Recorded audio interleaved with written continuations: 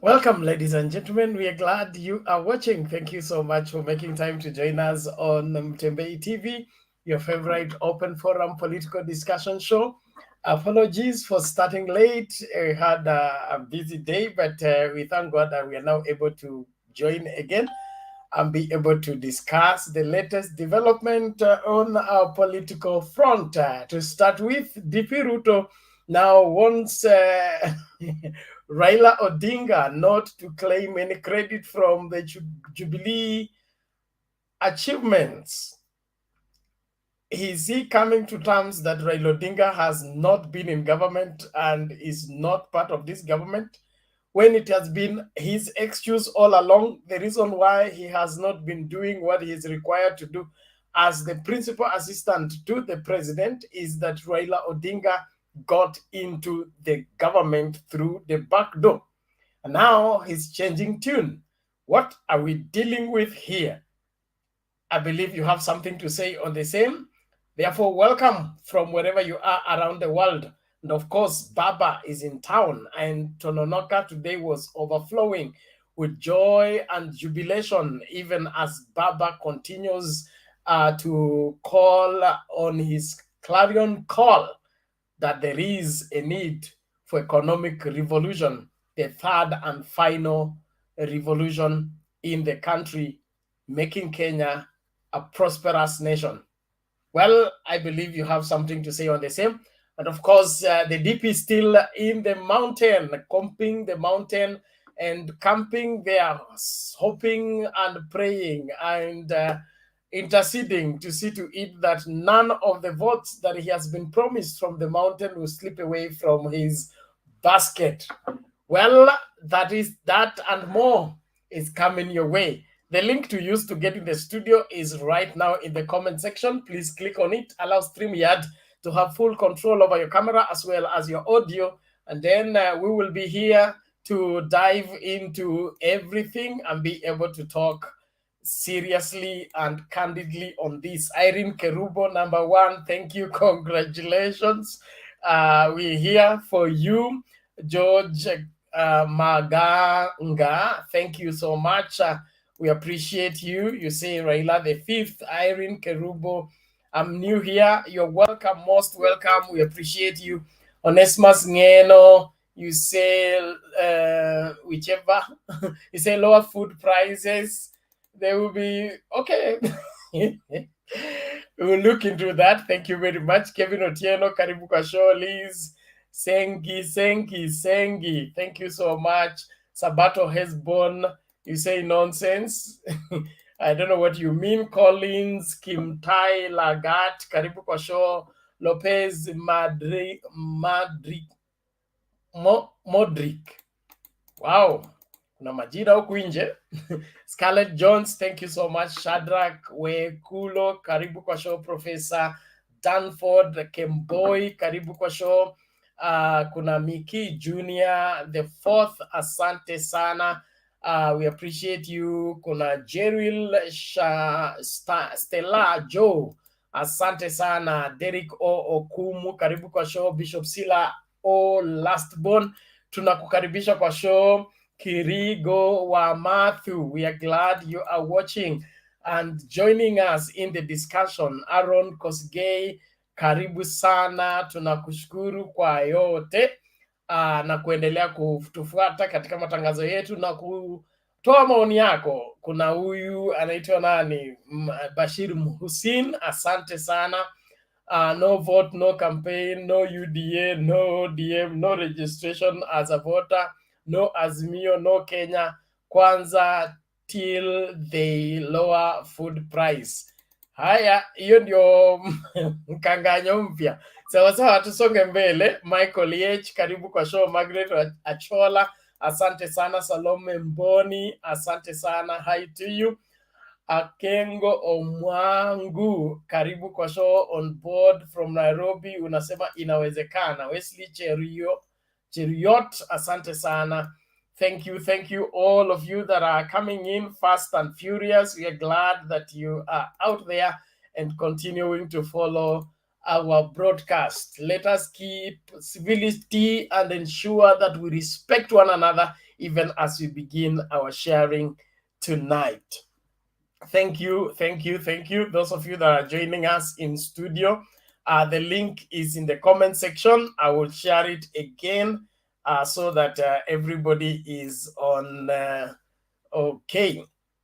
same page as we proceed with the discussion tonight. Well, Mama Selina, vipi leo? Salama sana Penat. Mi leo nilitaka kukua firstborn. Naona umevunja rekodi, karibu sana. Asante, nasalamia kila mtu mwenyako studio ya Mutembei. Sasa ni kushindwa kupumua ama tutapumua zaidi, sijui Penat.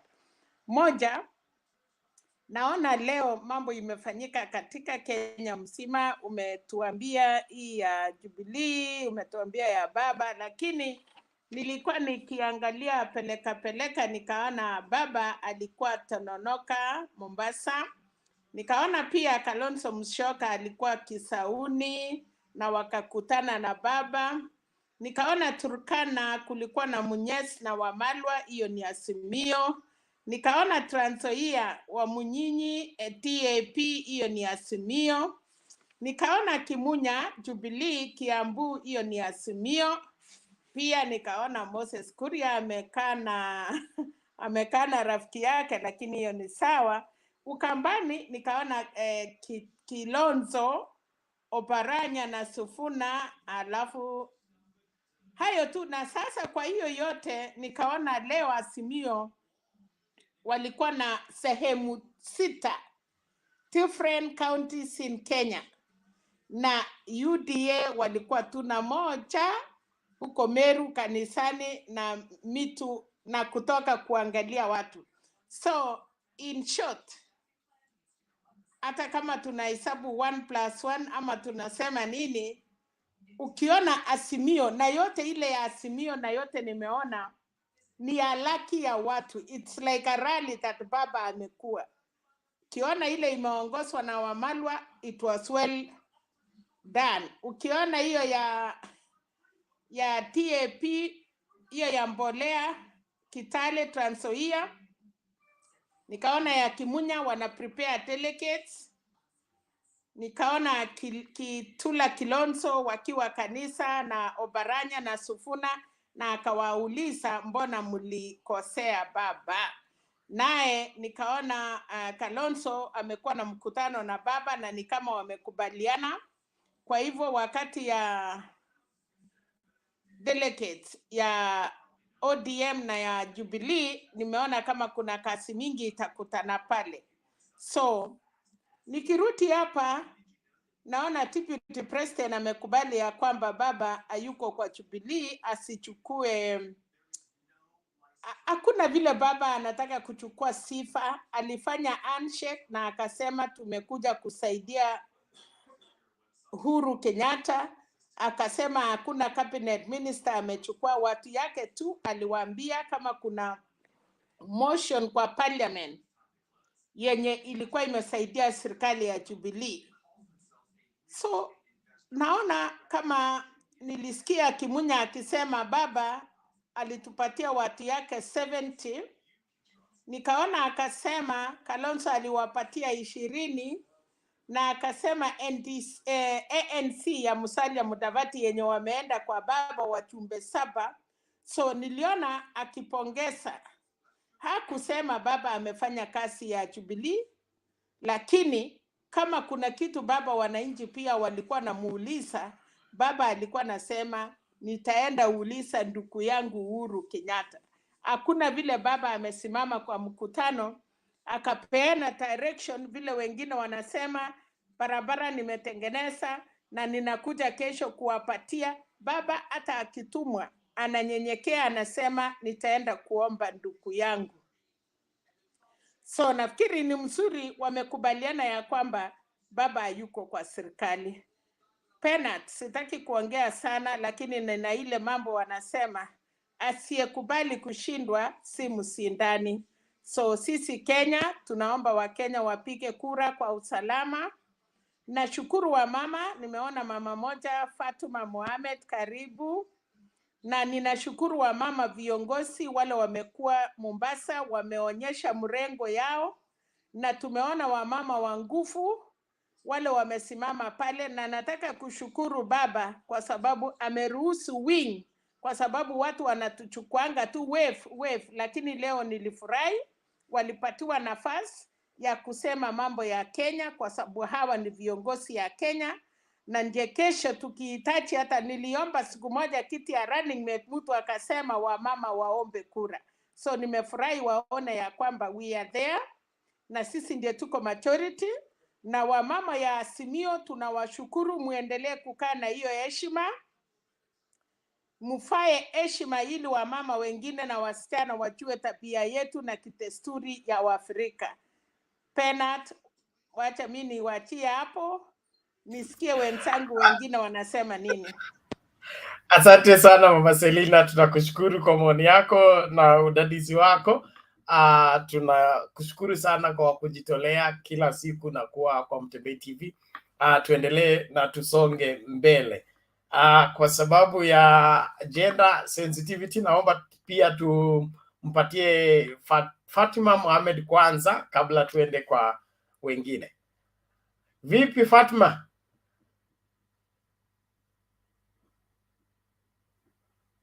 Fatima upo? Toa microphone hii kwa jina yako. Kando ya jina yako una unmute alafu naongea.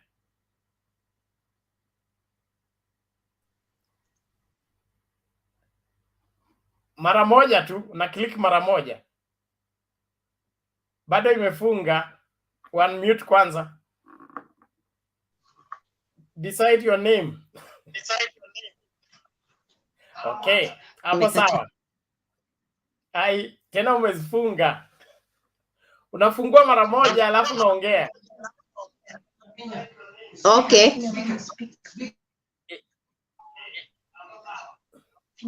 Iko sawa hapo? Sawa, tumekupata. Endelea. Umefunga tena, usifunge. Unafungua unamaliza kuongea ndio unafunga.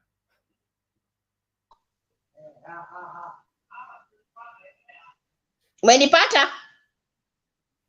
Yes, endelea. Kafunga tena. Pole. Ukifungua unaacha hivyo hivyo. Basi endelea. Wacha endelee, naona amekuwa na wacheshi wengi ya kumsaidia. Tupatie Fatuma time.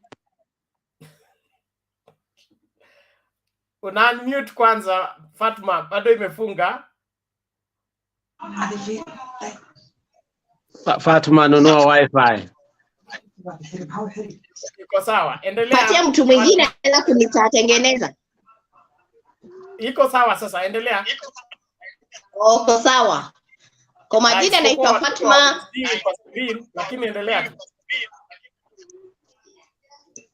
Endelea kuongea. Okay.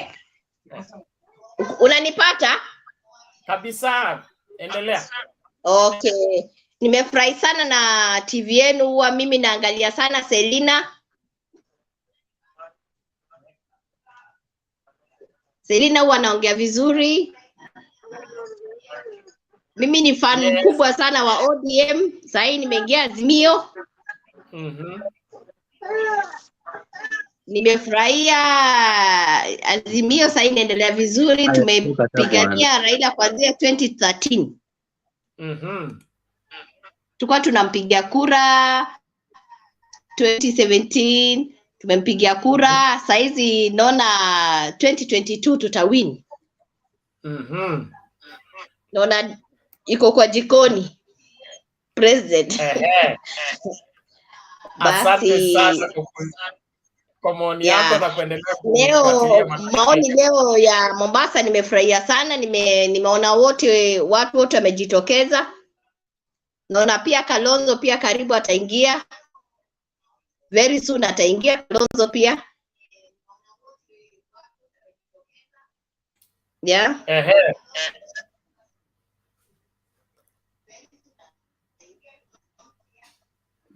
Sawa sawa, asante Fatma kwa maoni yako, tunakushukuru kwa kujumuika nasi katika Mtembei TV. Asante sana kwa kuwa mwanazimio na kuendeleza siasa zetu ambazo zinalenga kuboresha Kenya na kuhakikisha kwamba kila Mkenya atafanya uamuzi ambao unatokana na kufahamu na sio hisia tu. Well, thank you so much, everyone. Thank you, those ones on the comment section. I'm sharing the link in a short while for Reverend Seth. Here is the link, and free to come in and let us get talking. When you click on the link, please allow StreamYard, the app we are using, to have full control over your camera as well as your audio. That's the only way you'll be able to be added to the screen and be able to make your contribution. Andrew Kihambilu. If you can get me, your device is not well connected, you can restart again. If you're using phone, restart the phone, and then you click on the link, allow the link to set the camera, allow the app to set the camera as well as the audio. Right now, you can't because you are not well connected. Tuende sasa kwa Mr. Wangira. Namna gani leo? Bernard, mimi niko salama. Profesa Wangila. Habari ya leo? Tuko salama. Ulienda kanisani kweli? Lazima. Ulienda kweli wewe?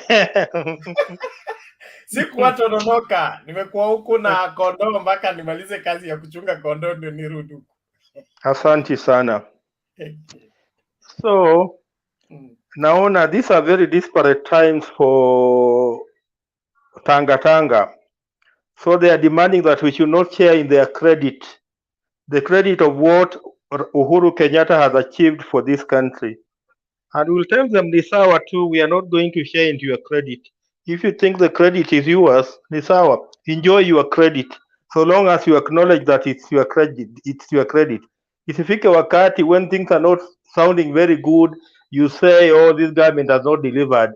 And where it has delivered, you say, oh, the credit is yours. You must decide whether you want to eat your cake or keep it. So William Ruto should decide, does he want to keep his cake or does he want to eat it? There are no two ways around that issue. Tononoka, Mombasa. We saw that the grounds were filled to the brim and everybody was excited to see Baba in Mombasa today. But what I noticed and what now Baba is trying to manage is this thing called sibling rivalry, especially between Nasir Jr. and this other gentleman called Shabal. Suleiman. You know Shabal and Nasir. In Mombasa. Yeah. The two guys who the two guys who want to become governors in Mombasa.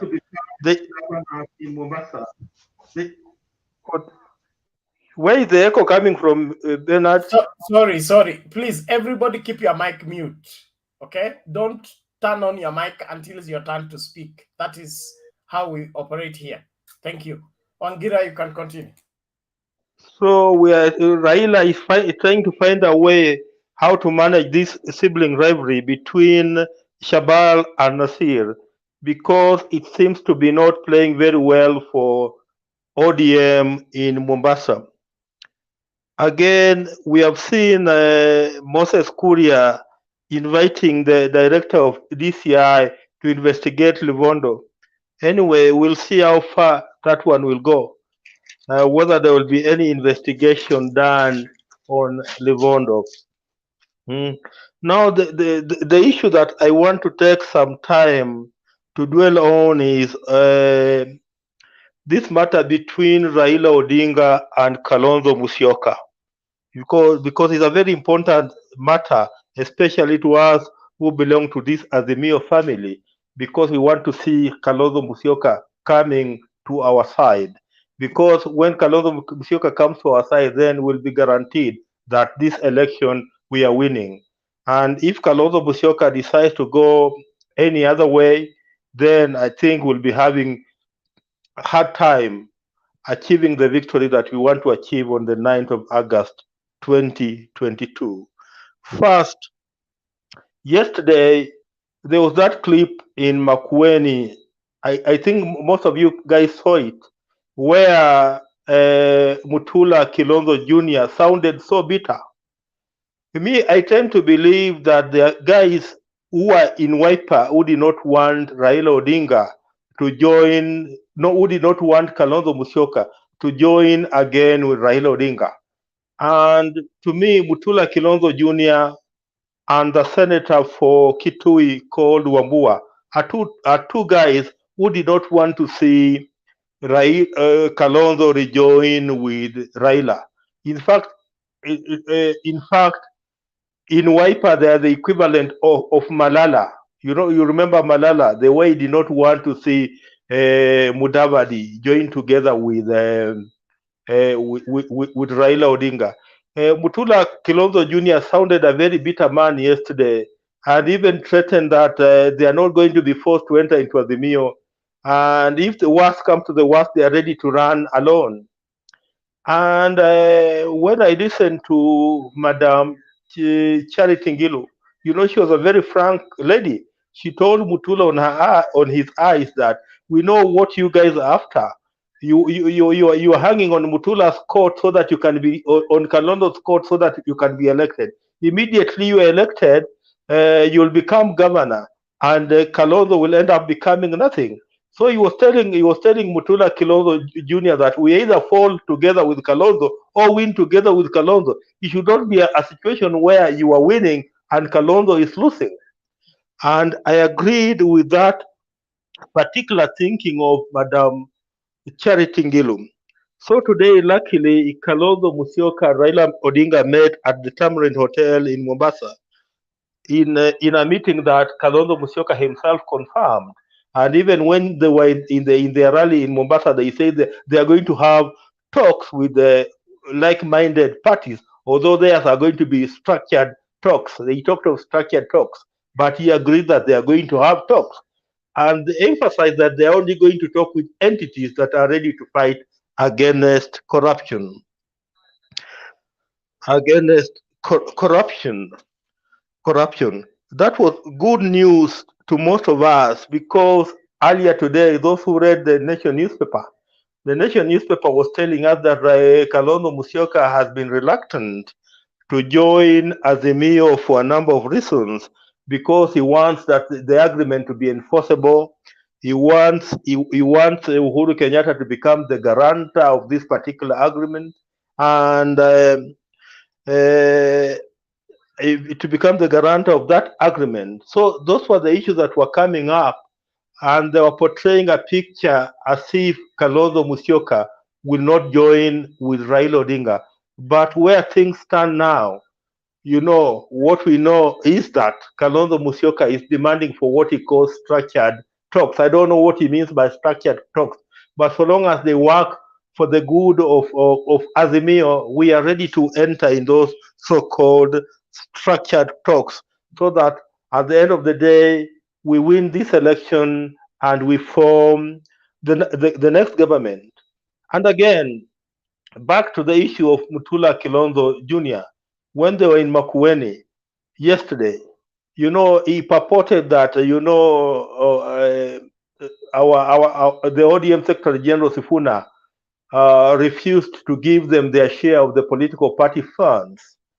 And, you know, Sifuna became so categorical and even wanted them to go before the priest so that he can prove that ODM has given Wiper what is supposed to be their share of their share of the political party's fund.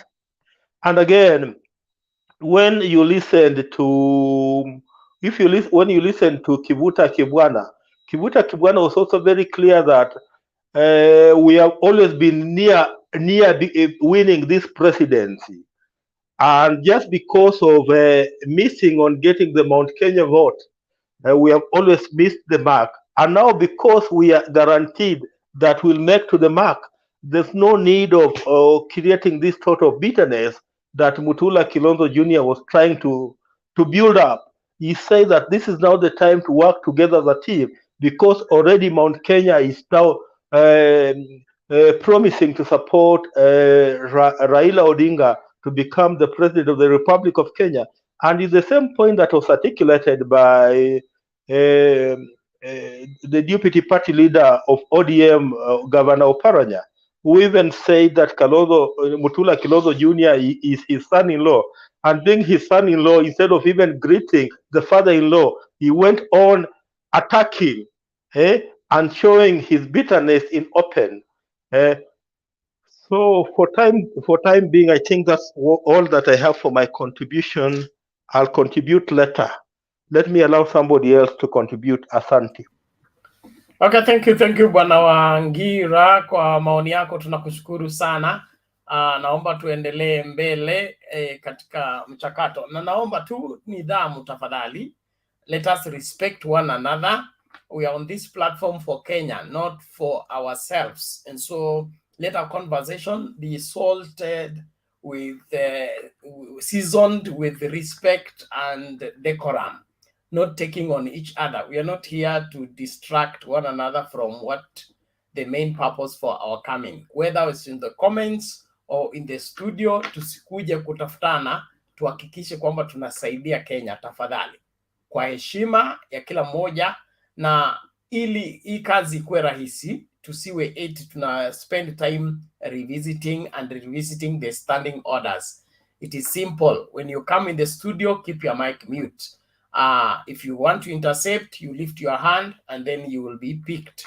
And it is to the discretion of the chairman whether he will give you the opportunity or not. And muting and shouting is not going to work. You will go to quarantine. That is one of the ways of dealing with that. Now, after that, I want sasa tuende kwa Alex. Nafuata tu mkururo Alex, Kawel, alafu ndo tuende kwa Mr. Kamau. Ndaongea baadaye. Okay, bas Kawel, upo?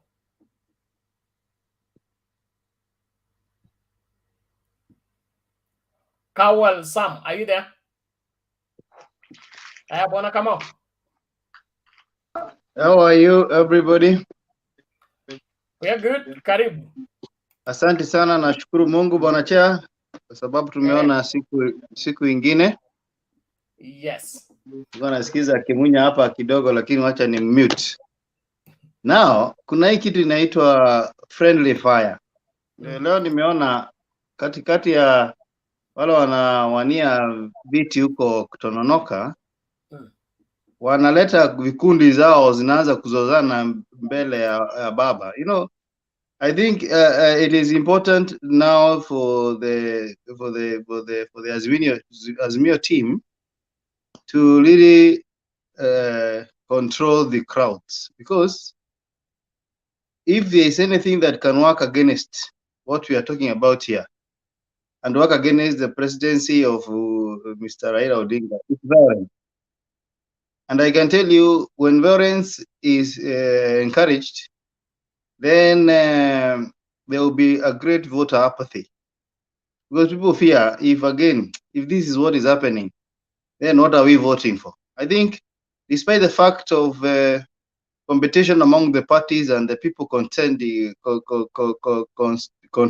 the various positions, I think there should be a code of conduct that is going to be stipulated by AZIMIO, so that at the end of the day, like the rally in Tononoka was so messy today. It was too messy.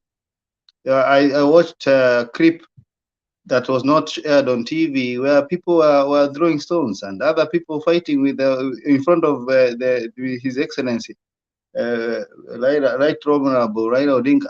It is a shame, and I think these things, they should take care of them. If indeed people are not going to be behaving in front of the presidential candidate, then they should not come to the rally.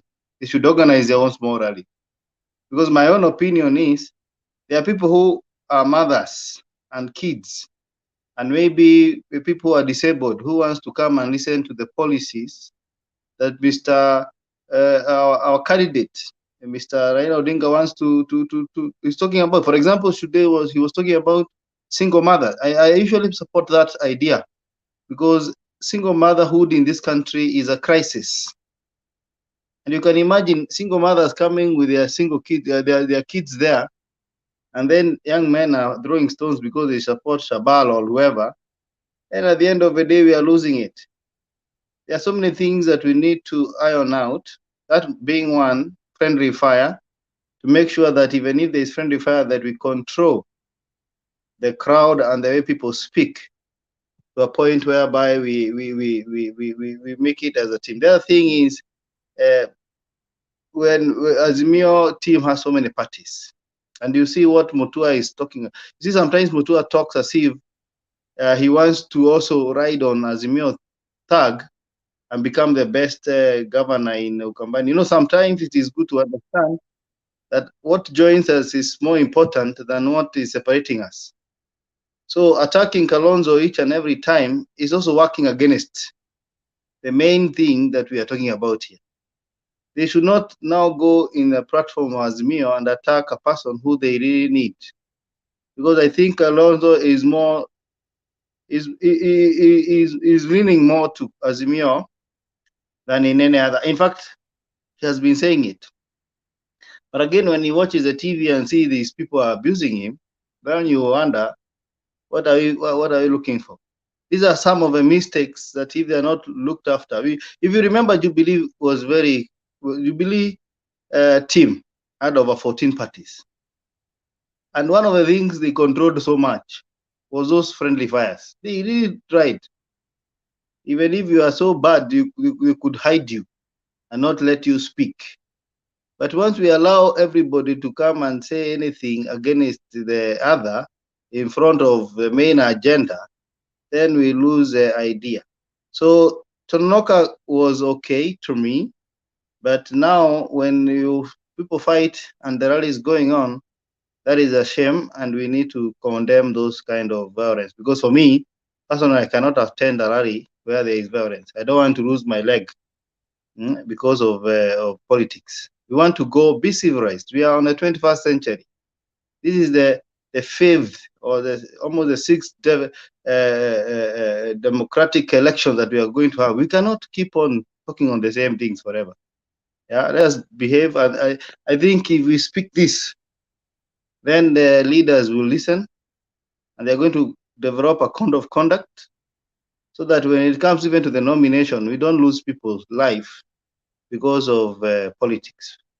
Politics come and go, but we remain. So that is something I wanted to talk about. And then also the issue of Jubilee achievement by Ruto. Ruto is agitated, or is bitter because he has been on top of a car for 4 years. And even if you are inspecting project for 4 years, then people ask you, when did you get to your office and strategize for those works? It seems somebody else took his job. And now, because now the president is saying he didn't work, he's a ghost worker, he feels bitter. And that is why he is responding by saying he's now attaching himself with the credit of a Jubilee government. It is okay because constitutionally he is part of a Jubilee government. But people know he has been a ghost worker in the government. He has been politicking forever. He wants this seat, do or die. Yeah. And therefore claiming credit for what Jubilee has whatever. And he only claims credit. There are also failures. There are so many failures. And particularly from inside of government. He should also claim failures. Yeah. These are things that we should speak without fear. Uhuru Kenyatta in many areas where this government have failed. They have failed. Yeah. And that is not being a bad because you cannot be good in everything. But they have also succeeded. So if he is claiming credit, he should also claim failures that he himself has contributed. And he is a man who has contributed a lot of it. The other thing is that I'm seeing in the common sense section, people saying that if we lower food prices. This has been a tag. I think it is so attached to the UDA part. But I'm asking them, the appropriation of budget, the regulations of prices and everything is done in parliament. If a parliamentarian for the last 8 years has never seen the importance of controlling prices, then you have an opportunity in 6 months to get him out. Everything is done in parliament. There is nothing that passes, even the money that comes to the counties, it is approved in parliament and the Senate. So tell your MP to go with a proposal on how we can lower prices of food. And then two, the reason we have inflation in this country is because of corruption. And we know where the den of corruption is, where the 40 thieves are. Yeah. If you keep stealing people's money and you affect the inflation and the lives of the people, we stop corruption and we mitigate on prices of things. That's a fact. Because there's no way you can tell me some prices somewhere are different from, in Nairobi you find a different price, Mombasa a different price. That is something that is abnormal. There's some corruption in between. And those are the things we are urging Baba, because I know Baba has nothing to lose. That's the reason I'm supporting him. One is because I know he has nothing to lose. He's going to put these measures so that people can live better. Thank you. Okay, thank you, Mr. Kamau. We appreciate your perspective and contribution. It's important that everybody take responsibility. When we begin to blame too much, we forget to do what falls on our side to correct what is wrong. And so let everybody ensure that you play your role right. If you're a party leader or party official, you do your work. And if you're vying for the seat, you have your team to come to the general meeting. They should understand that this is a general meeting. It's not your personal campaign meeting. So I think even the aspirants need to take full responsibility of what is happening. The main thing is to keep the main thing the main thing. And so AZIMIO carries all of us. You are looking for governorship, you're looking for MPship and all that. That's a small section of the bigger picture. Don't come and mess up the bigger picture because you also want to be felt in your smaller way. It is important that full responsibility is taken by everyone on board. In the church world, we say that the work that requires all to do can never be done successfully by one person. And so let's not look for who to blame, but flex our muscle and get what should be done, because the most important thing for this country right now is to get it out of the mess where it is and get it on the track where prosperity can be realized and every Kenyan can be comfortable and well catered for life. Thank you very much. Naomba sasa tuende moja kwa moja kwa Douglas. Tukimaliza Douglas tunarudi hivi nini, table imenichanganya lakini tuko hapo. After Douglas tuko kwa Mugo, ndio tuende kwa Romance, alafu WG na Njiru. Hiyo ni hesabu ya kwangu. Unless Alex ndio ako pending. Alex, when you are ready you let me know, because tuliruka wewe. Douglas.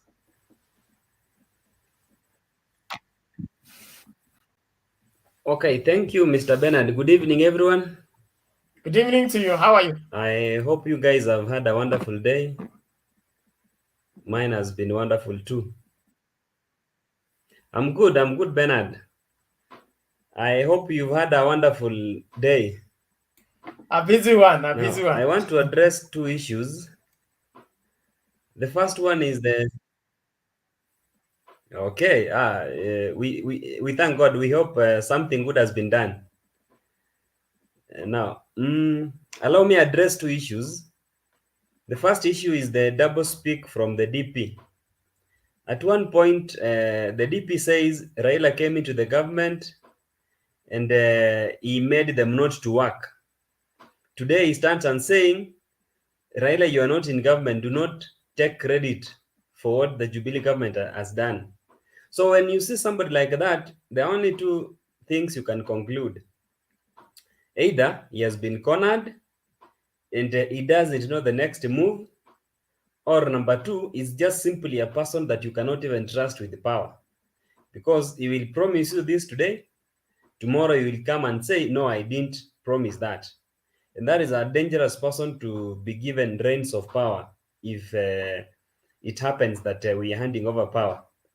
Now, number two, I listened to JB Muturi's speech today, and my mind tells me that there is a guy headed to UDA, because the same speech that was made by Musalia Mudavadi is the same speech he makes today, and they are all echoing what the DP has been saying throughout his rallies. The likes of Fuliza, the likes of the president joining hands with the opposition. And there is nothing wrong with a sitting president calling the opposition to come together and reason. When the country is divided way down the middle, it's the responsibility of the president as a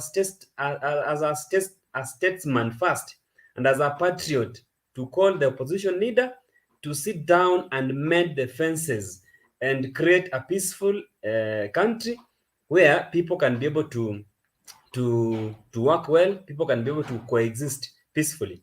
Number three, the last one, because of time, so that I can give others time, I've seen the hashtag lower food prices. I think it's hypocritical for us who sang tano tena, si uchawi ni maombi.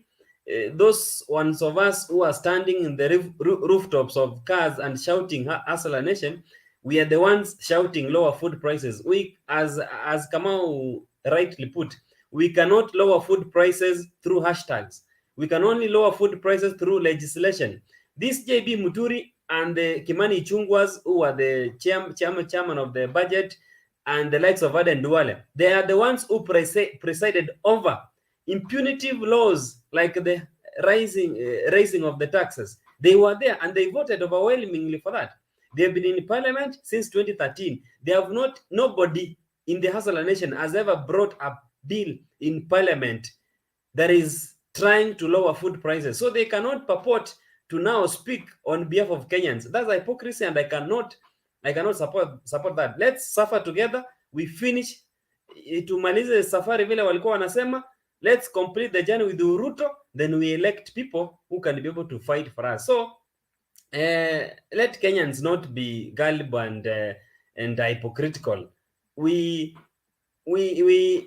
must be people of integrity. Let's stand for what we sing. And as Mr. Kamau said, we have an opportunity to evaluate whoever is seeking for a political seat, so that we can be able to elect good people that can be able to sort our messes. Thank you, Mr. Bernard. Thank you, Douglas, for your perspective. I love it. And for the speaker, Muturi, and his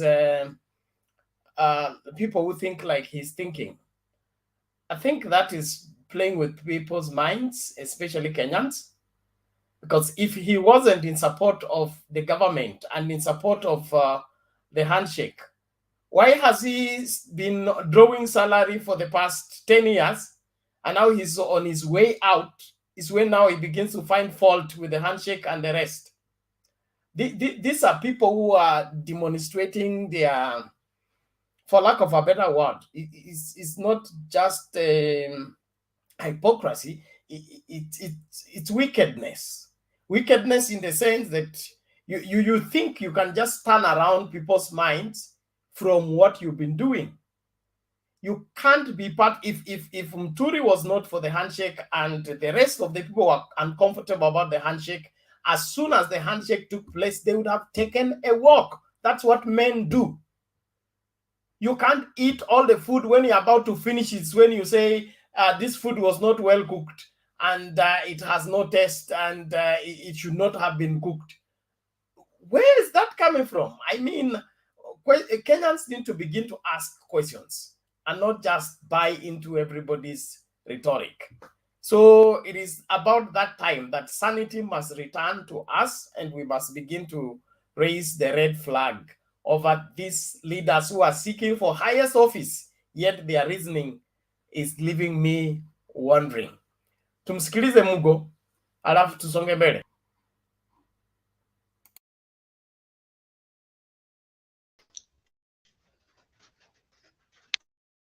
Let me say good evening, everyone. Yes, good evening It to is you. How are you? nice. I am blessed this evening. Yes, Kiptelei I think this is Mugo. my first time. Yes. I think this is my first time to join this session, and I'm glad and I'm really happy to join this conversation. Asante sana, karibu So tupatie I can. So what I can say is this. I was really happy with the all rallies, the one which took place in Mombasa, plus the one which took place in, is it Tarakanith or where the deputy president was there. And what I can say, it is now it's we Kenyans to decide whom do we want to be our leader. We've had them and it is now each one of us to take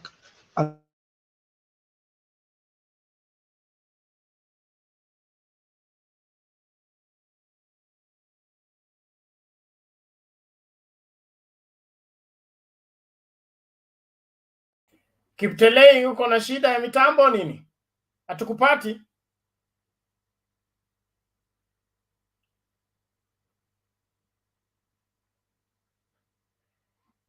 Naomba urekebishe audio yako kwanza, utarudi baadaye.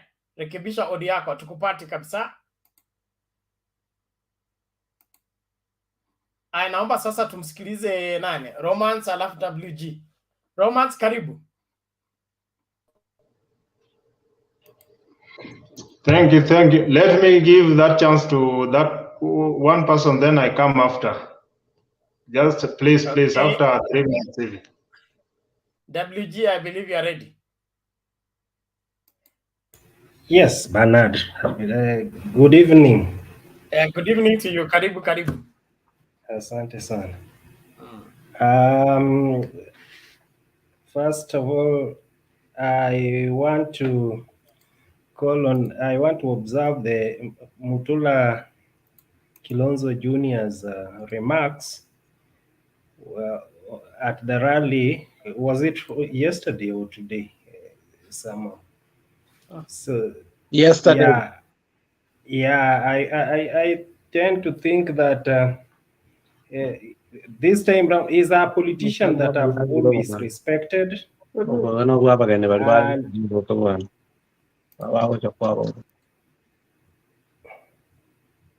yes, no worry. We have tackled that. And is a politician I've respected, and I would expect him to remain level-minded and avoid controversial, routes, because I think his notion and sentiment was quite out of order. So everyone observed that. It's the spirit that everyone is putting effort towards the unity, and there are clearly within Kalonzo's corner. I think there are those who want to use him for their own purpose, so that when he is failing as in the presidential race, the rest shall have crossed the river dry on the other end while he is sinking. So that I don't want to mention Mutula, because one would ask why they are bitter that Kalonzo is joining hands with the AZIMIO. But you know, at one point, there comes a time, like Professor Saitoti once said, that the affairs of this nation should be greater than any individual. So the Ukambani people, just like Kenyans, should look at the bigger picture, the picture of this nation and where it should be after 2022, as opposed to the local politics. So I would want to call him to order. I know he's a level-minded person, and I know wherever he is, he will take the right choice, the right direction. The difference of William Ruto and Raila Odinga's rallies continues to be as day and night. You know, when you listened to Baba in Tononoka, then he was articulate and continuously, you know, selling his agenda. There was no reference to personalities. There was nothing apart from selling his policy. He kept on repeating what he believes Kenyans require and Kenyans need. But you find that in Meru, where Ruto was, he kept on with his bashing Raila Odinga. You know, sometimes the needs of a particular region is far more important than some of the politicians, be it Raila Odinga. So tell those people what you will do for them.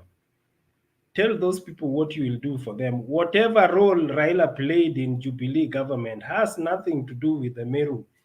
So yeah, I think it's not in order when you go there and begin, you know, bashing Raila there. And at the same time,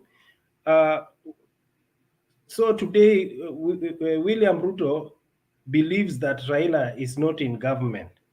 Let us not hear him again mentioning Raila to be part of, you know, the failures of Uhuru's second term. Let's give him that opportunity. Let him go and claim those credit with Uhuru. Although, according to my judgment, William Ruto did two things. In his first term, he amassed the wealth through looting and you know, stealing from the state, you know. And in second term, once he had done that in first term, that money and the loot, he is seeking to use it in 2022. That is the money that is spilling all over the place, and that is what he planned. So he is a person that gave Uhuru Kenyatta a lot of you know, difficult time in running the government, and therefore, even if the credit was, even with the absence of Raila Odinga in the affairs of Jubilee, still he should not be given any credit for any development that has occurred. The other thing I observed is the multi-pronged approach that the AZIMIO is using in campaigning. Today alone, there was that AZIMIO rally in Mombasa. There was another one in Turkana, led by Munyes and CS Wamalwa Kijana.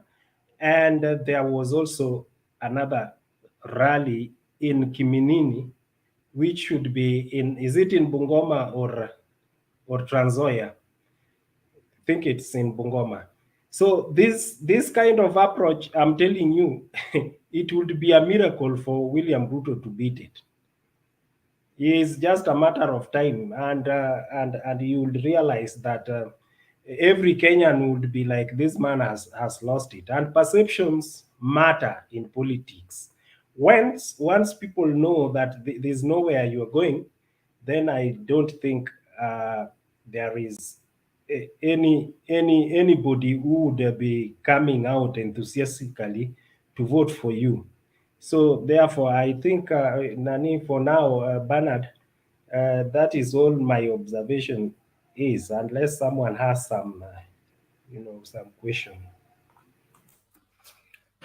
No hands, so I believe we are good to go. Kiptele, you are back. How are you?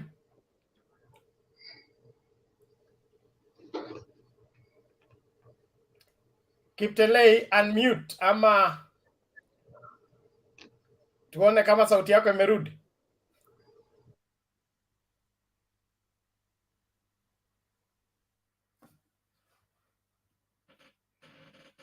Hey, Bwana Mugo, vipi? The broadcast is allergic to silence. Okay, inaonekana bado ako na itilafu. Romans, are you ready to go? Yes. Now I'm ready. Okay, go ahead. So, thank you. Sasa mimi kuongea nilikuwa nataka nianze na hii maneno ya UDA. What I can say about Ruto, let's not take Ruto's entry into Mount Kenya as something very light, kwa sababu strategy anatumia ni strategy ile yenye ina convince watu, and mostly watu wa chini, more of them are believing in him. Na kuna kitu watu wanaonanga, lakini hiyo pia ni kitu nilijaribu kuongea hata na mtu. Kwa siasa kuna vitu zingine inaitwa strategy. Let's say for example, ile strategy ya Ruto na Uhuru walitumia 2017, 2013, 10 yangu 10 yako. 10 yangu 10 yako, those are just political strategies ya kuconvince watu wa chini ili wapige kura. So unless it is something put on written form and signed, ndio kitu unaweza claim huyu alisema 10 yangu 10 yake. Lakini the things just are being expressed in the political grounds should be taken as just the strategies walikuwa wametumia kuwin election. Na niliongea hata na watu wengine hapa Central jana na leo, from jana kwa ile nini ya Kuria mpaka leo, but most of them believe what Ruto says. Ruto anawaambia Uhuru bado anataka kucontrol government, and ukiona reason yenye wanatoa, they seem to believe, kwa sababu ile strategy Uhuru anasema Uhuru anataka akuwe na watu wengi bungeni, and he is also still the party leader. Most of the seats in the parliament yeye pia ndiye itakuwa za Jubilee, na Jubilee itafanya juu chini iwin viti mingi. So as them wanaona ni kama Uhuru bado ndiye atakuwa ana control watu, which means at long last yeye ndiye bado ana control larger part of the government. So hiyo mbinu yao ya kusema bado Uhuru anataka control government, it is like it is winning, kwa sababu ukiona explanation wanatoa, it is somehow inaleta kuelewa kuna kitu hapo ndani. Sasa ni kitu wakikuja na kwa watu wa chini, they seem to believe in. So lazima Uhuru akuje na strategy nyingine nzuri. Let's say hii maneno ya Sagana 3 yenye itaanza kesho, Uhuru lazima akuje na strategy nzuri ili ya kuleta Jubilee tena ikuwe live na people to believe in it. You believe in Kenya, most of the politics are local, and that's why Uhuru has to prove to the people of Central the main reason why he differ with his deputy and prefer Raila more than Ruto. But the explanation do not rest with the Central, even to the larger Kenyans, kwa sababu they were elected to serve the people of Kenya. So even to the Kenyans, lazima explain kwa nini na nini mvua ilianza kuonyesha wapi. So that's something he owes even to the Kenyans, not only to the central province. To the central ni ile tu anataka Jubilee ionekane tena, lakini the explanation on his preference to Raila more than Ruto, I think he owes that explanation even to the Kenyans, for other parts also to believe what he is saying is true and what makes them part ways is real. So I think he will be using that opportunity to explain to the central and to the Kenyans. That's why they are calling that NDC. Even you had even the ODM also have their NDC, though there are some court orders. Some of the people went to the court because of the issue. They were issued with the information 13 days and it should be 21. So to the ODM and NDC, saa zingine we wait for the court rule because tulisikia wengine wanataka kuisimamisha. So those NDC are very important. The NDC for ODM, they will use it to explain that he is not a project because he's someone who has been in politics for many times. Hata leo ulisikia akisema Uhuru alikuwa deputy yake, Mudavadi alikuwa deputy yake. So he is not someone who should be referred to us as a project. So he will be using even those NDC to explain that very much, to stick to the Kenyans that yes, project, but he is someone who has been in the political ground for long and he understands everything. Nikiachana na hiyo, I think the UDA fraternity vile imefika sahii naona kama shida iko. Hata ukiona vile sahii Ruto anaongea, he talks in both ways, criticizing the government, at the same time praising it. So he is someone confused. It depends with the platform and the region where he is and the people he is talking to. So that's why he's trying to convince people with all the angles. Anatumia hii angle ile tu convince akili ya watu to believe what he is saying is correct, but he's just using political, yani ni ile tu janja ya kugeuza akili ya watu, lakini he knows very well what he is saying is not correct. So the main problem he has right now is Kuria. Niliona vile Kuria aliingia, na that's the main problem Ruto has. Ukikumbuka hata Kiambaa hapa penye niko, ile by election ya Wanjiku haikuwa rahisi kwa sababu ili force tu Kuria kutoa mtu wake ili mtu wa UDA asimame hapo. But mtu wa Kuria angesimama hapa, angewin hii seat mapema kabisa. And that was the assurance which was there. So walikuwa wanataka Kuria avunje party yake aingie UDA, na Kuria alikataa. So by bad luck Kuria kurudi anapata kama Musalia na Wetako hapo. Sasa akashindwa, what's wrong? Which means these people walikuwa wanataka tu kunimaliza. So he is like he is back now and he wants to strategize his party, and is in his region, like to say, let's say for example Kiambu. In Kiambu, Ruto will not have a very very good time, kwa sababu najua huyu jamaa vile huwa akiingia chini hapa huwa na mobilize, na pia si mtu hivi hivi, ni is a very strong man, na yeye pia anatumianga threat. Vile unaona Ruto anaongeaga na threat, yeye pia anaongeaga na threat, na threats zake zinakuanga real. So hapo naona kama Ruto akona shida, na in any side Kuria ataenda, let me give you that sure bet, that side will go with the central votes, many of them. Leave alone hii ya nani ya leo, hii NDC ya leo. This is not hii ya speaker. This will give no change, and it has no significance. Lakini ya Kuria italeta significance na itakuwa na uzito hapa central kabisa. Hata amesema lazima party yake ishinde na he will deliver. So any side Kuria ataenda, I think hiyo side itakuwa na support kabisa. Hata alisema vizuri, hizi party kubwa mnaona hizi, wait the nominations. Many of them will cry. Paka akaanza kutumia example, angalia hata Waume. Nani anaweza wacha nomination ya Naume ati aenda pigane na Naume ati upate free and fair? Akatumia hata ya Azimio. Let's say for example in Siaya.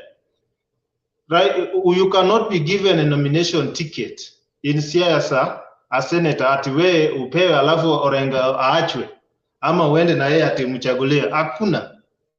So he was using those examples, and to me, I think kupiga kura, people should analyze our leaders very well, and we look at it in terms of their track records. And if you look at Raila, he's not a bad person. In all the time he has been in leadership, amekuwa kwa siasa, his negatives or faults zake is not that significant compared to Ruto.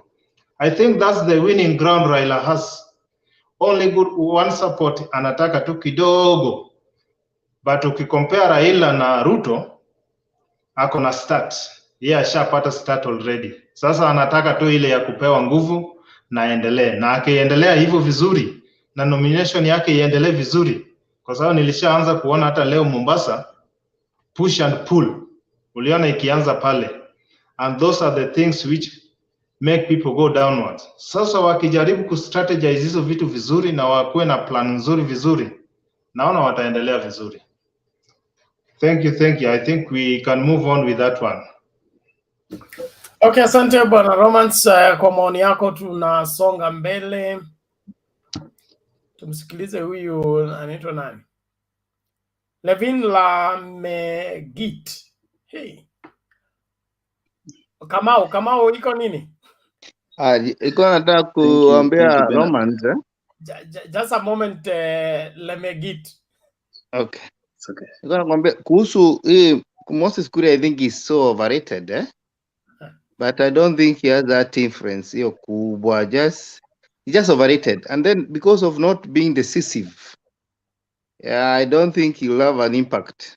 For me, also from Central, I usually find him not playing what we call double standard. Anaongea hivi kuhusu idea, anafurahisha kidogo, hii wiki ingine ikiisha anaongea juu ya Azimio, anafurahisha kidogo, hiyo ingine anaongea juu ya Oka. Unakaa ni kama mtu ambaye amechanganyikiwa. And when you look, you know, politics is about taking sides. You have to be very decisive. Kama vile tunajua sasa president hata change kwa side ya Azimio, vile tunajua hata mtu mwingine ako na hiyo shida ni kama Martha Karua. He's also a person, anapiga BBI siku hii ingine anasema huyu ni kiongozi.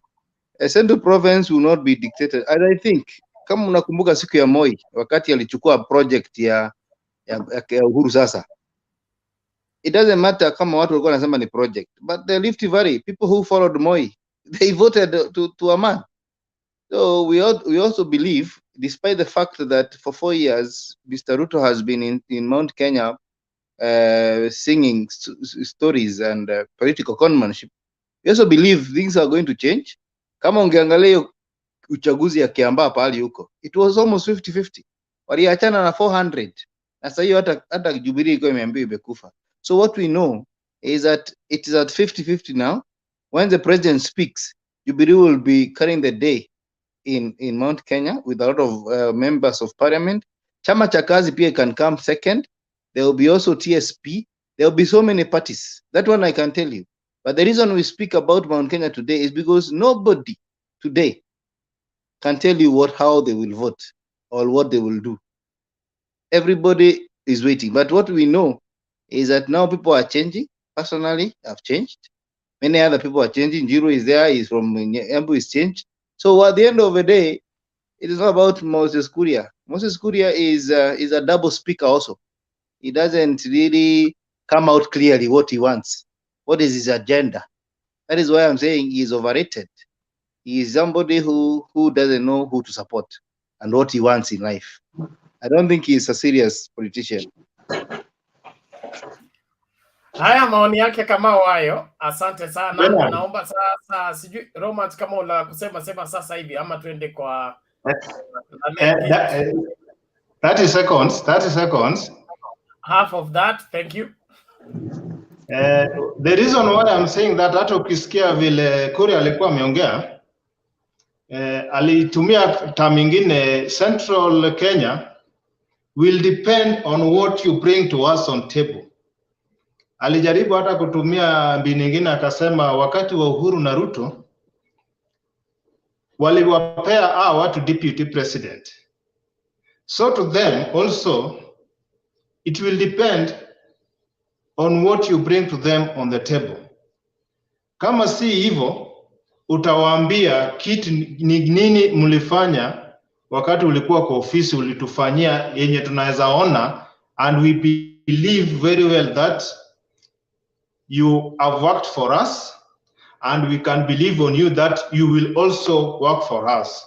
Kwa sababu anasema Uhuru na Ruto walikuwa pamoja. These people, all of them were in government. Sahi wamepart ways. Na Ruto anataka kuendelea. So lazima aambia watu alifanya nini. La sivyo nini anawapatia kwa meza. I think hata hiyo pia itakuwa na weight. Okay, thank you, Romans. But I would look at it from the historical perspective. The mountain vote is there for safeguarding their interest, not collecting handouts. Handouts, they know how to collect, and they have been doing it very successfully for the past 5 years or so. So they are not in any agreement of getting slots and they just want to be secured. Who will secure their interest? The person that they put in power, will he let them do their business? Will they be able to do what they are required to do in order to thrive? That is going to count much. What Moses Kuria is bringing up as a condition is not going to count much. Let's wait for Muthamaki. After Muthamaki speaking on Wednesday, then we will know the direction of the mountain. How wengine achana now, they will only mislead you and confuse you, especially one Moses Kuria. From where I sit, that's my judgment. But all the same, no. Alex. Yeah, I will tend to concur with you that Moses Kuria is trying to catch up. He has been out of politics now for a few months. And I think he's trying to be smart. He's trying to catch up. But when you look at how much politics has changed from when he was on the ground to now, I mean, you have to realize that he cannot run on what he was running from last time. A lot has happened. And now he's facing the indomitable, which is he either joins Jubilee or he's gone to oblivion. Because you know, when ODM has decided to have the NDC Act and Jubilee, and he's not part of the negotiation, he's trying to negotiate. And when you look at the people of Central at now, the narrative has totally changed. Before it was different, but right now as we stand, the issue on whose hands are you safe is running deeper. And I didn't know where we are seated now, the people of Central Province are going to be running on that. But when you look at the people of Central right now, when you ask them, the main issue is in whose hands are we going to be safe? Now, if we wait on Wednesday and we wait again when the Jubilee come ODM NDC will end, then you will start knowing that Moses Kuria has no option. Where we sit now, Moses Kuria does not have the strength he had. And secondly, you cannot, to me, a by-election. You know, by-election, people can come together, all presidential candidates, everybody from everywhere in the country will come and give their support. But when we are going to election, my friend, you are alone. So you cannot gauge the gear of a by-election to be same as, you know, a general election. So, and the reason I'm saying so is some people are wise enough not to be embarrassed and they have declared they are not going to vie. And if Moses was truly a man that was very powerful, he should vie. And we see where he stands. Thank you. Okay, thank you very much Bwana Alex. Ni kama Lemengit ame drop off. Sasa tumsikilize nani huyu? Njiru upo? Njiru Mwaura. Okay, let's listen to TY bas. Good evening. Good evening to you. How are you? I'm fine. I've been a listener, lakini sijai kuwa nimepata opportunity ya kujoin, lakini hii debate ya leo niliona nisikose kujoin kwa sababu kuna question hapo imekuwa raised about claiming development projects. So my problem was that the DP yakona issues Raila akiclaim development projects, yet yeye mwenyewe anataka kuwa dissociated from the failures ya serikali. Sasa hii unapata failures za serikali anafanya Raila achukue hizo failures na Raila hakuwa kwa serikali, kwa sababu tukiangalia kwanza kuna kitu ina trend hapa social media kuhusu low food prices, na tukiangalia in 2015 on the 22nd of October 2015 Raila alikuja akatoa press conference akasema the government is overborrowing, overstealing and overspending. Vile alitoa hiyo press conference akasema hivyo, Duale alisimama akaambia Raila kwamba hii pesa si ya mama yake, and he was the majority leader. Ishungwa was the chairman of the budget and budget allocation committee in parliament, na wao ndo walipropose kuwa debt ceiling ikuwe raised up to 9 trillion. Na saa hii ndio wako kwa campaign wanasema kwamba ati Uhuru ameoverborrow pesa mingi. Na kitu kingine ambao watu wanajaribu kusahau ni kwamba we borrowed short-term loans. The Euro bonds, they were short-term loans with high interest rates. And these loans we need to service them. Na ndio maana watu wakianza kucomplain kwamba chakula inaongezeka bei, the government must pay those loans promptly. Na kwa sababu serikali raise revenue mingi, especially during COVID, they had to borrow more loans from IMF to service those loans. So we are borrowing more loans to service more loans. And when Raila complained about that, watu walisema ati Raila, prime minister anaenda kulala kwa barabara. In fact, even the DP called him, akasema ati ona vile amegeuza Kalonzo akuwe mtu wa kulalala kwa barabara akidemonstrate. I remember that thing. Now the question I'm asking is, why must we blame him for everything? Now people are blaming him. I saw a chart where they had written 2015 to 2017 prices of goods, 2018 to now prices of goods. So I'm asking myself, hizi siku za 2015, are these people living in utopia, or what is the problem? Easy loans, did we borrow them immediately and repay them immediately?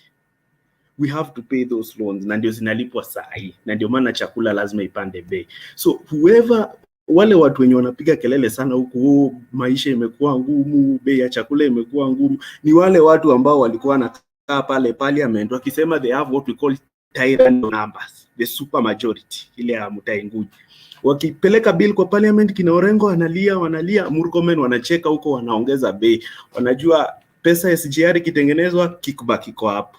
Pesa ya nini kitengenezwa, kickback iko hapo. Sasa hao ndio wanaanza kulilia Wakenya. Na Wakenya kuenda kwa Twitter kutrendisha low food prices will not change the prices of food. The only thing people need to do is, you have 6 months to election, go futa huyo mbunge kazi mwenye alikosa kuwafanyikia, na ule mwenye alifanya kazi maintain. But we know the people who ruined the economy. We can see them. They are the ones now clothing themselves as angels. Yeah, that is what I wanted to say. It is something that has been burning me, and I wanted to talk about it so that people stop blaming Raila Odinga for everything. Raila Odinga, in fact, people blame him saying that he has been in government because of the handshake. I'm just raising a question. How many cabinet secretaries has Raila nominated in this government? How many principal secretaries has Raila nominated in this government? How many heads of parastatal has he nominated in this government? The only government that Raila has been part of was the Grand Coalition government, and it performed well in the economy. Even in the first term, when he was the Minister of Roads, it performed well. So we need to stop blaming him for everything. We are even going one day to wake up and find the sun has not risen and say that it is Raila who has taken away the sun. So let's look at things objectively. Thank you. Thank you TY kwa maoni yako na kuyaweka wazi, naamini kila mmoja anaelewa. Na kuna shida ya wanasiasa wakati wameshindwa point ya kuuzia wananchi, wanajaribu ku stir up emotions, make the mwananchi begin to despair, so that the mwananchi becomes vulnerable. Then when the mwananchi is vulnerable, they can now carry them whenever they want. And that is what exactly these guys are playing. And we hope and pray that Kenyans will not fall for their ploy, because you cannot dig for us a hole. You get us into that hole, then you begin to claim it is somebody else who did it. We are not that green. And so it is about time somebody took responsibility. From all my study on leadership, then the best definition of leadership is taking responsibility, not looking for who to blame for what people are suffering. So this Kenya Kwanza and the other team, they seem not to know what they are asking for, and they want to occupy offices without taking the responsibility that is required for that particular office to function. If William Ruto has a solution to food reduction of food prices, he has every avenue, and all his 150 members of parliament, he can deploy them and they will cut down the prices of goods.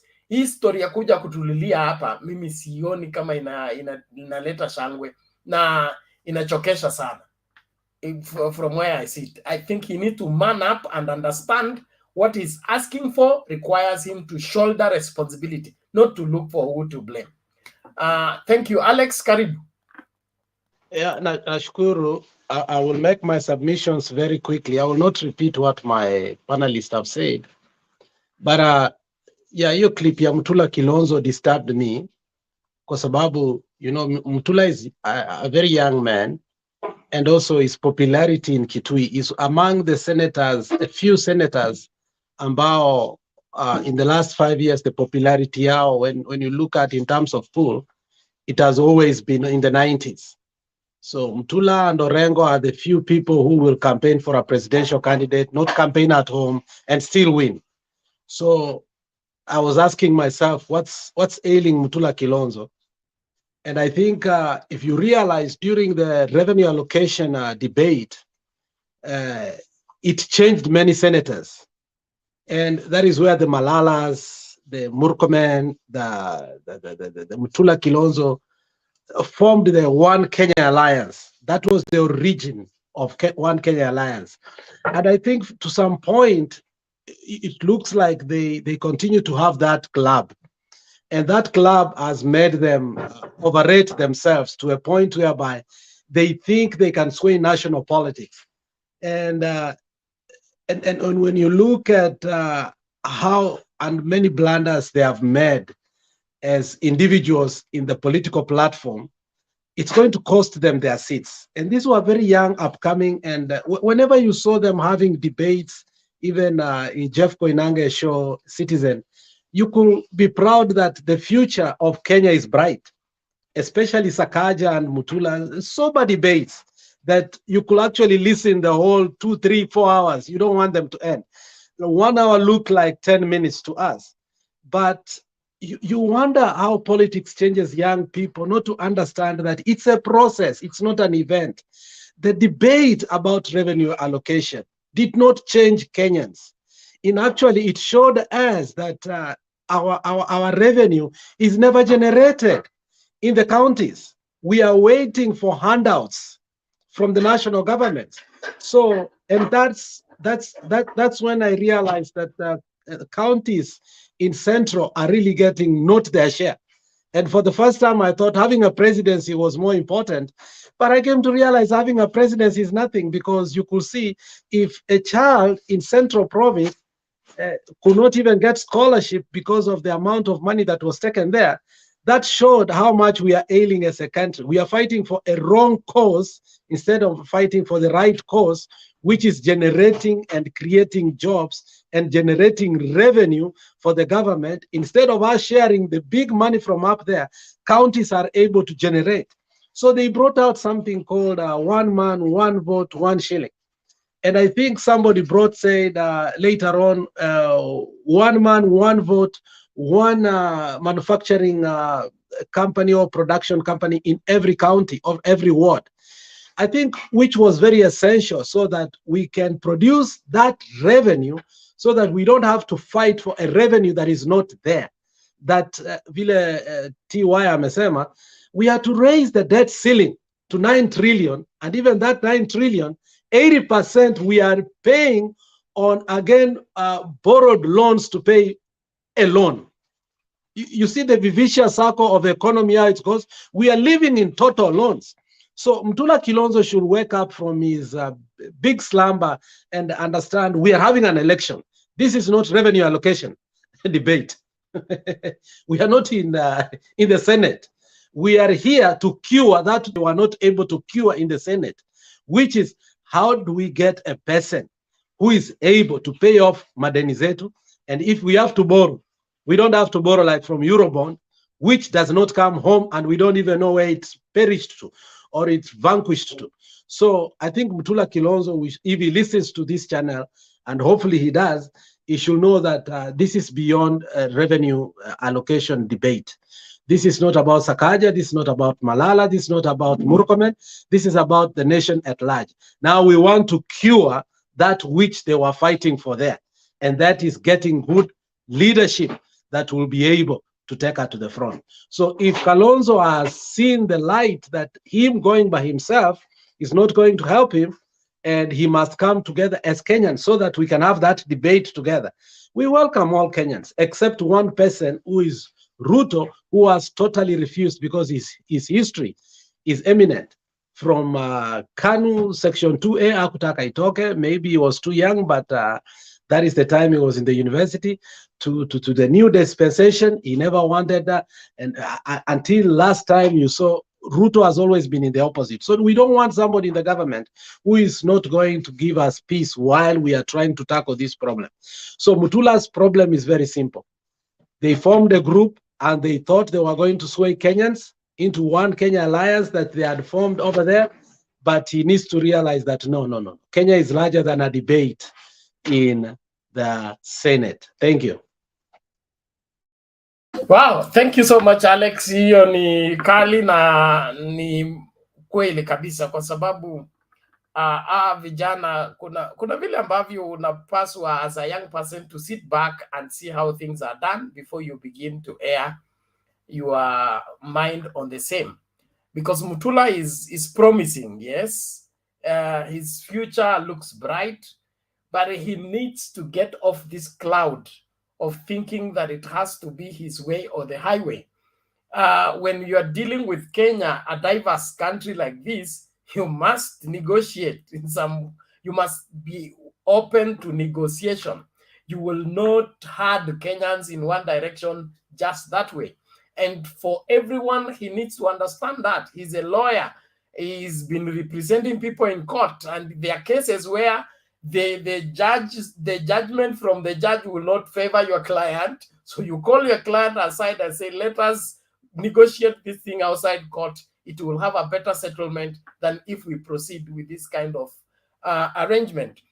And so, like Ngilu's response, I think spilled all the beans. You just want Kalonzo to the ballot so that through him you can get elected as governor of wherever, of Makueni, but you don't have Kalonzo's interest at heart.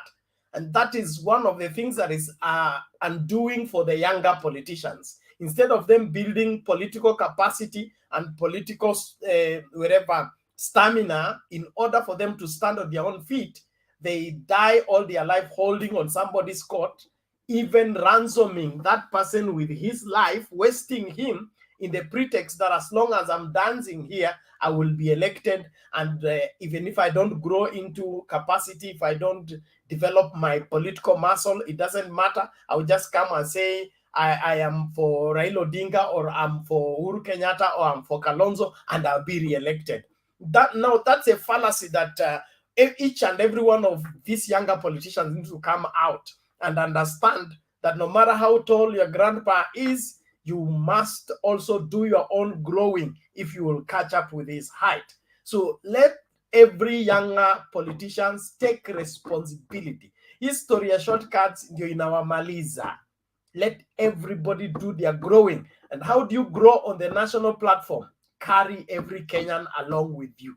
We are 47 million. You should be concerned about the 47 million, not concerned about your region and your leader and your village. If you want a national office, that national office requires that you shoulder the 47 plus millions Kenyans. You go to bed with them, you wake up with them, they are preoccupying your mind. That's what will expand you into a national leader and a nationalist. Lakini kama unatafuta hii kiti kwa ili ikuje kijiji chenu ama ikuje region yenu, you are the wrong person for the job, and God forbid if you get that seat. We want Kenyans who are ready to shoulder the problems of Kenyans. 47 million problems on your shoulder. That's what makes you a president. That's what makes you a presidential candidate and a presidential aspirant. But if it's all about me, mimi nilisaidia huyu, nikasaidia huyu, mbona ikifika wakati wangu hawanisaidie, ukusaidie kufanya nini, kukula ama kulala? I mean, we have to wise up and understand we have a nation, we have a future, and we must fight to secure that future. If we don't, we lose it all together.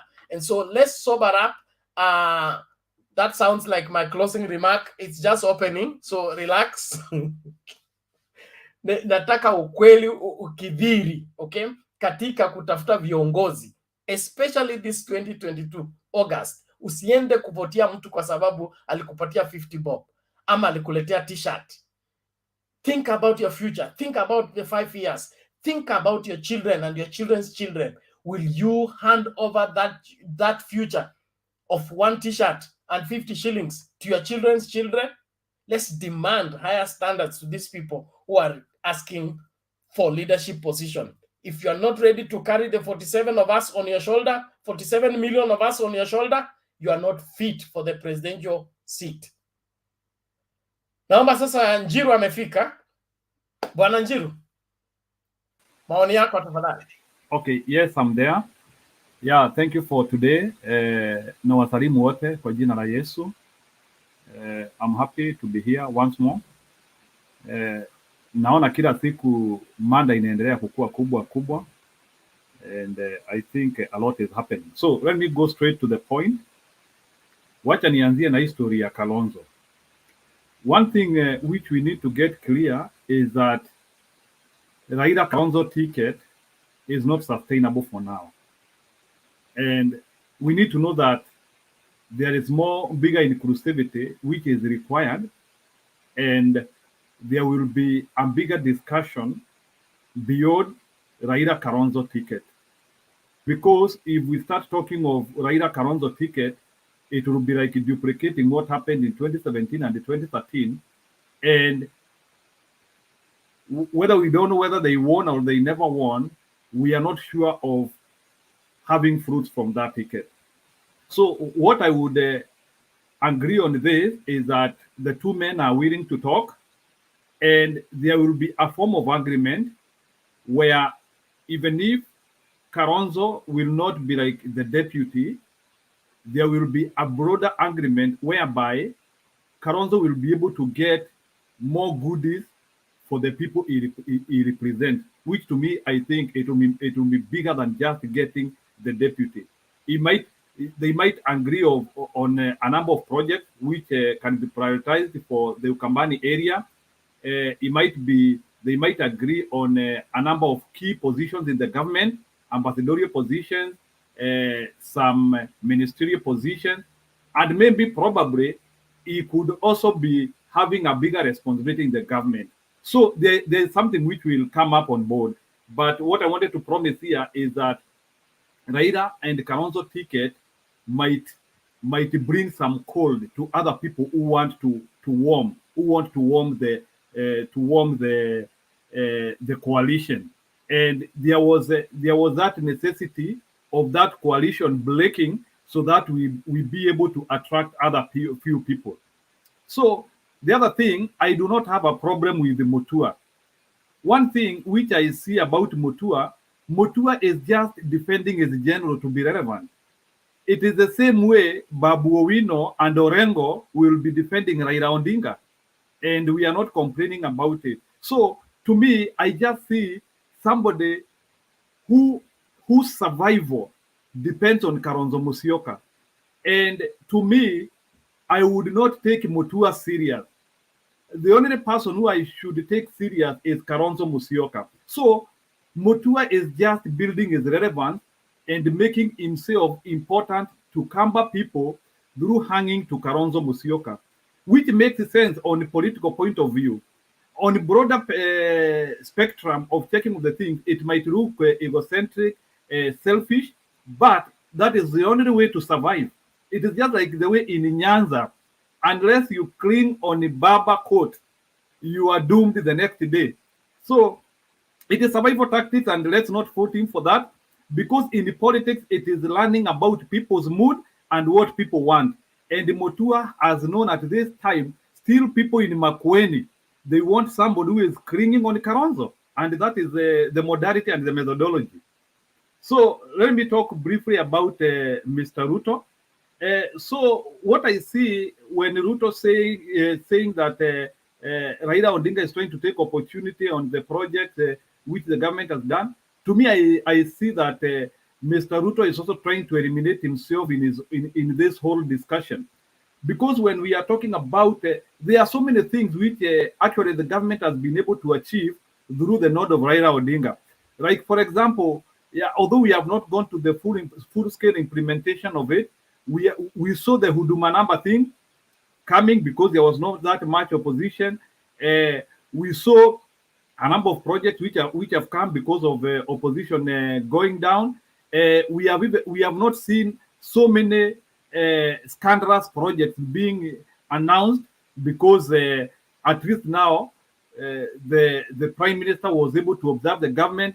Sio kama ile wakati wa before 2017 tulikuwa tunasikia kwa department ya hospitali pesa fulani imepotea, kwa hii department pesa fulani imepotea. Yes, like akina Kimwareli ilipotea hiyo wakati. Yes, hata kama pesa imekuwa ikipotea, we have now been having a checked way, because now you know when a government gets more people who are involved in mzuri.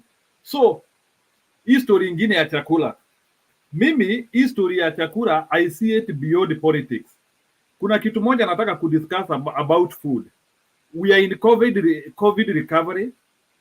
Government for the last 2 years hawajakuwa na pesa, so we are trying to recover. The other thing, whatever is happening on the food industry, that one is also the effects of corruption. And you know, Mr. Ruto has a good bear of this one. So amekuwa he is also in corruption. Then the other thing ile ambayo inafanya pia chakula ikuwe na shida ni story ya climate change na change of agricultural patterns. Kama saa hii siku hizi we are telling people, yes ni sawa sikatai, we are telling people sasa muachane na mahindi mupande avocado ama vitu zingine.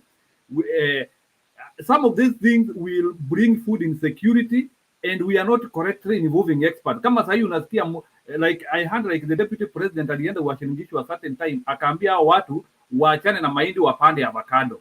We still need maize as our stable food. Na tuwezi kuwa kila saa tunanunua chakula. So we need to involve our experts, and we don't need to fault everyone about that. Okay, lastly, I want to comment about history ya Kuria and the whole scenario about Mount Kenya in general. So one thing which I would like to say here is that history has shown that in Kenya, you need to work very hard to become an opposition leader. And that one can also be acknowledged to people like Matiba and Kibaki and Ruto now, who seem now you also want to become an opposition leader. And one thing which I can tell people here is that Mount Kenya is not solid anymore. Mount Kenya has become fluid, and very soon it might become a gas. It might start evaporating. So Mount Kenya is no longer solid. And another thing which I can say is that Mount Kenya, there will be a lot of disunity. So don't expect that the people of Mount Kenya to unite and they go on. So in Mount Kenya, what will happen? We will be having a lot of turbulences. So there will be a lot of turbulences. Watu kama akina Muturi watakuwa na chama zao hiyo pande. So, and that one is a disadvantage to Mr. Ruto, because Mr. Ruto needs a united Mount Kenya. But one thing which we are learning here is that Mount Kenya will not be united. So for Ruto to survive politically, he needs Mount Kenya which is united. What is making Mount Kenya not get united? There is a problem. Number one, they have not been given a serious economic model which can solve some of the problems they are having. You know, ile kitu tu imefanyika in Mount Kenya, it is fight of the class people. It is Ruto want to attract wale watu wana pesa mingi, and at the same time he wants to fight the people who have a lot of money. So hiyo class war ambayo which is very evident in Mount Kenya ndio imeleta shida, and it is the one which is now bringing this turbulence. And what will happen is that the people who are owning infrastructure, the people who are owning factors of production will be united on one direction, then hao wengine ambao wanajiita mahasla and some other few people will be united in another one direction. So there will be a lot of disunity in Mount Kenya because they are not willing to bring all these people on board. Na ulinde uongo imepelekwa kule. And don't forget that also for the last 10 years kumekuwa na a lot of economic breakdown in Mount Kenya. Kama ukiangalia, I want to say this because I visit most of our families there. Kuna shida ya pombe sana in Mount Kenya region and some other things. Hii mapombe ya kienyeji na nini. And you know, hizi mashinda, they also affect the way people reason. Sasa hao watu ambao wanakunywa pombe sana, they are the same people ukienda uwape uongo kidogo ya bottom up. They just respond in that thing without knowing what is in that thing. So what I think here is that we are on the path of having a Mount Kenya which will not fully decide on who they want to support, and it will be a weak point for Mr. Ruto. For Mr. Odinga, what he needs is he just needs a good portion of Mount Kenya, but I do not see Mount Kenya going to him as a full block because the lies which have been there for the last 4 years, they are too much, and I do not see the way those lies will be able to be undone in the next 4 months. So it is because of some of the progressiveness which our youths do not want to listen. Na kumekuwa na lot of desperation and a lot of hopelessness. So and the people are just clinging on anyone. So watu wanafikiria anyone can just bring hope to them. Na pia uongo ya deputy president imepenya sana, iko kwa mizizi. It is in the church, it is in the youth affairs, it is everywhere. And to undo this lie, it will take bigger effort than the one which we are doing. I hope the president, when he goes for the NDC, he will be able to bring a solid solution. But I do not see him doing more than 50% of undoing the lies which are already in Mount Kenya. But the good news is that he will be able to bring a good chunk of Mount Kenya onto the direction. Odinga doesn't need 100% of Mount Kenya. He just needs something bigger than 30%, and it is possible. That is my discussion. Thank you. Okay, asante Wananjiru kwa maoni yako. I would not want to rebut that, but before we bring in Bantu, let's hear this out. And Themba has also come. Let's hear.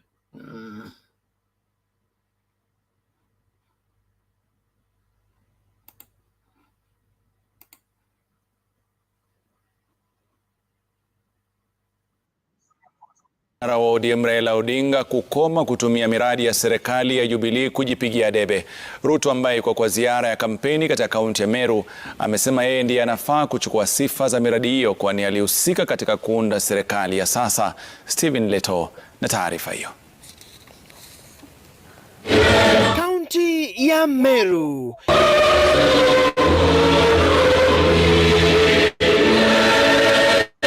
Naibu Rais William Ruto alielekeza kampeni zake katika maeneo ya Kiutene, Kionyo huko Nkubu na eneo bunge la Buri.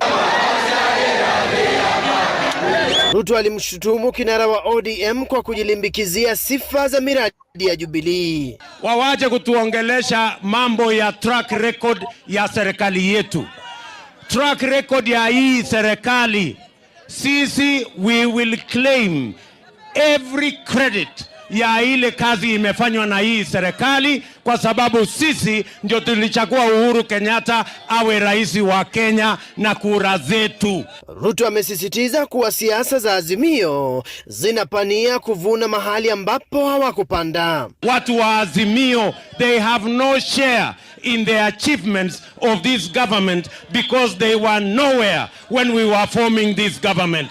Hatutakubali ukule jasho ya William Ruto, na kwa hivyo tukiwa Kiotene, wakati Uhuru Kenyatta anaenda nyumbani, hata wewe nyumbani. Uchaguzi sio kati ya Uhuru Kenyatta na sisi. Uchaguzi ni kati ya sisi na bwana kitendawili, na huyo kitendawili tunamjua na tutamunyorosha asubuhi na mapema. Kikosi cha Kenya Kwanza kimeendelea kumpaka Odinga rangi za kuwa yeye ni mradi wa serikali. Tunamwambia Uhuru Kenyatta, umetufanyia jambo la furaha sana. Umetoa ule mzigo sisi tulikuwa tukibeba, sasa wewe ndio unabeba, na tunataka tarehe 9 mwezi wa 8 Uhuru mwenyewe aseme hata mimi nimechoka. Siasa za zao la miraa nazo zilisheheni. Kule bunge tumetepeleka mjadala na tumeweka bilioni 5 ya kustabilize bei ya fertilizer. Kila mahali nimeenda, Wakenya wanasema mfumo wa elimu unaitwa CBC hawaitaki.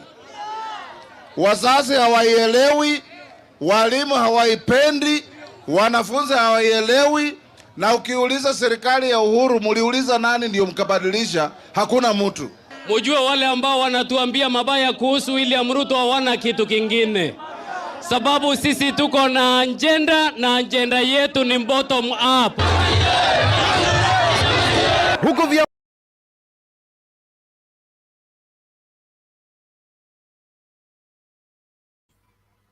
Okay, one more, then we get back. Tumsikilize mama.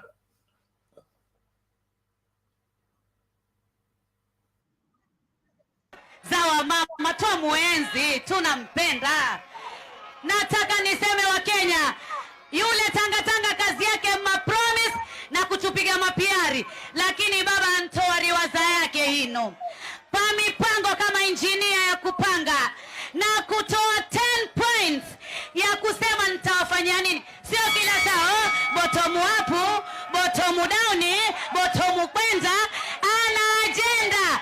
Amesema baba ataleta baba care, maskini tajiri wote wapate afya, kina mama tuzae, tuongeze namba za watu wa pwani bila shilingi. Baba akasema viwanda vitakuja. Uhuru ameanzisha special economic zone. Baba ataimaliza. Vijana wapate ajira, wamama wapate ajira, walemavu wapate ajira. Kina mama pia tutapatiwa pesa mfukoni kwa masikini asiyejiweza. Jamani, kwani twataka nini sisi? Nataka nimalizie niseme twampenda Raila. Raila hajaiba, Raila hana scandal, Raila hana ufisadi, Raila hajaua mtu. Ndio sababu kule Nyanza wanasema ongega mababa usenego, ongega mababa usenego, ongega mababa usenego, ongega mababa usenego, ongega mababa usenego, ongega mababa usenego. Joey! Joey! Joey! Joey! Joey!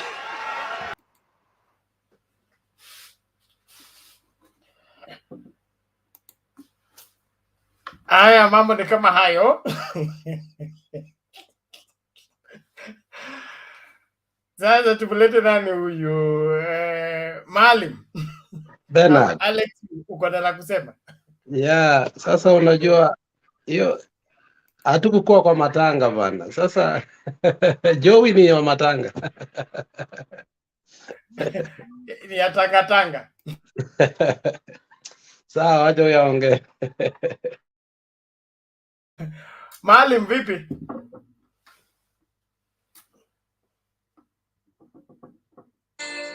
Bernard. Yes, Mama Bernard. Selina. Yes, Mama Selina. Naona Alex anasema choi ni ya matanga, lakini hata naona baba akiwa na watu wengi na ameshikwa na mori.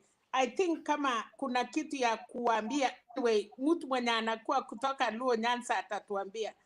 Choi hata wakati amekuwa sehemu mingi ndio kwa matanga, but also akiwa kwa mkutano kubwa unasikia baba anashika mori. Kama Stwila alikuwa Nyanza akienda kuapishwa, walisema hiyo Choi. So Choi is a moral, something that you are telling people. Kama sisi Kikalenjin kuna kitu wanaume wakisema awarudi nyuma. So I hope somebody from Nyanza atatuambia mzuri, lakini si kwa matanga peke yake.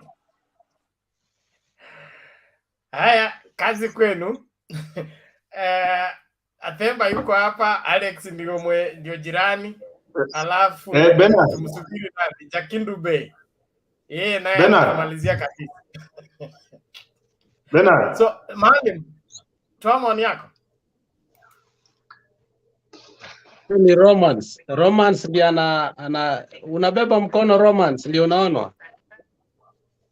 Ya, nasema hivi. Off the screen. Sasa huko off the screen mimi nitaona namna gani? Unanisikiza? Fanya hivi, ni wakati wa Maalim. Wacha Maalim atoe maoni yake, utakuja baadaye tafadhali bwana Romance. Maalim, unmute and speak up please.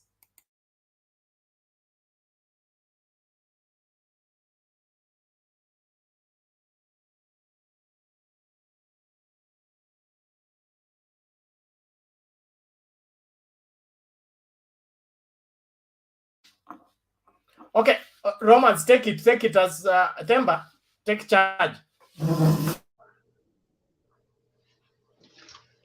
Nilikuwa nataka kusema hivi, Joey ni kitu ingine muhimu sana katika jamii yetu ya Kijaluo. Sasa kama mimi pia natoka Homa Bay, huko ndio nyumbani. Sasa ni kitu hata viongozi wao wanatumia sana siku hizi, hatumiki kwa matanga, inatumika sana na viongozi, ile kuleta ujasiri kwa watu, ama ni ile kupatia ukuwe na motive ya nguvu, ionyeshe wewe ni leader kamili. Sasa ndio maana unapatanga wanatumia hiyo jina Joey, yani ile ya kumotivate na ionyeshe wewe ni kiongozi kamili. Sasa hiyo ndio sana inatumika, lakini kwa matanga siku hizi haitumiki sana, inatumika na viongozi. Matanga ilikuwa inatumika tu saa zile kiongozi imekuja hapo na ni kiongozi shupavu na yule ameaminika na watu, ndio maana hata kwa matanga ilikuwa inatumika, lakini sana ni ya viongozi. Nikiachana na hapo, sijui niweke point ama niendelee tu kuongea. Wacha wengine waongee kwanza. Bantu hapo. Si swali ushamaliza kujibu. Wachia hapo. Sawa. Asante.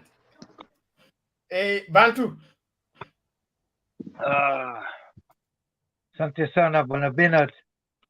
Na wasalimia nyote hapo, Alex kama kawaida, Themba, Queen Mama Selina, Romance, Nicholas na Njiru bwana.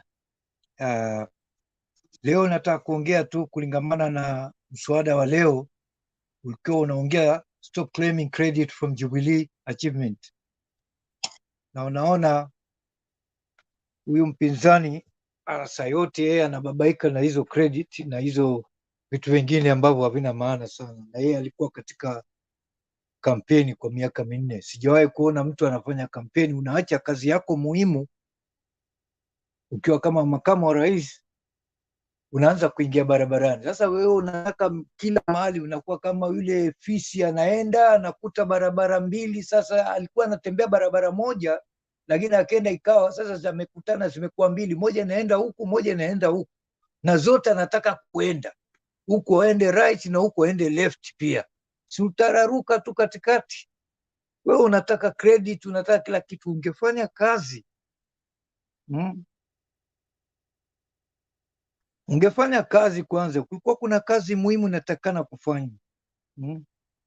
na wewe unatoa promise nyingi sana unatoa promise nyingi sana, ambapo wewe miaka hiyo yote ulikokuwa hapo, sasa utakuja kufanya kitu gani tena? Wachilie watu wengine. Kenya si ya mtu mmoja, there's nothing special yani you must. Kitu tunataka ni amani, kama vile wimbo wetu wa taifa, amani, umoja na undugu, tuishi kwa raha milele. Hatutaki mambo ya kusumbuana sana na urongo mwingi sana. Hatuna haja ya vitu kama hivyo. Na hawa vijana wadogo, mimi ndio nawarudia saa yote, kwa sababu hata hawa young politician, they are a long way to learn. They need to learn. Tunahitaji hawa politician ambao ni wazee waweko katika hii serikali yetu, ili wawaoneshe njia hawa young politician.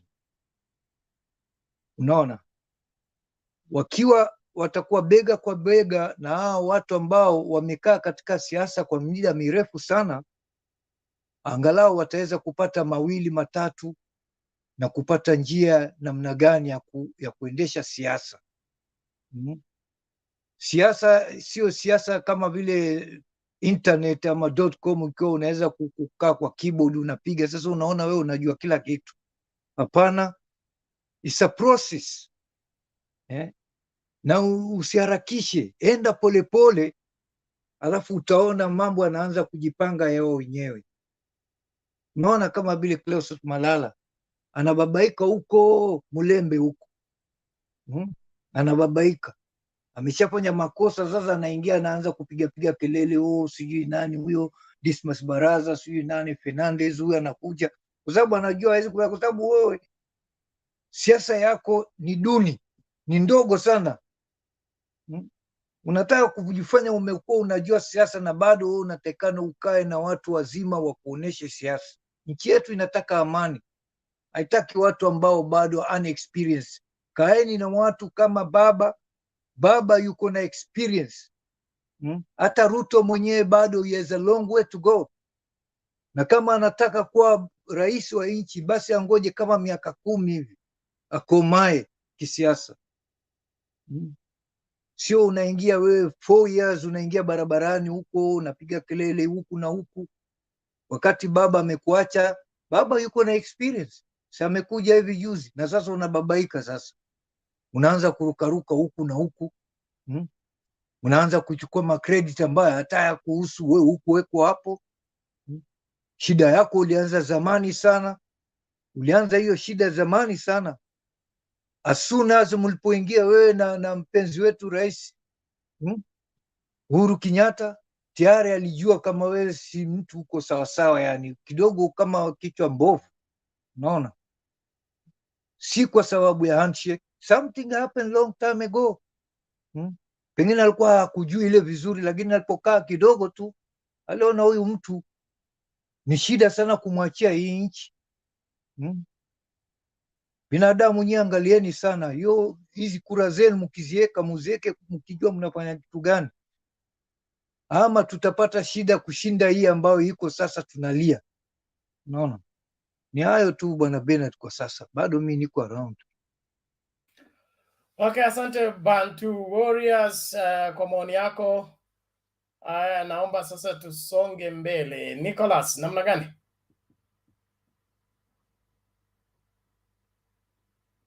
Unmute, the mic is beside your name. You click on it once. Oh, okay. Habari zenu? Fiti, namna gani? Niko salama kabisa. Yes. Sasa kuhusu historia ya Uhuru na ya Ruto kuclaim alikuwa ana claim credit ya ile kazi alifanya, ni ukweli. But the problem is he is out. Ako nje. So nobody should be claiming for the credit, him or Raila. It should be left for Uhuru alone. Because he is out of the system, why should we be claiming for it? And Raila was against the president by that time. He cannot claim for whatever he has not done. So the other thing I was thinking is we need to get out of this system. The type of leadership. We concentrate on Ruto, who is supposed to be the president. Give me a proof that Ruto stole. There's no evidence. Nobody has told me that now Ruto has stolen. We had scandals when he was out of the government. What happened? So there was scandals when Raila was in the system, all through. There was scandals when Ruto was in the system. We need these two people out of the system, then we get new blood. It may seem weird, but I feel kuna mtu anachezea mwingine. I see somebody sacrificing either Raila or Ruto. Ruto might decide not to vie because from where I see it, I don't think he can win. And he can play a very good card. He decides now I'm not vying. And if he decides not to vie today, assuming he gives Mudavadi the seat, what will happen to the Mount Kenya region?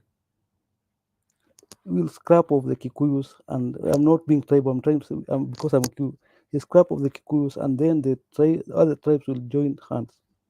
By that time, if he sacrifices,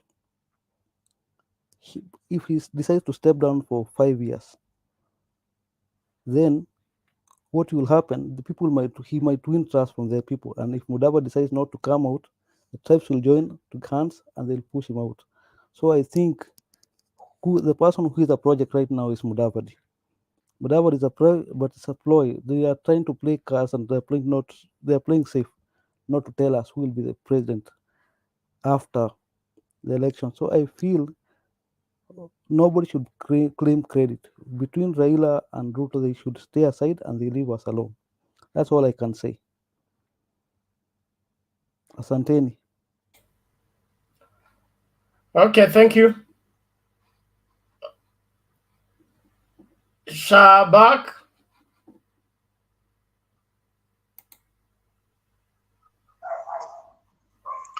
Hello, guys. Hello, how are you? I'm good, Bernard. Yes, good to hear you. Unfortunately, I can't come with my video because I'm a bit out. Okay.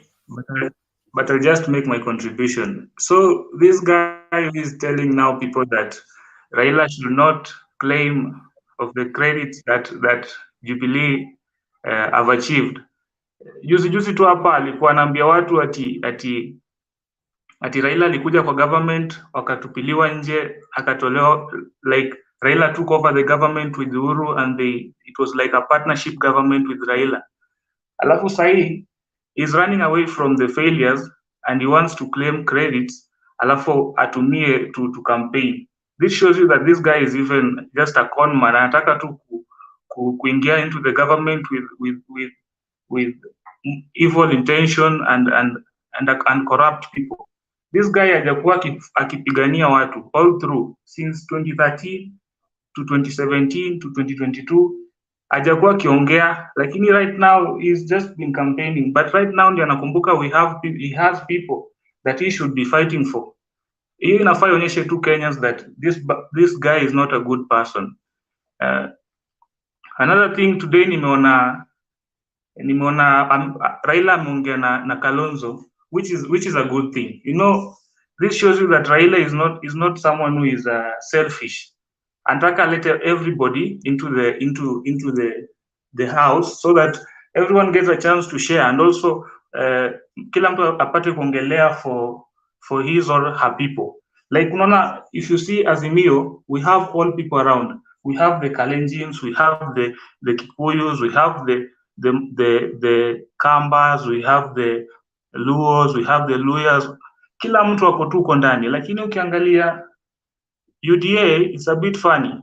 Unapata most people ni Kalenjins and a bit of Kikuyus, lakini wale wa Kikuyu wale wakina Nyoro wenye wajielewi, because you have been seeing people defecting, watu wakimove since hata Mudavadi aende kwa UDA, umekuwa ukiona like even Kisii sahi hawana watu behind them. So mimi naweza sema like I'm seeing Kenya going to an area where we have a better Kenya when we have Raila as our president, kwa sababu unajua Raila at a set pace for other leaders. Ukiangalia, Raila has been mentoring these guys. Even Ruto himself was mentored by Raila. Most people like Duale was mentored by Raila. So if you come again and unaanza kutusi your teacher, Hiyo ni disrespect, because this guy is the one who has made you who you are. So ukianza kuongea vibaya, it really shows disrespect, immaturity, and even I can't explain. Lakini mimi ninge advise two people. I'm a young person and I know most young people have been corrupted. Yani their mind have been corrupted, unapata due to the circumstances yenye wanapitia, they are passing through hard life. Sahii unaona vitu bei ni kali, so mtu akikuja na pesa kuwadanganya, they give in, wanakubali. But mimi ningeambia Wakenya, they should not accept handouts. Unapata mtu anakuja na pesa na wadanganya sahii, then after some time mna suffer. The 5 years, the 10 years, you're the people who are going to suffer. Then this guy will again come again and give you handouts. No mkubali tena. It's just a short enjoyment. See enjoyment ya long term. It's just a short enjoyment yenye after some time unapata unaanza kuteseka, mnaanza kupitia shida. But now if you get a chance to sit down and analyze these leaders na tujue which person is best suited for this seat, to end up having a good leader, good economy, good infrastructure, good governance. Hizi mambo mingi ya sijui watu wanateseka shule, hatuna madawa, vitu zinaenda at a higher price, this is not good. We should sit down as Kenyans to realize hatuwezi danganywa. Hakuna mtu hawezi tu kaf kwa government all through, hajawahi jua mama mboga wako, mtu wa bodaboda wako, these hustlers wako. Mbona hakukuja na that idea when he came to the government? Mbona hakuadvise the president to look at the mama mboga, the bodaboda people? Mbona hakumadvise on the right way to go? Instead anakuja hapa, all these ideas mbona hakukuwa nayo when he started the government with Uhuru? So hizi ni mbwembwe tu na ukora za huyu jamaa. Anataka kuja kudanganya watu, anataka kuja kudanganya vijana, anataka kuja kudanganya these Kenyans because anajua Wakenya wanapitia hard life. So anakuja na pesa zenu, anajaribu kuwadanganya nazo, anajaribu kuwalagai, alafu at the end of the time he knows how he's going to get those money back. So many advice to Kenya, let's vote wisely, let's analyze these leaders, tukae chini. Me na support Baba all through, all day, come sunshine, come rain, ni Baba. Thank you. Okay, asante bwana Shabak kwa maoni yako. Naomba tusonge mbele. Themba. Asante sana. Good morning, good evening. Good morning. Bernard, nimesikia Ruto akiongea mpaka nikashangaa what is happening with the deputy president. I think he needs some serious check and at this rate, because I'm beginning to the mirror. You saw him testing the mirror. He's high on something. I'm beginning to get worried about the deputy president, because it seems that these campaigns are having a toll on him, and he needs a serious check, because he seems to be suffering from selective amnesia. It is the same him who a few months ago, even not months, a few days ago, he was saying that when Raila came, the Jubilee government abandoned the Big Four agenda. You know, that is that it is him who said that according to him, the Big Four agenda was abandoned, and nothing, there's no development that has taken place after 2018. The same person who said that the meaningful development was interfered with by the handshake. The same him. It is the same him who has said that he had been thrown out of government. He said that in one case, he's saying that his MPs have been thrown out of government. It is the same deputy who has claimed that because of the stand that they took, some of his MPs have been, taken off committees in parliament. It is the same him who has told us that Kenya has been in trouble since 2018, the handshake. How can the same person now turn back and start saying that, okay, I'm claiming the development that has taken place because these people don't know how we formed the government? Now, how do you tell, I mean, how do you even begin to understand such a person? For me, I think there's a serious problem with our deputy president that is happening. And I think at this rate, we might need to either think that he's taken the Kenyans to be so stupid, or he thinks that we don't follow what he's saying in every rally that he stands up when he picks the microphone and he starts speaking. So I think for me, I was laughing at that suggestion that nobody else should claim development of Jubilee. Now, you are a deputy president, you are the presidency. The presidency is supposed to work for all Kenyans. In fact, any Kenyan should claim, should place claim for all that has happened. If road network has happened where you stay, you should claim that, because once a government has been put in place, it's a Kenya government. It is not for any particular people. So starting to suggest that people should not claim is like nikamkate, watu walikuwa nang'ang'ana, sasa yeye akachukua upande moja, so nobody else should claim. That's a very simplistic thinking of government projects. In fair share, in the same vein, he should also claim ownership of the corruption that has taken place in that government, if that is the case. So if there's anything that has happened along the line, he should take claim of all the campsite. He should talk, if there's campsite that has happened in this government, if anybody has been mistreated in this government, he should play claim also for that. And that therefore means if we are saying Jubilee government should go home, he should be also one going home. There's nobody, if he's saying that, okay, the claim is for both of them, then if we are sending Uhuru Kenyatta home, then Ruto also should go home, because he's claiming the failures of Jubilee too. That is why for me, up to right now, I still don't understand what is happening in the Kenya Kwanza. And until they get their thing in order, I'll be watching what they do as an entertainment process, because I realize that every time it's like a comedy, because he forgets very quickly what he has said in one particular podium, and he imagines that the people is going to address.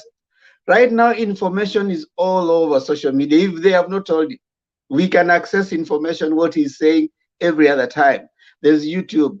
I mean, when he says he should go back and watch the videos, at least try go through what he said in one rally, and even go through what he has said 2 months ago. At least let him try do that. And if he's too busy to do that, let him hire people, the Dennis Itumbis of this world, to remind him that this is what you said last week. Kindly do not say it, because it's going to contradict what you said yesterday. I mean, for a moment, let him be respectful to the Kenyans that he's going to approach. And Kenyans are more informed right now.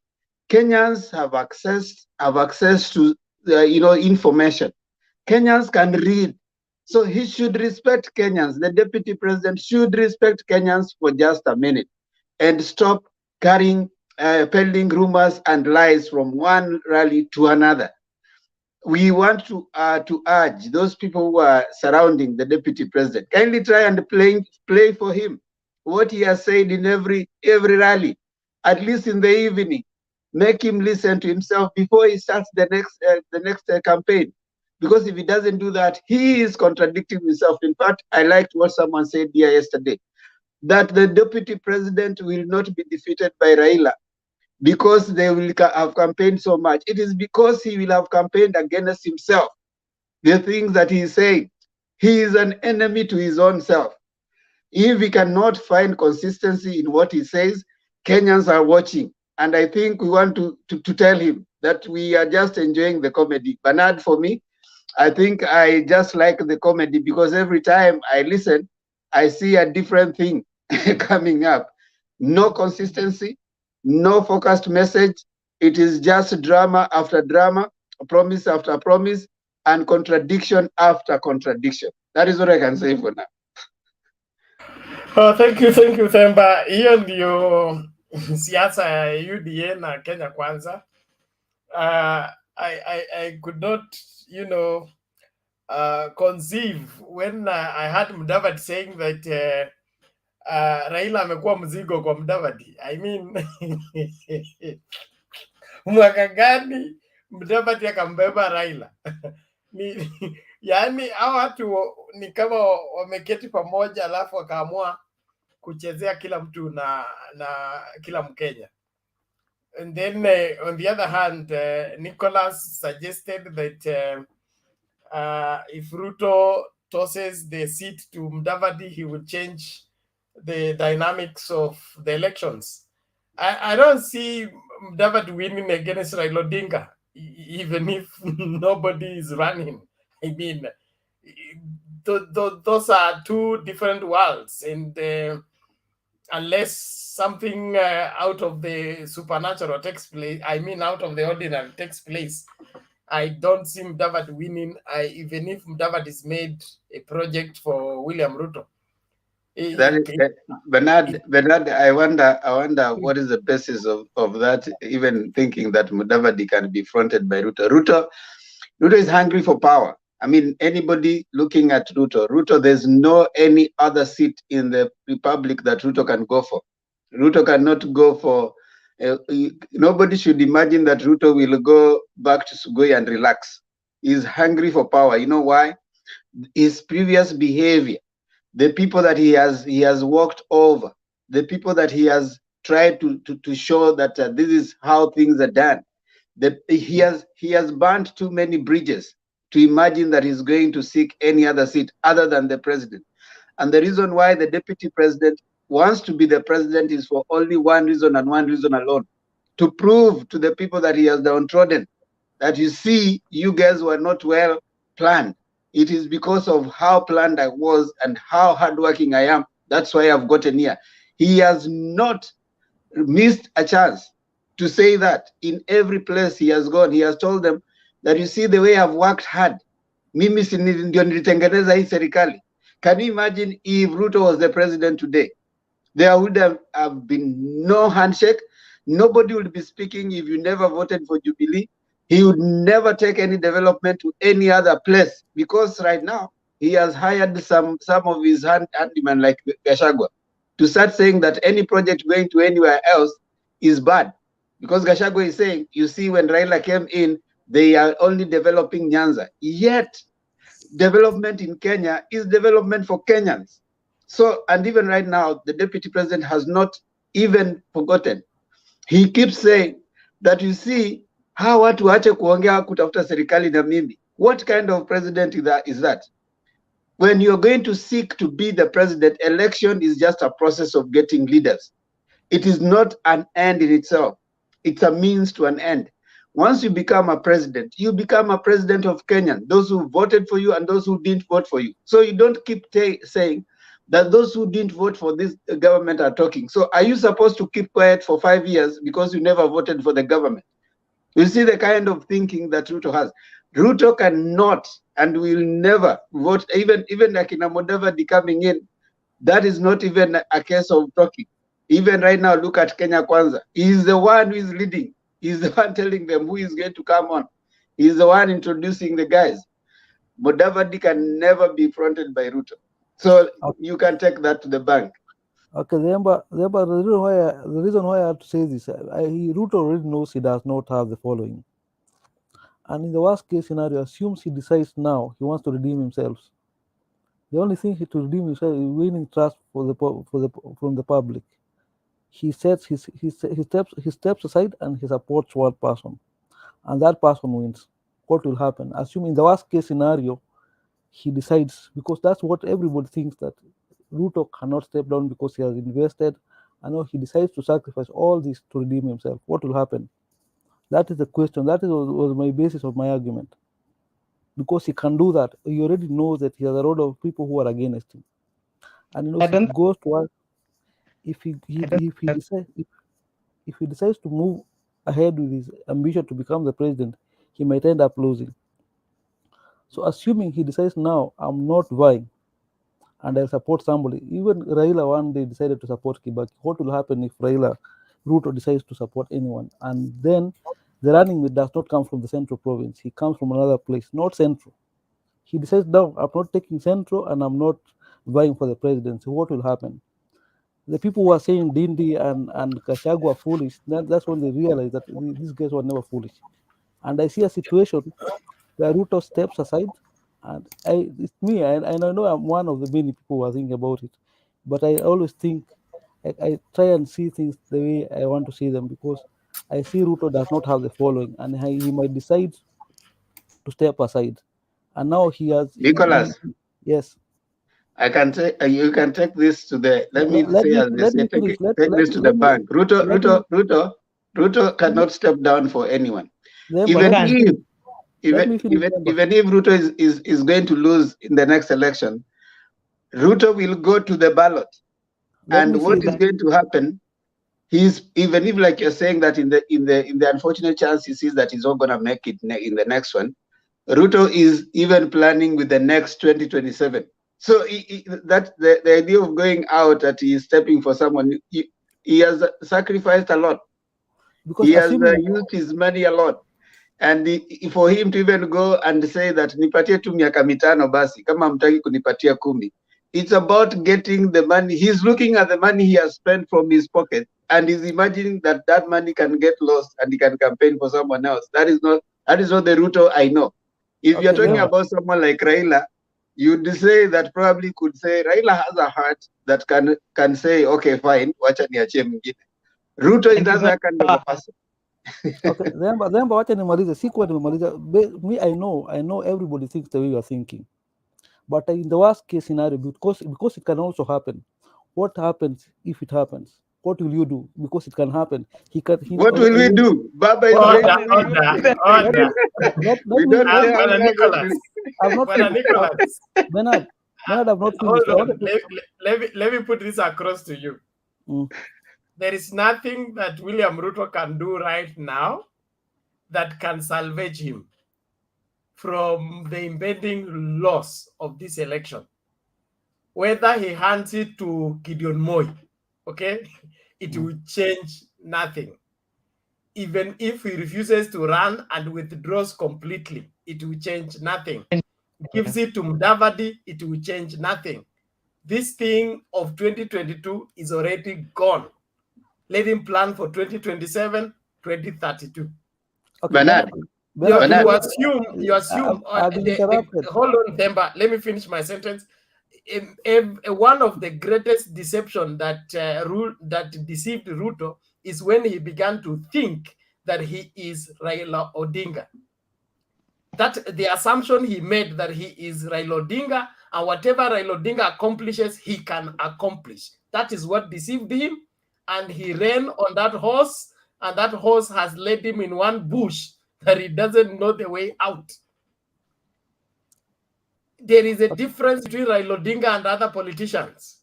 When Raila Odinga said Kibaki tosha, the whole nation rallied around him. Let Ruto say Mudavadi tosha. You will see how many people will run away, starting with Gachagua and the rest of the team. Bernard, let me ask you a question. Bernard, I wanted to just tell Nicholas is asking us a question that what if Ruto supports Mudavadi, what will we do? As we keep doing what we have been doing, keep campaigning for it. But I did not finish. You see, Nicholas, let me say this. We are discussing Ruto's, first of all, his strategy has been he doesn't have a strategy. So even if he supports, forget about even Mudavadi, even if he supports Dindi, even if he supports Gachagua, even if he supports who, there are two types of voting. You can either go to the ballot to vote for someone or to vote against someone. Now, the vote that is going in this election for Baba is a vote for Baba. It's not a vote against Ruto. When you have a positive vote for someone, it doesn't matter what the other person does. Because when you're going to vote against someone, for example, if you're going to vote against Ruto. Both of you, everybody mute your mic. I want to defend I thought I was the only one talking. Someone else is talking. Nicholas is talking, you're talking. Mama Selina she's talking. Sorry about that. Let's cool down, everybody. Thank you. One person at a time. Nicholas, you will respond. Let Themba finish his statement. Mama Selina give her statement. Then you respond. Sawa, Nicholas. When do you want to finish swala? Okay, so mute Nicholas. subiri wengine watoe mchango wao, alafu utarespond at once. Alright? Haya, Temba maliza, Mama Selina, alafu ndio Nicholas arespond. Na nilisikia pia Aimba hapa, Irene ana la kusema. Naona Tofik pia. Hii Tofik ilikuwanga basi, lakini karibu. Okay. What I was telling Nicholas to the question that he asked, that if Ruto decides to support Mudavadi, what will we do? Then I told him that there are two kinds of voting. There is a positive vote and a negative vote. A positive vote is where you are voting for someone. A negative is where you are going to vote against someone. You are actually going to vote for Baba because you don't like Ruto. But what I'm trying to tell him, votes for Baba are votes for Baba, not against Ruto. It's a vote for Baba. So that means even if Ruto brings another person, Baba's vote will still go to Baba.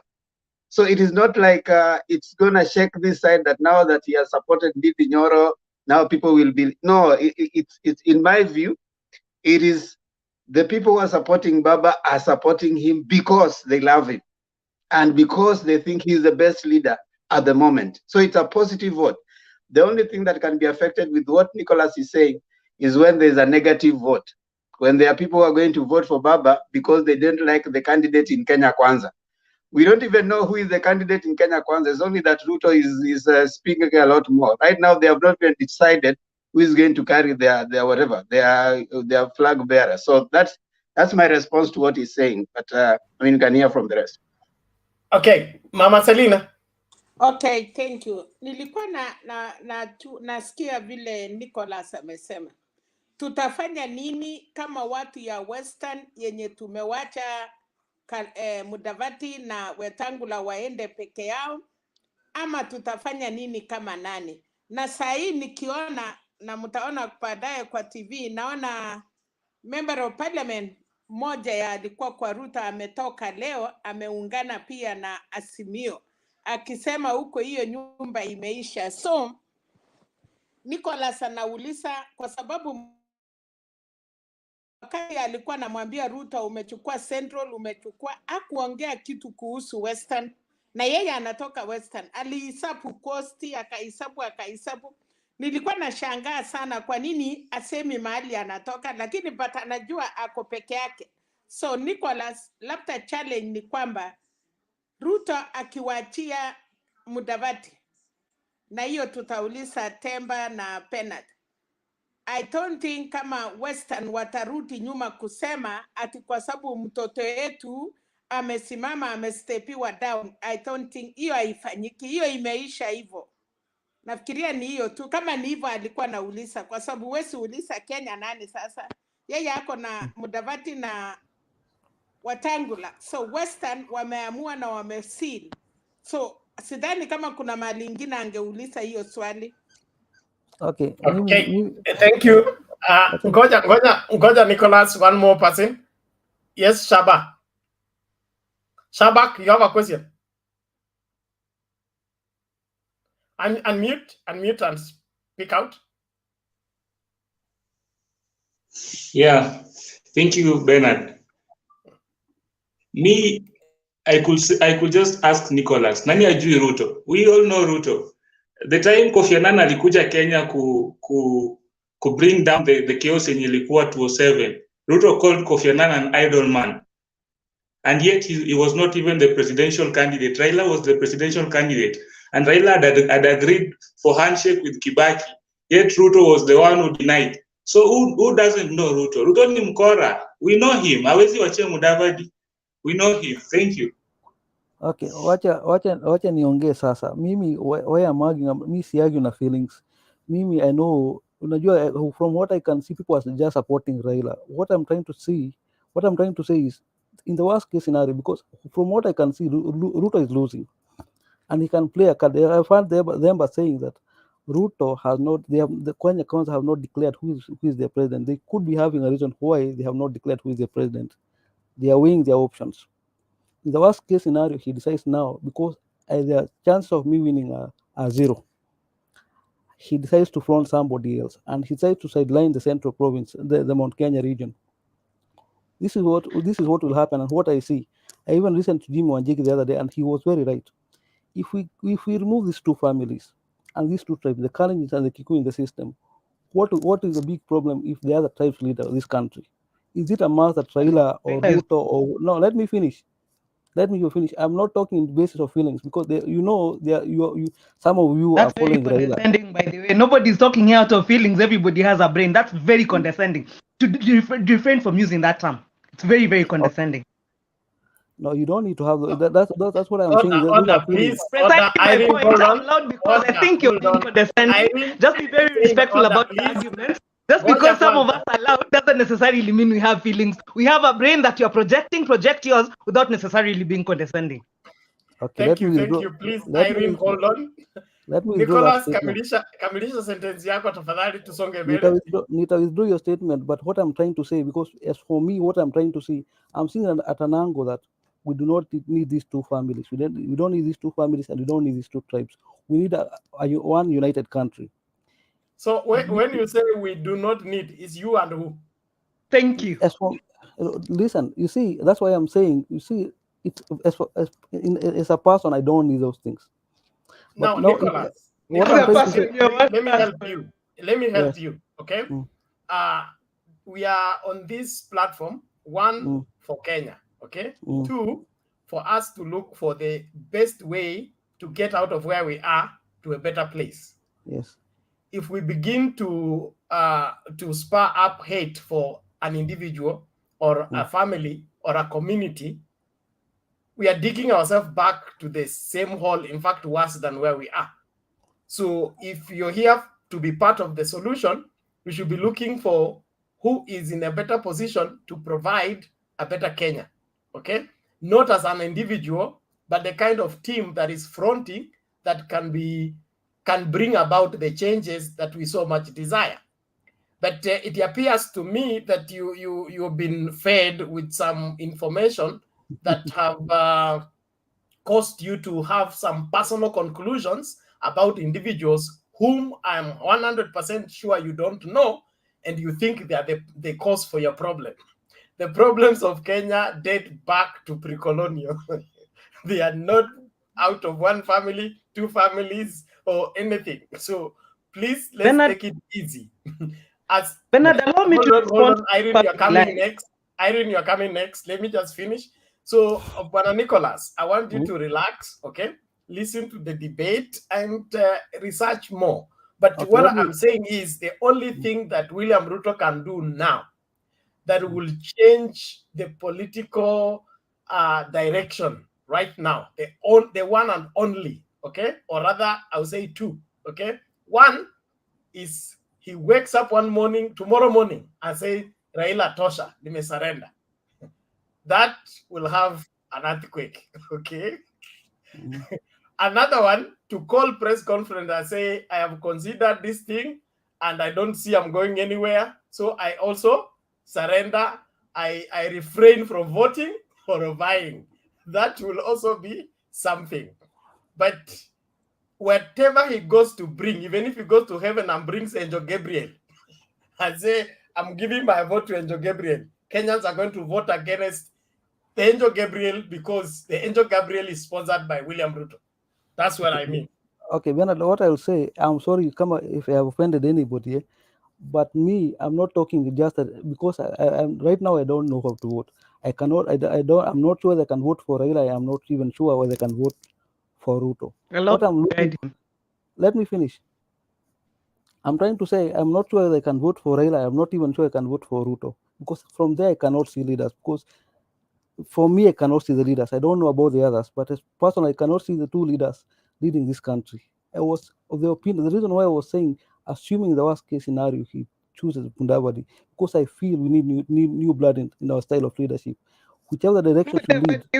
Let me finish, my friend. I'm not in Raila's side. I'm not even in Ruto's side. What I'm feeling, I just want a united country. Whose side are you on? You see that's the problem. You see, Nicholas, we have had you. Nicholas, we have had you. Thank you very much. You are part of the undecided voters, but from your undertone, I can hear where you have decided to be. But no problem. listen to the debate. You will come around. Irene, please come in. Yeah. So, good evening, everyone. Oh yeah, it's evening in Nairobi. So Good morning, now, Nairobi. Nicholas, I read somewhere that if I will not marry a powerful man will come out of me. I will give birth to him and raise him. You understand? So when you make reference to families, just take it to the bank that somebody went and birthed one of those children, raised a powerful person, and those people were bold enough to come and decide that they want to lead.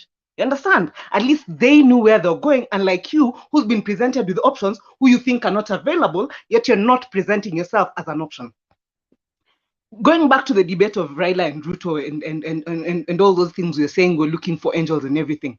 The angels we're looking for, will probably not be born. If the likes of Akina Nicholas are the ones who are supposed to be fathers now, who are now giving back to people, and then they don't have feelings, but they also respond to that feelings thing also. I don't know if you realize the world is looking for emotional intelligence. It's for a reason. And mostly, it is something that is innate in a woman. The reason why the world is now seeking female leadership so much is because we think with our hearts. We feel first, then our heads follow, because that is a natural process, and it is something that has a process and is better structured. So do not by any chance belittle my emotions. My emotions is the reason why the world is living. My emotion is the reason why I will not pick a sword tomorrow and come through your heart just because I think Nicholas holds a different opinion or has none whatsoever. We have a country to salvage. We have children to raise in this country. Selina recently said, and I think that is 2 days ago, she came up and said, there's a generation, and I think, sadly, Nicholas, I think you belong in that generation, that needs to be swallowed. You know, like we are abhorrent to everybody. They need to be swallowed, and then a new generation of young people should come up. So that's why I'm really glad Shabak seems to have a grasp of what Kenya history is all about, because that is necessary. It shudders, it makes me shudder to imagine that Nicholas should give birth to a child and raise it into someone that I should consider. I would safely imagine that I'm going to grow old in a country where a child that has been born and raised by Nicholas is supposed to be taking care of me. I will certainly not be taken care of. Ntamalizwa jana.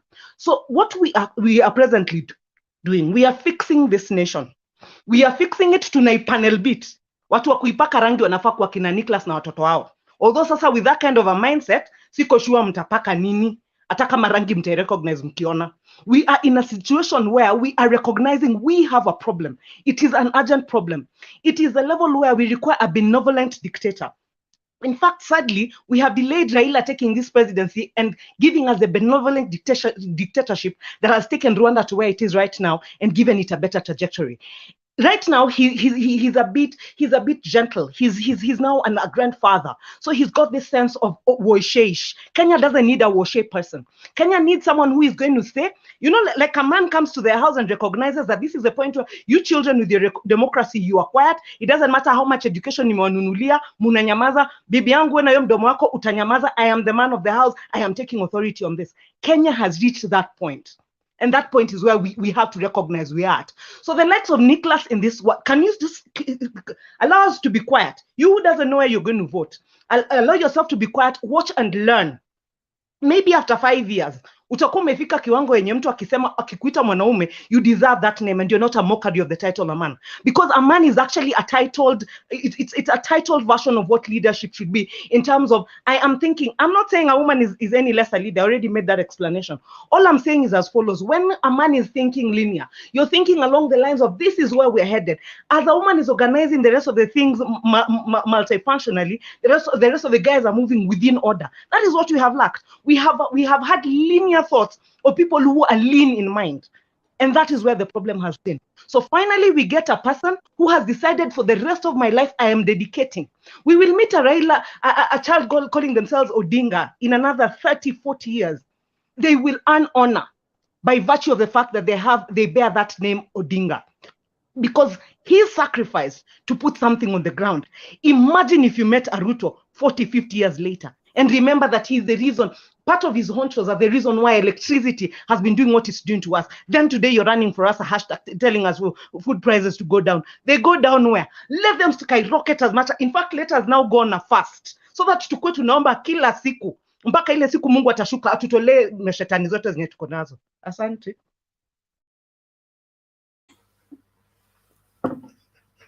Hello, What shall we say then? Bernard, wacha nimalize. Smoking, Okay. smoking hot. Irene, come again. Okay. This is a good one. Thank you. Some of Hold us on, are dying hold trying on. to give birth to children, alafu kuna watu wenye hawajui ati those children need an environment that actually is sane, and that a woman risks her life to bring forth a child, and then you come to a country where somebody only thinks about themselves and how to best kill our children. Okay.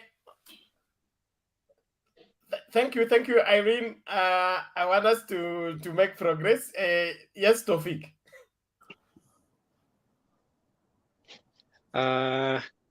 Yes. I think this is my first time here, so I'm making a major debate to this, but this is intriguing forum. Irene ameongea vitu mob, so we are trying to process kidogo tusikie internalize kitu amesema, but I want to agree.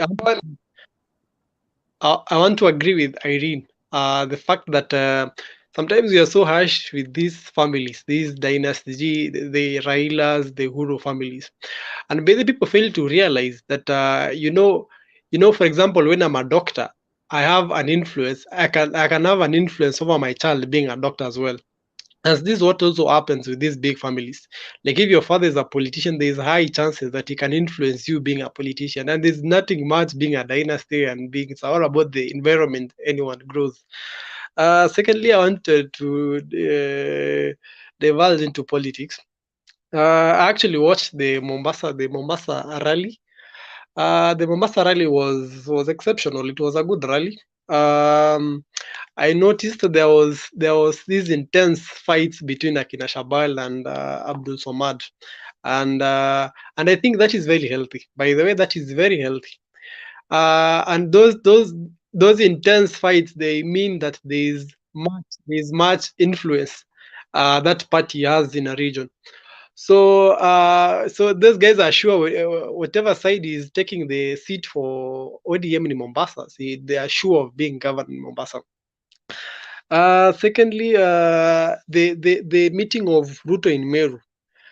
If you guys have noticed, today when the rally in Meru, they were so keen in inviting Kiraitu so that Kiraitu joins them. So I heard some guys saying that they want Kiraitu to join them. And so you now realize that Uhuru was very clever in letting Munya not to resign from cabinet.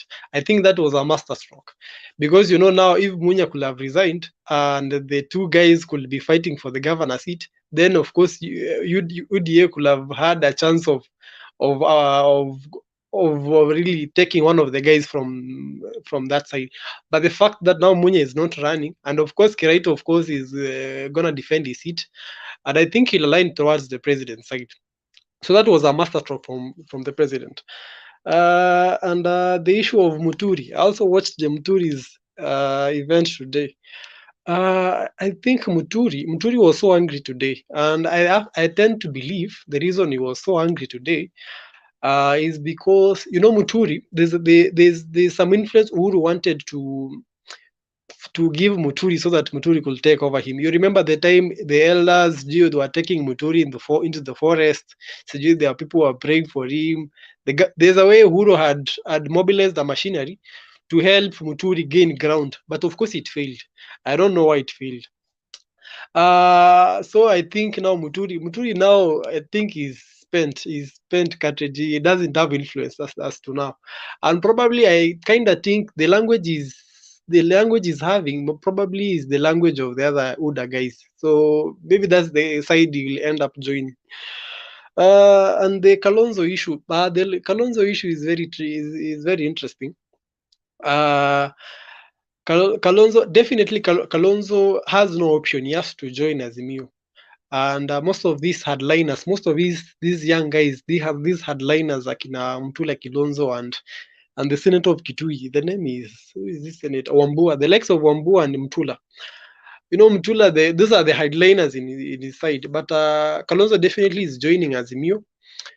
But I'm very I don't think he'll be given vice president. Probably now he'll be told to maybe go for the Speaker of the National Assembly or Senate. I have that feeling. And of course, you know, Kalonzo and Uhuru are so close. And even if you watch this, there's a speech he addressed. There was a press I had, and he said he's actually consulting with Uhuru.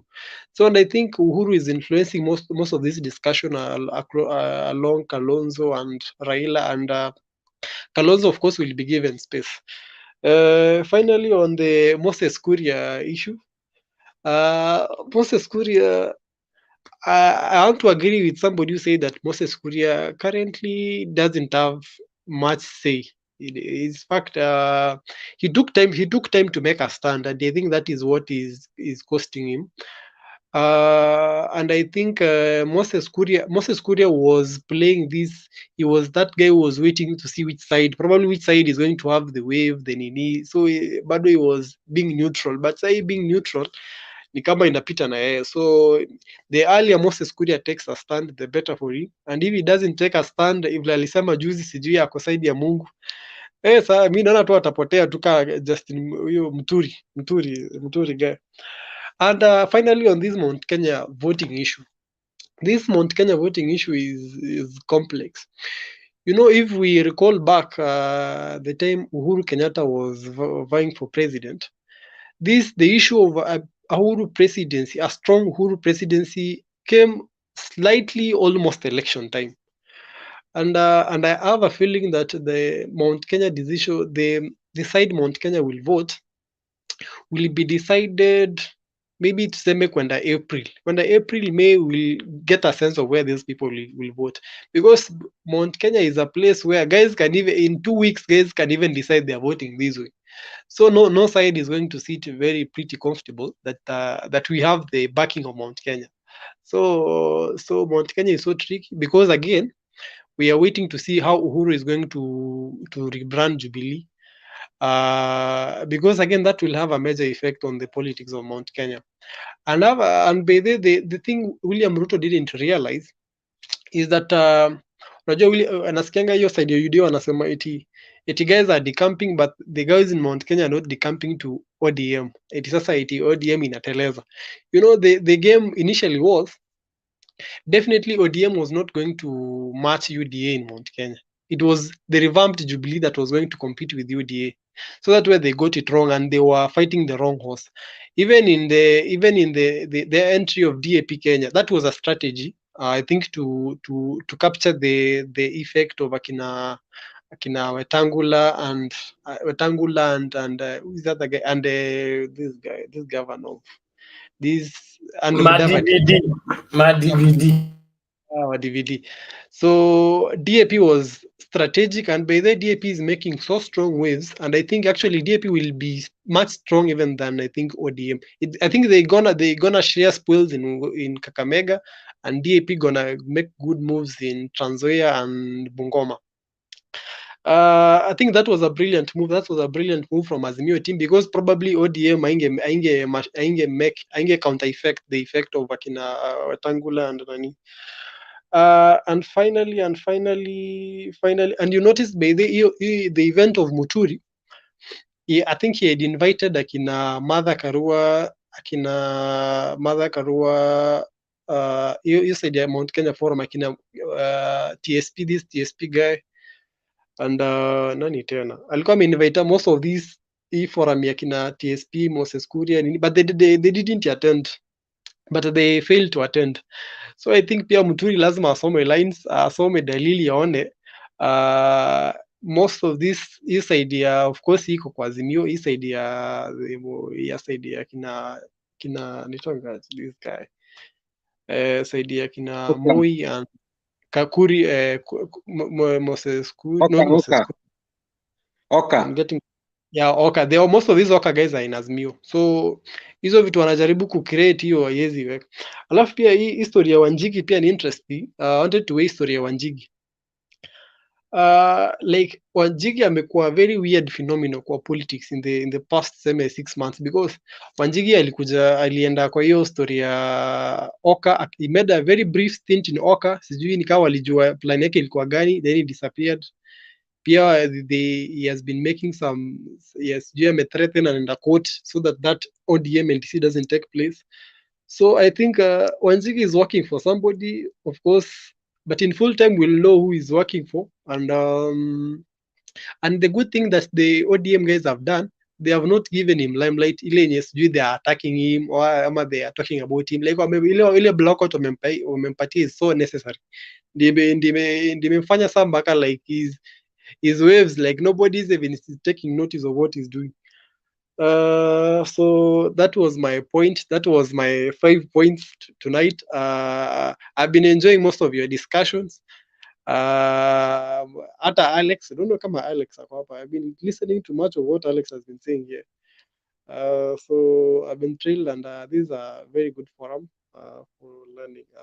Thank you so much. Any question? Thank you, Tofik. We appreciate your contribution, and welcome, so that we can continue discussing together.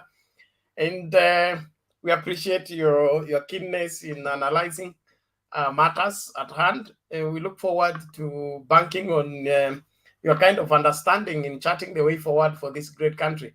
So let's keep the conversation going. Let's not go silent, because this is required until the last vote is cast and the last vote is counted. You are right about Mount Kenya. Mount Kenya are 11th hour people, and they can go anywhere. So anybody bragging to have Mount Kenya right now is deceiving himself or herself. And then the political realignment will keep going on until, and that's why I'm happy about the new law. Okay, after March, okay, you will be like what the Bible says: when you find a tree has fallen, just check around there, the stem will be there. So that means wherever that deadline will find you, that will be a political party. That's end of story. So even those people who think that after nomination they are going to jump ship and cause this and this, they have already been cornered.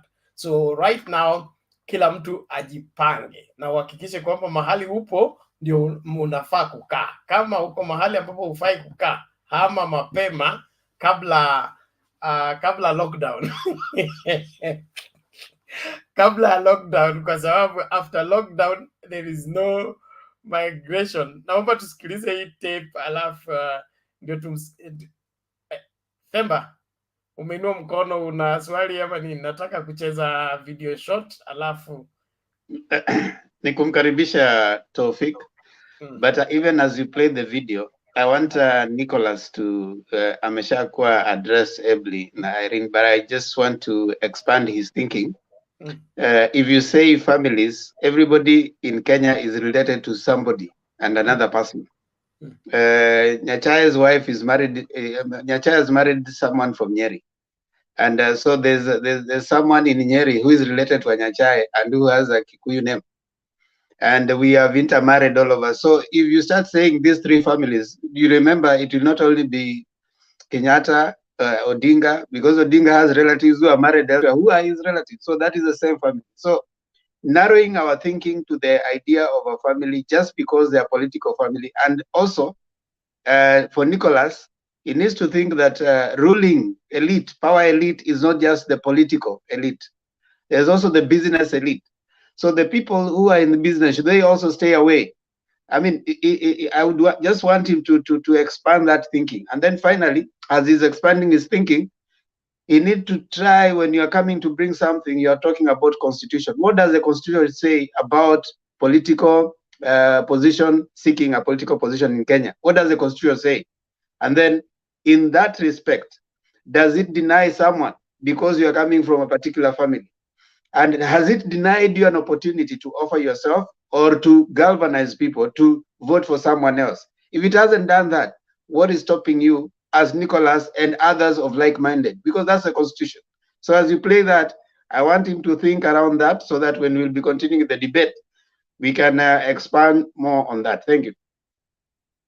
Okay, asante sana. I think that's more informative and it's important, especially if you want to be part of the future, you live into that future before it actually happens.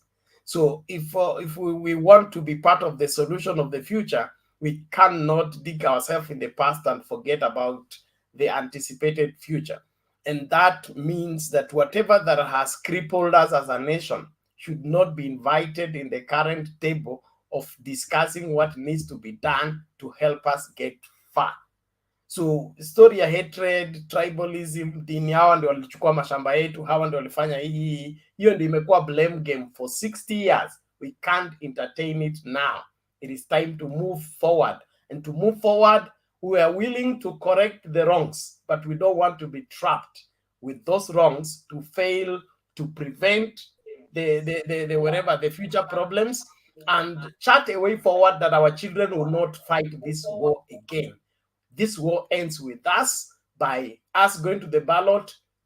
Let's vote rightly to secure a future that our children will not find themselves on this platform discussing this same thing that we have been discussing. There should be something new that they will be discussing all together. So let's listen out to this and then ndio tumsikilize Arun. I'm sure Arun, the ancestor, has not hajatuambia wangwana wamesema nini.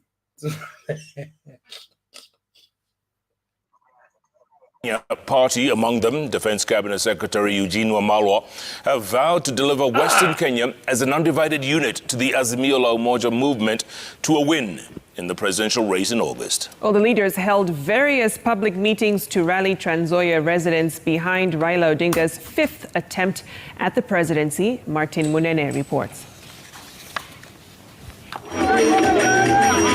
The DAP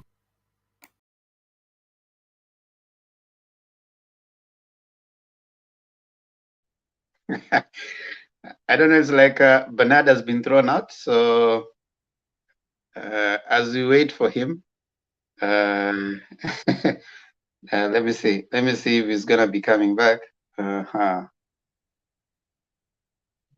Bernard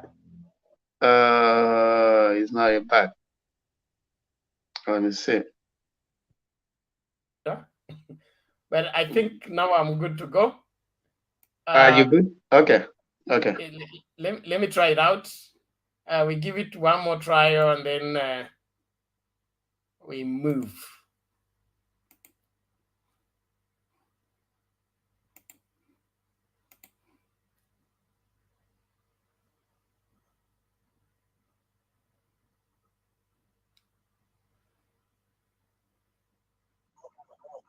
Among them, Defense Cabinet Secretary Eugene Wamalwa have vowed to deliver Western Kenya as an undivided unit to the AZIMIO UMOJA movement to a win in the presidential race in August. Well, the leaders held various public meetings to rally Trans Nzoia residents behind Raila Odinga's 5th attempt at the presidency. Martin Munene reports. The DAP party, which is allied to AZIMIO UMOJA, campaigned in Kiminini, Trans Nzoia County. And here, they received a defector from the UDA camp, Kakai Bisau, who joined DAP to vie for the Kiminini parliamentary seat. Nimefurahi kufika hapa na iko labo vile mnaona, hii ndio serikali iko sasa, mnasikia? Kwa hivyo nataka tutembee pamoja. The leaders pledged to believe to rally voters behind Raila Odinga, saying his victory will pave way for Mulembe Nation presidency in future. Kuna vijana labda hawajajua historia vile imekuwa. Kutoka kwa vinywa vya manabii wetu, Elijah Masinde alisema siku moja uongozi wa nchi hii utakuja kwa nyumba ya Mlembe. Na uongozi huo utapitia ziwa Victoria. Saa hii sisi ni vijana fresh. Mimi na Eugene na natembea. Sisi tuna damu safi. Tunaenda kudeliver Raila Amolo Odinga awe rais wa Jamhuri ya Kenya. Na mimi nimesema kuanzia mwezi wa 9 viongozi nyuma, wananchi mbele. The leaders mocked ANC boss Musalia Mudavadi and his Ford Kenya counterpart Moses Wetangula, saying they failed to beat the ODM boss in the past. 2017, Moses Masiga Wetangula, Musalia Mudavadi, wakasimama na Raila. Raila alipata makupata. They rubbished the bottom-up economic model while hitting out at the deputy president's promise of changing the fortunes of bottom earners if elected president. Na Wakenya wanajua tumekuwa na mama mboga miaka yote. Mama mboga hawajakuja 2022. Boda boda imeanza leo 2022 kweli? Boda boda zilikuwako. Miaka yote alikuwa serikali hajawasaidia. Martin Munene, Citizen TV.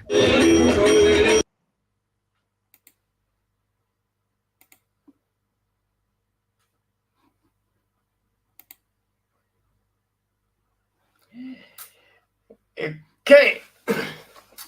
Okay, that is it. I think we should wait on that. And was that today, Bernard? Sorry, are you able to get me? Was it today, that one? Yes. Today is today I missed that one. Okay. AZIMIO rallies.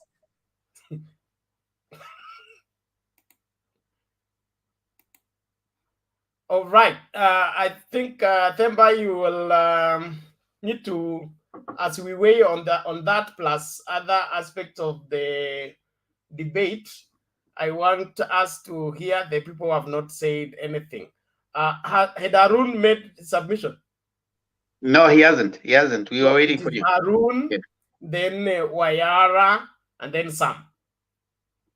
Let's do that in that order. Arun, so you take over. I take over. Yeah, you can take over, and I think I sign out completely or something. No problem. You be there until you're tired. If you want to go, that's okay. But you can stay. You can stay on and chime in as we go. Harun, take it over. Wayara, I know it's your first time. Karibu mkubwa. Yes. Kaa hapo tu kidogo Wayara. Wacha Harun kwanza atoe hoja zake. Yeah, asante sana Bana Themba. In fact, I want to agree with Honorable Eugene Wamalwa that Mlembe Nation watapata presidents after the Lake Wonja. Because right now, in fact, I wonder Musalia nini ilimtorosha kwenda kwa Kenya Kwanza. Yeye ndio in fact alikuwa poised to inherit the Mlembe Nation after Baba as a block. But nevertheless, Eugene Wamalwa is there, na nimeona kuna vijana wa nguvu, the likes of Safula, as they are coming. So hakuna vacuum hapo hivi. Ningependa kusema jambo moja, hii mambo yenye ina trend ya lowering food prices. Mimi inanishangaza sana because for the last 9 years tumekuwa tukinunua bei ya bidhaa price, yani tumekuwa tukinunua food price at higher prices, na tumekuwa na William Samoei Ruto ambaye wameshirikiana na President Uhuru Muigai Kenyatta. Then hii mambo ya food prices yeye mwenyewe hajafanya nini, hajaajibika kama deputy president kuyaangalia. But right now wanaanza kuleta hii hashtag. Sasa hivi hatuwezi tukaumia kama hatujaga dunia for the last 9 years. Hii miezi 4-5 yenye imebaki, we cannot die kwa sababu prices are high. No, tunataka baba akiingia is going to deal with the issue of food prices once and for all. William Samoei Ruto, they have and his team wametulet down because look, Rift Kimwarel and Arol Dam, they were allocated over 20 billion, lakini hiyo pesa yote ilikunywa maji. Sasa vile ilikunywa maji, inatuforce sasa hivi we have to import maize from Uganda, we have to import maize from Mexico, we have to import maize from Tanzania. Then kutoka hapo you expect prices of food ishuke chini? No, kwa sababu when we import lazima hizo levies, mambo ya taxes ifanya nini, affect the food prices.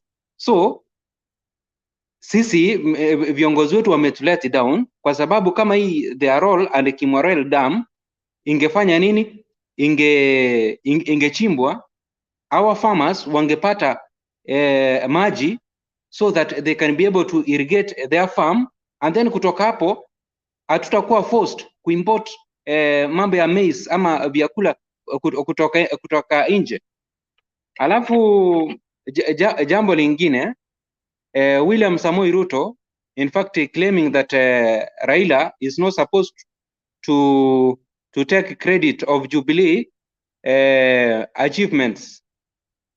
Sasa mi nashangaa, mimi sijaisikia baba akisema kuwa ana claim Jubilee achievement, because baba is a ODM leader, but kuna kisungumukuti hapa. Themba, the likes of Irene na Wakenya wote, hii serikali kwanza kabisa, serikali ni nani? Serikali ni watu, sio nyumba na nini. So serikali haiwezi ikajiendesha minus our taxes. So hata mimi sasa hivi kama Harun I'm entitled kufanya nini, kuclaim kuwa Jubilee government, kwa sababu it is serving all of us. Wewe ni mtu wa ODM, wewe ni mtu wa UDA, wewe ni mtu wa nini, we are all under Jubilee government. So hata mimi sasa hivi naweza amua kuclaim kuwa haya maendeleo, my taxes imefanya kazi vizuri, kwa sababu imebuild such and such infrastructure. So baba hata akiamua kuclaim, of which sijaona baba akiclaim, because baba ile kitu ameassist this government kwa sababu William Samoei Ruto alijitenga. So baada ya William Samoei Ruto kujitenga kutoka kwa hii government yenye ana claim kuwa maybe imefanya vitu mzuri, lakini vitu vibaya hataki kuwajibika. Baba yeye kazi yake amekuwa ni kuadvise the president, like you saw during Jamhuri Day when we were tulikuwa pale Uhuru Gardens. Uhuru mwenyewe alisema kuwa it is baba who advised him kuwa hii mandhari ya Uhuru Gardens inastahili ifanya nini, inastahili iongezwe madoido, ndiposa ifanye nini, ikuje kusaidia Wakenya. So hiyo ndio imekuwa kazi ya baba, lakini baba yeye kazi yake mliona juzi wakati amekuwa Ethiopia, yeye kazi yake ni kuhakikisha kuwa miundo msingi ya Afrika imeundwa vizuri, so that when he is taking government, hii mambo ya one county one product, tutakuwa tunatoa mali yetu ambayo imekuwa added value kutoka hapa Kenya isafirishwe kwenda Africa, so that we can be able to earn awesome returns. Thank you, and back to you Mr. Themba. Asante sana Harun kwa mawaidha yako na maoni yako. We really appreciate you. Yes, Baba gave a very, I don't know if that speech Bernard could play it at some point, infrastructure project, so that we can link the whole of Africa, and business, movement is very important. Movement of goods and services, and even people. So if we can have that, Baba has already said that. I think I agree with you. Wayara Barigani. Wayara, you can unmute. Unmute first. You're muted. Can you hear me now? Yeah, you're good. Okay, karibu. Yeah, let me just take my hat off to you guys, Temba particularly, and Bernard, Selena, Aaron.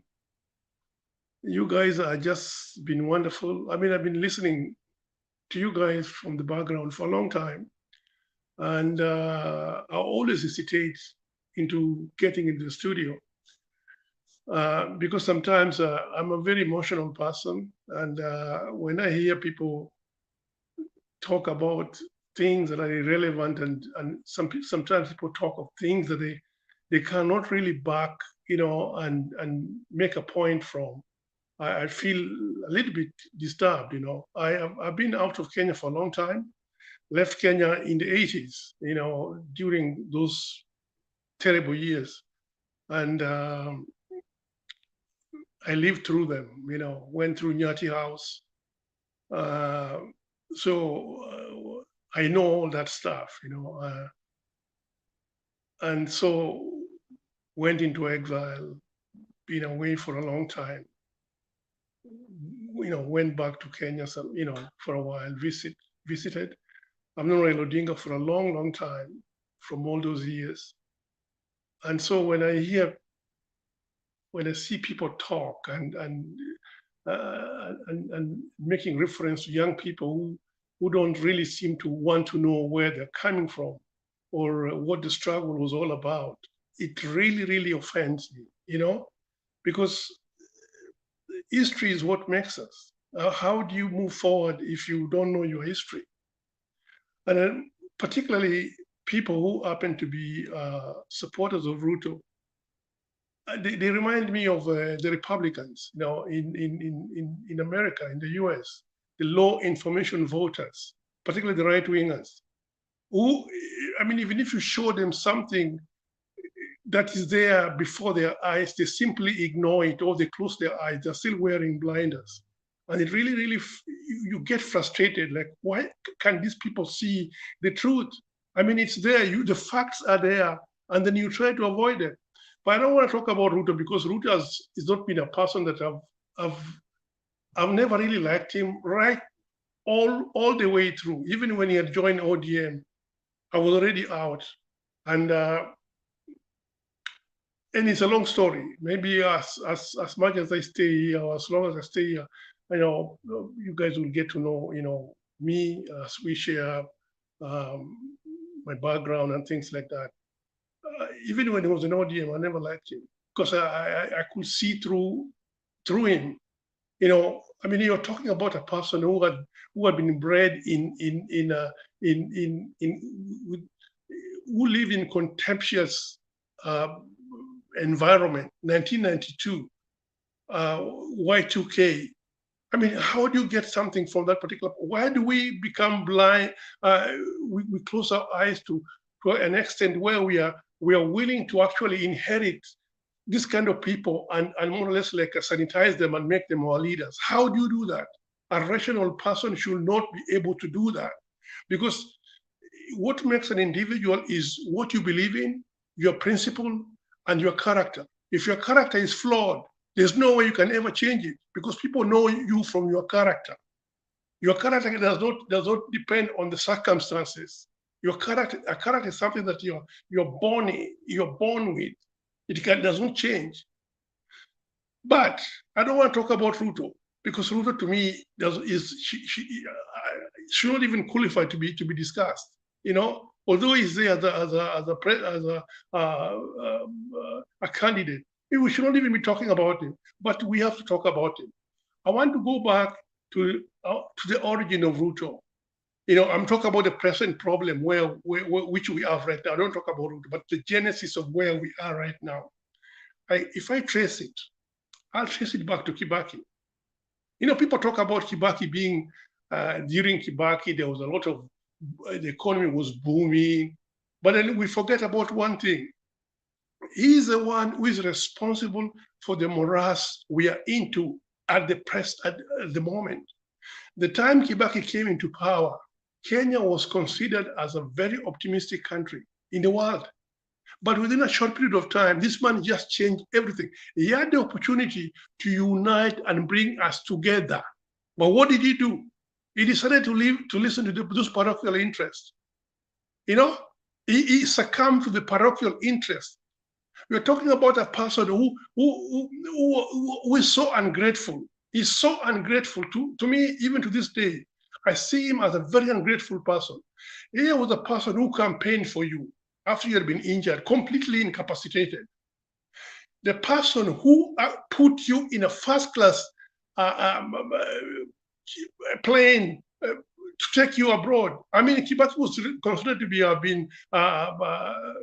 well-to-do person. Why couldn't he even afford a first-class ticket to go to Britain for when he was hospitalized? He could not even afford to do that. So somebody else had to pay from his own pocket and take him abroad. I mean, just think about such kind of a gesture from an individual. And then even when he came back, this is a person who welcomed him, and he was incapacitated. He wasn't even a human being. He was more or less like in a coma. He didn't know what he was doing, but he was shepherded by an individual who handed him the power. And what did they do? After maybe 3 weeks, 4 weeks, they locked this guy out. And him, instead of coming out and start saying, no, this cannot be done. I mean, I know I should, this is not the African way. He allowed it. He allowed the people who surrounded him to bring us to this particular morass that we are in today, to this particular day. It's him. Actually, I trace everything to him because he was responsible for that. Because if he had just stuck to original plan of where, he insists on cohesion of the country, where you have a cohesive country, tribalism would have been eradicated. That particular time when people were campaigning for Kibaki, there was no Luos, there were no Kikuyus, there were no Kalenjins, there was no nothing. It was Luo, it was Kenya. Kenyans came together to eradicate the tribalism. That was the moment for us. We should have actually grasped that particular moment and moved forward. But he didn't take advantage of that. He allowed people like Kiraitu Murungi, Chris Murugaru, David Moraira to make a mess out of everything. Where somebody else now, and it is decided now classifying people, or this one is a Luo, or this one is actually too ambitious. He wants to come into power through the back door. How could Raila wanted to come to power through the back door when he's the one who campaigned and gave him that particular seat? When through the front door, why would he want to come through the back door? I mean, and he allowed that kind of parochial talk to continue to simmer into the consciousness of people that this guy was a very, very bad person. Okay, now let's come to the economy. The economy where you hear about the central people are now complaining about that Uhuru Kenyatta has destroyed. No, Uhuru Kenyatta has actually inherited the problem that Kibaki created. Remember that during that particular time when Kibaki was in power, what did he do? He allowed all the goods, he liberalized the market. Goods were coming from everywhere, all over the country, all over the world, even substandard goods, fake goods. That's what most of the people in the central province traders were relying on. That's what they were selling to everybody. So when Uhuru Kenyatta put a stop to that, Uhuru became an enemy. Now they're seeing Uhuru as a person who shut that particular door, the door where they were benefiting from. You remember Moses Kuria just became a victim of the same thing that they've been propagating all those years. So when Uhuru Kenyatta shut that particular door, he became an enemy. These guys had been selling to people counterfeit all over the country, all over the world, for all these years, and they were benefiting from those particular counterfeit. So when Uhuru Kenyatta said no more of this one, he became their enemy. Leave alone that. Leave that particular part alone. Now, look at Ruto. Raila Odinga fired Ruto because Ruto had been involved in scandals. The maize scandal, those fertilizers, and all that. What did Mwai Kibaki do? Instead of supporting his core principle, he goes around and he countermanded the command that the prime minister had given had issued to his subordinate. He countermanded it. So what was he doing? It's more or less like building another. It's so confusing, you know. So if you look at it, he's the one who's responsible for that. This particular contemptuous attitude and arrogance you're seeing Ruto is displaying, it originated from there. Because they were encouraging Ruto to continue doing all these things so that he could neutralize Raila during that particular same period of time when they were in power, you know. So Ruto was being built up by Kibaki to counter Raila's influence within ODM. Yet they did not even know that what they were doing. So Ruto saw all these things being backed by Kibaki, you know. So the whole thing originated from there. So if you look at the entire thing, if you look at the whole equation, you really realize that the problem that we are having into this particular day originated from Kibaki during Kibaki's time. Kibaki, instead of Kibaki even being grateful to Kalonzo Musyoka, who had given him a little bit of support. No, he went around Kalonzo Musyoka and he preferred Mudavadi. I mean, how disloyal can somebody be? You know, backstabbing people constantly. You know, it became a nature of his stay. You know, so I look at all that and I'm saying to myself, we should be real. We should really be real. You know, that's why when Irene was talking, I was smiling because I was hearing somebody who is getting it. She gets it. She gets the whole thing, you know. So when you hear about all, let's look at what is happening in central province right now. The reason why Uhuru Kenyatta is having problem with central voters is because, you know, they're accustomed to being in leadership. They are accustomed to being in leadership. So Uhuru Kenyatta promised them 10 years of himself and 10 years of Ruto. Now, they wanted to align themselves to the next person who will be in power. These guys are used to power. So all this, so they were aligning themselves to the person who will be in power, you know? So who was Ruto? Notwithstanding what Ruto had done to them, they didn't care. So long as this person they were following power, they will be in power. So when Uhuru Kenyatta comes and turns around and say, oh, no, this is not the guy that I really like, you know, I would like to succeed me. Now, the low information voters, like I say, the non-interchangeable ones who are found in Central Province are finding very, very difficult now, more or less, to change their mind because now they don't understand what is happening. All these 10 years they've been following, you know, power. And suddenly somebody's telling them that, oh, no, this is not the direction to go. That's why they're confused. Bayara. Yes. You can begin to finalize so that we can have also. I know. I'm sorry. I just got off the track. It's okay. I mean, you are here, so you'll submit the rest when we give you the second time. Okay. Now let me just summarize. Sorry, Temba. Let me just summarize what I was saying. Coming to the I wanted to talk a little bit of yesterday's topic that was going on about Livondo, about Moses Kuria.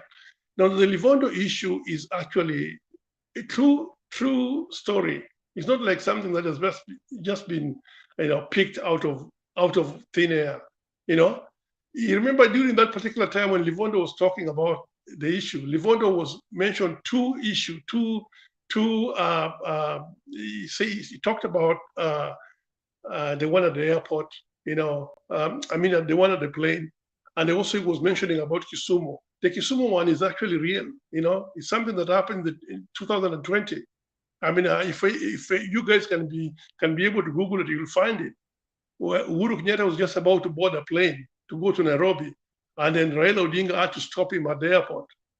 You know, he stopped him and they whispered something to him and they drove away. You know, that was the first time when something like that happened. So there was a truth to it. If you follow the story, you'll come to know what really went on. You know. Okay, anyway, I'll leave it there. Let me just stop there, and I'll be around and follow the conversation from here. So let me just say thank you very much, you guys, for giving me this opportunity. And I think, Temba, we need to be discussing so many things here with you and Bernard. Thank you. Thank you, Ayara. I mean, we are glad you have given us that perspective, and indeed, we shall continue talking. Kuna jamaa anaitwa, there's someone, Ayara, who is agreeing with you, and that is Michael Ngige. Say that Ayara is on point. If Kenyans have ears, please use them and digest in your minds what this Ayara is talking about. That's what's up. Yeah, so there are people who are agreeing with what you just said. And I agree with you, actually. Tribalism was brought back by one Mwai Kibaki. So he might have worked well in economics, but he brought back tribalism. Sam, how are you? Fine, thank you, Temba. Ongea na nguvu, kwani hujakula leo? No, it's okay. Unasikiza? Nakusikia sasa. Haya, Okay, toa maoni yako.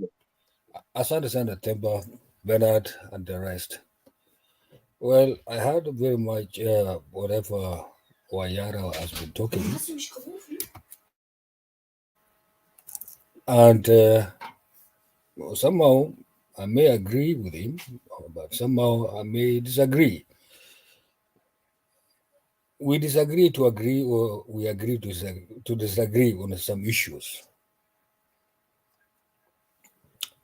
Well, we may, as Wayara said, that you didn't like the way Mr. Ruto, the way people call him Mr. Ruto, has been working since he has been in ODM and all those time. You know, it's not everybody can like you. Not everybody can love you. Even your own family cannot love you or like you. Anyway, some things. Let me come to issues now. I don't want to dwell on the things which I don't want to. Let us talk about the economy of Kenya. The economy of Kenya is really in a mess, totally in a mess, and we have to find any solution. The next government has to find a solution how the Kenyans can or may change the way their living standard. One thing, expect in the coming days, and I say expect, in the coming days at the parliament, those people of Ruto, the Ruto fraternity, are going to table at the parliament a bill of reviving the economy. Was the first thing. Second thing, they are going to table a bill of giving the counties more than 30%. I hope, and I say I hope and I suppose our MPs, regardless in which party affiliation they are going to vote it, because it's going to give that hope to the citizen of Kenya. About those kids, those whatever they are calling it, who want to be the champion of this, who want to do that, it makes no difference. Whoever is going to be elected is upon the Kenyan citizen. But what I need is only one thing: the economy of the country, or the citizen of the country, has to be given the first priority. Thank you. If somebody has a question, ask me. Sasa Sam, umesema nini ya kuuliza swali? Moment, Temba, I think you don't just laugh. What are you laughing? Is there something that you are laughing there? I said Order, please. Order, I told you people that expect. Order. Temba. Thank you. Temba. Wacha Sam aongee. No. Temba, you don't put me in an awkward way, my friend. I said I don't want to talk about to dwell on issues that I don't know. That's why I said expect in the next days in the Kenya Parliament a bill which has those people anyway. No, let me ask Sam a question. Sam, this bill being tabled is being tabled by who? Where are these people coming from? Are they in here, or they are just, they have landed in this country with a solution? Irene, cheka pole. But Sam? Yes, sir. I'm asking the people tabling the bill, have they been here when we have had successive budgetary from 2013, 2014, say all the way to 2022?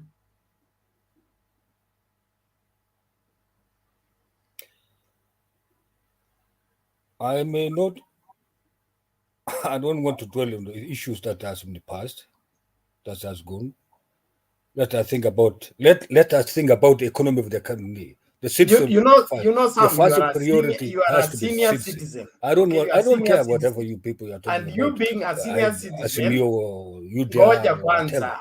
hii sio AZIMIO. I just want about the economy. Forget about the UDAs. Na Forget about tunataka the whatever kupokea AZIMIO. uongozi kutoka kwako. Sawa sawa.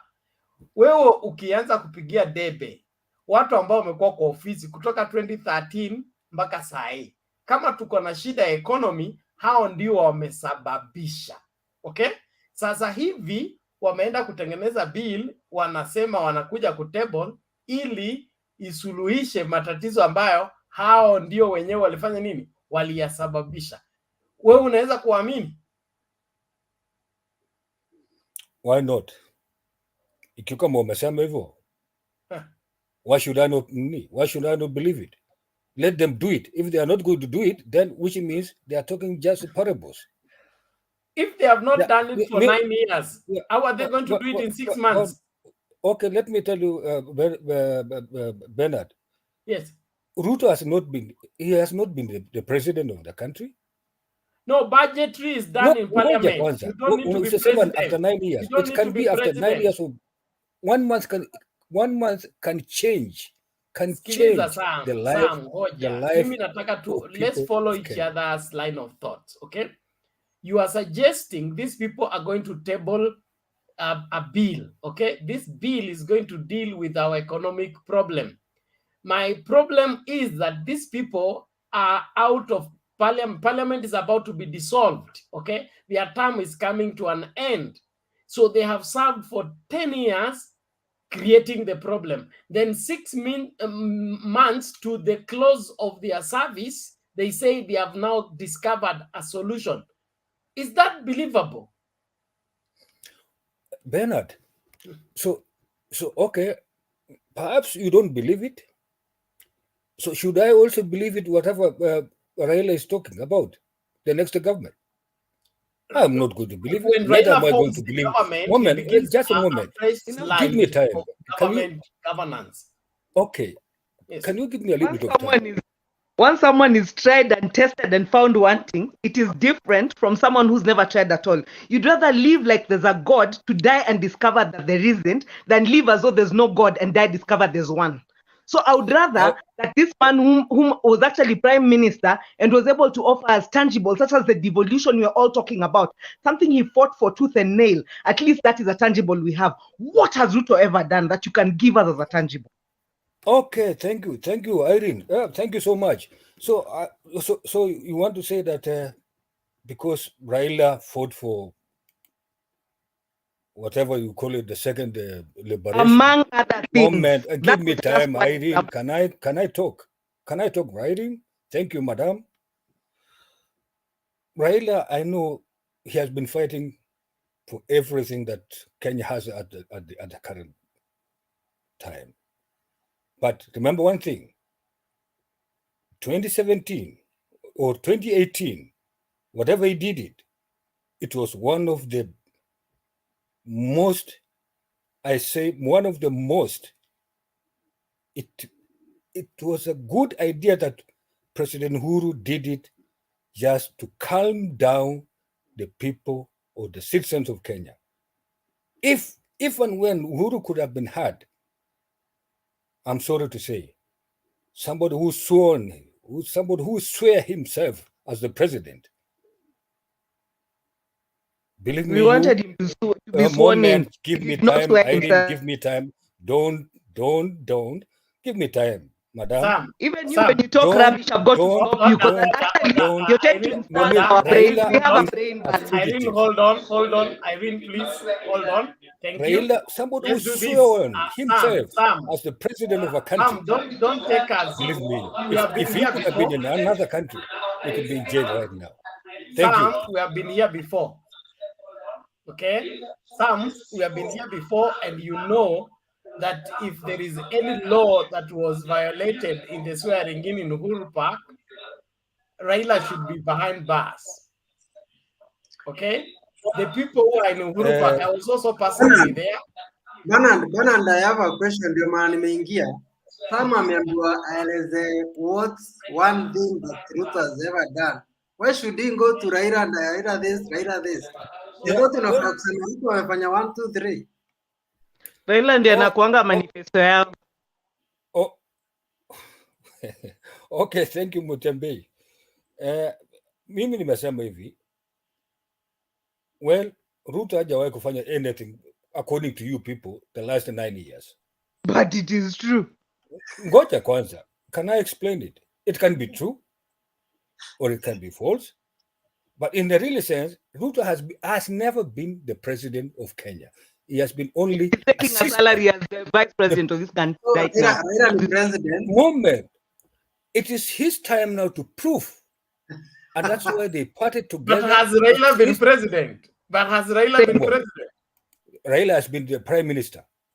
And Ruto is the deputy president of this country, taking a salary home, second man in command. Some please try and make a sense of your brain. At least try and qualify the fact that you are a man who's holding something in between your ears that you can qualify for a brain. Please don't seriously put us here. We are sitting here, then you come and give us gibberish. My 10-year-old nephew would not be able to reason like you're reasoning on an issue as delicate as this nation.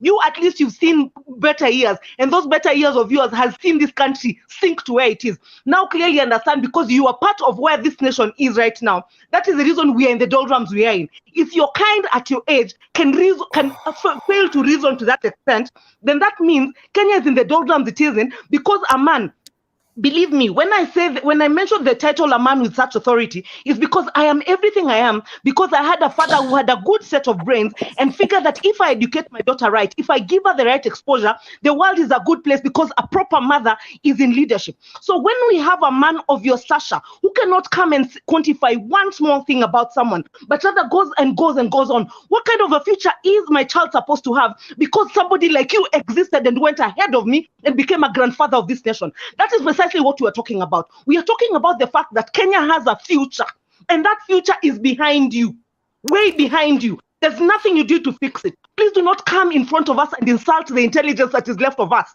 and come and try and qualify nonsense that is totally the reason why we're in the problems we are in right now. We have to pay the highest taxes. Right now, we can't even feed our children because your kind is seated somewhere and thinking it is okay for us to speak personalities and speak their nonsense, and that is okay to waste our time doing that. We are liberating Kenya. That is what we are doing. We're not trying to get our voices heard. We're not trying to hear how our voices sound behind the mic. Irene, let me tell you one thing. Sometimes don't talk with emotion. Don't talk with emotion. I am emotional. I am a woman. I am emotional. If it were not for my emotion, my child would have died at birth. I will never insult my emotions. I will apply my emotions as and when they are necessary. It is because a woman labors and risks her life to bring forth a life. That is the reason why she knows the pain of why that child needs to have a better country. When a man of your age, someone who's gone over those decades, can come and think that we lounge at 2 a.m. talking about things that you are giving us personality, things that don't make sense here, when clearly you had gone ahead of us and foresaw the mess that we are in, please give us an opportunity to be able to listen to the voices that are there, voices of reason that can tell us what tomorrow holds. Give us some hope if there's nothing else you have to offer, because clearly you appear to have none. Okay, let me bring you guys to order now. Thank you, thank you, Temba, Irene, thank thank you. you, Sam. Yes, Sam, sir. hold on. You know, when I, there was a reason as to why I made the statement. What have you said? That there's a question to be asked, because I knew the trajectory. That's why I asked that question. But my question was rhetorical. It wasn't a question that was supposed to be responded to. You have been here, you've been in this forum for a long time. Whatever it is that you're saying, you have discussed here, and you have not got an answer. So I don't think we need just to spend time for the sake of it.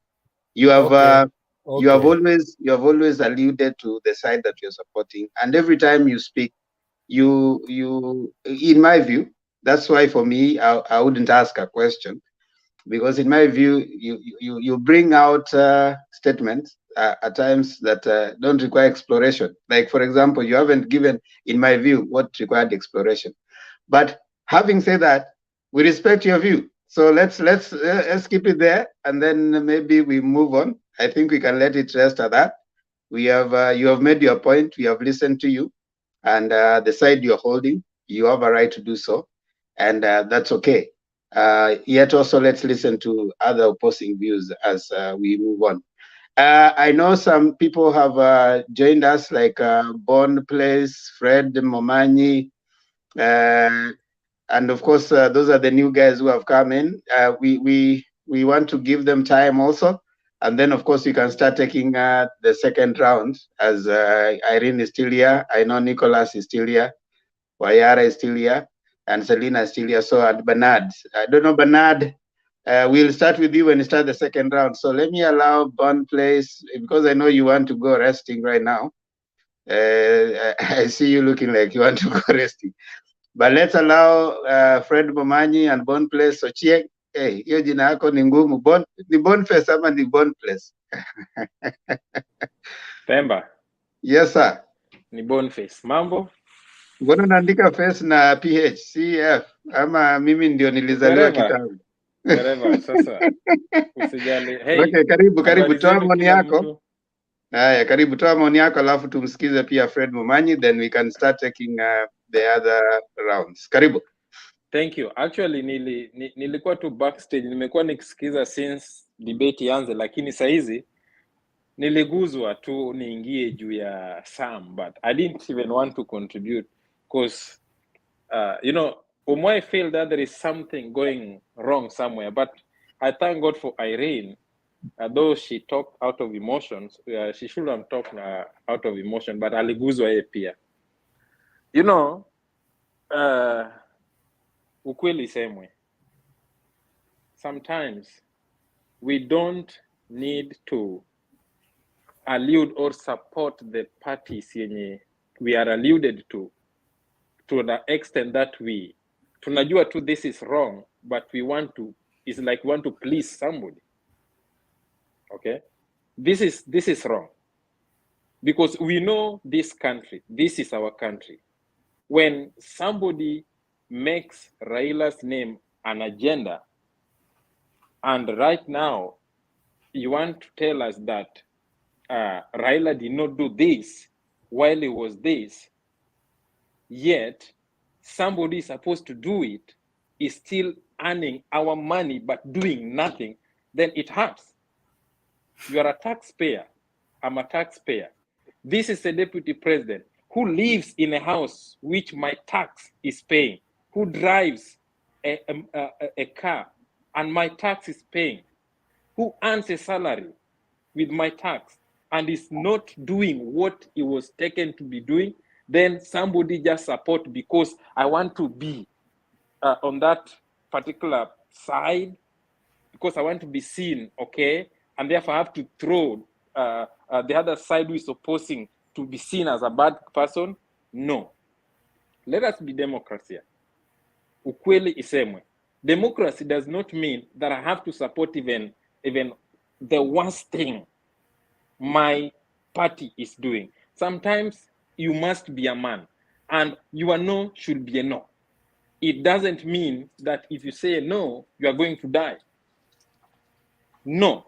The other time here we were, and somebody like Sam should know this, that ukweli wa mambo ni kuwa, when this person is supposed to be in the office, he's been campaigning, and he's not only campaigning, he's calling Raila's name, and Raila is the subject of them.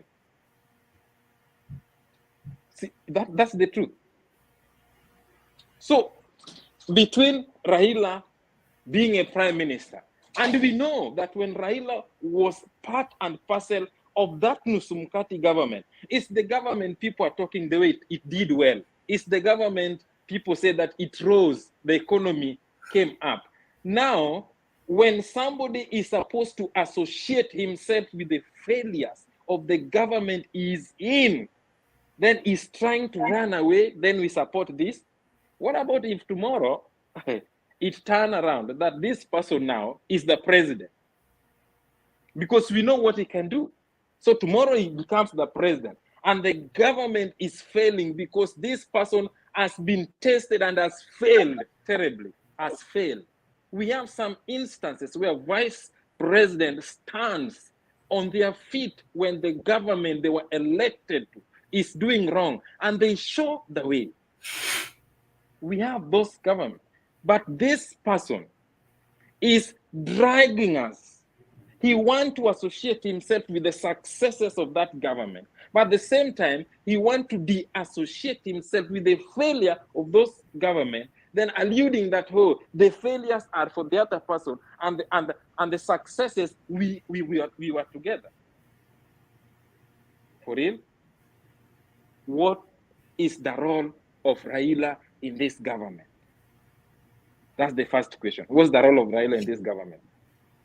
When this person was fired, I heard Raila said that this person was fired, and the first thing he got fired during Nusumkate was because of what he really did, a lot of it in this time, because this time around, there was nobody to tell him, hey, stop. Because in the Nusumkate, when Raila appointed him to be the minister, they discovered this guy is doing a lot of harm, and he was stopped. But you see what happened this time around? He came in full force, and this is the person Sam is saying, oh, this person is right. No, sometimes be a man. It does not, if you say no, it doesn't take your manhood out. You are still a man. You can't just say yes because you are supporting this party. No, me, if there is something wrong, I say this is wrong. It doesn't reduce me. It doesn't add anything on me. This is wrong. The fact that this person has been running our altar is wrong. Completely. Raila is not in the government. He came as a friend. And you know, when he came, we really needed that peace. And I'm telling you, there are sometimes I differed with another guy here, and I really differ with him, Jimmy Wanjigi, with what he's trying to say. When Raila came, the country really needed that peace. And because of that peace, there are a lot of things which have happened today. The successes you see, somebody want to associate himself with. Yet, he contributed to the failures of this government. So today, the food price is high. What are the causes of these food prices? We know them. We know them. We know the failure, the beginning of the failure and the skyrocketing of these food prices. Money was borrowed, and the borrowed money, some part of it, did not do the intended purpose because somebody diverted it. Somebody is not working here. Somebody is trying to sabotage the same government is in. This bullshit. This is not acceptable anyway. Then here we are. Oh, I want to be. I'm supporting this guy. So even if he's doing wrong, no way, man. Let us just be sincere to ourselves. Let's call a spade a spade. Then let us not call a spade a big spoon. It's not going to help us. Even if tomorrow he comes to power, he will hurt you more than he hurt me. Orengo said that the same government, you people, it will punish you more than it punished me. Today, because we don't want to say the truth of the matter, we want to sugarcoat it, it will punish you more than it punishes us. Today, listen, the food price is all over. It's not only high for those who supported NASA. Everybody is crying. Yet we were told choices have consequences. You understand? So at times, let us just speak the truth. Thank you. Okay, thank you. I think hapo hakuna swali. Fred Mumanyi, habari gani? You unmute and then you talk. Then mute yourself and then speak.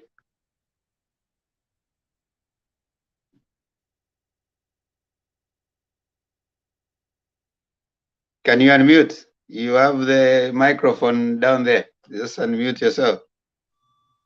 All right. All right, go ahead. Yeah, you got me? Okay. Yeah, this is my first time as in to be in Mtembei TV. I've been following you like every day and always love your discussions. And it's great. One thing I always struggle to understand is these guys from UDA faction. These people, I don't know whether they're really human beings. Because it pains me when you find the so-called UDA guys or Tanga Tanga or Kenya Kwanza calling Honorable Prime Minister the project. This guy has really gone through hard life because of Kenyans, you know. Then you find a parent who has kids, who thinks, who wishes the better life for our kids and our grandchildren, saying that Raila has done nothing. Raila is blah blah. Raila ni mganga, mchawi, ABCD like that. It pains me a lot, and that's why I want to take this opportunity to tell UDA guys or Kenya Kwanza to listen to what Jackson Mandago, the governor of Uasin Gishu, always says. That guy, I think, he educates these guys from UDA. Even Mandago knows very well. The guy who comes from his place is a crook, you know, is a problem to this nation. This guy, whoever is associating with the likes of Gashagwa, you know, this lady from Governor Iguru, all of them, they have issues. Their characters are unquestionable, you see. So one thing I'm really urging my Kenyans, as my fellow Kenyans, is let's be very cautious. This same round, if we make a mistake and elect this guy called Ruto, we are done and dusted. So issue ya unapata watu I don't know kama ni kulipwa ama ni whatever you are being paid to defend or to market UDA or Tangatanga, that stuff. You see, it's like when I watch Mudavadi and Wetangula calling how do you call it, calling Raila project. You know, now you wonder what kind of leadership do we have? You know, what kind of people do we expect to lead this nation? You see, yeah, because of politics, you have turned to behave like wild animals without minding our future, our children's future. You know, like now the guy. I'm sorry, I came a little bit late. The guy who is it Sam or wherever? You've been everybody has been talking to him.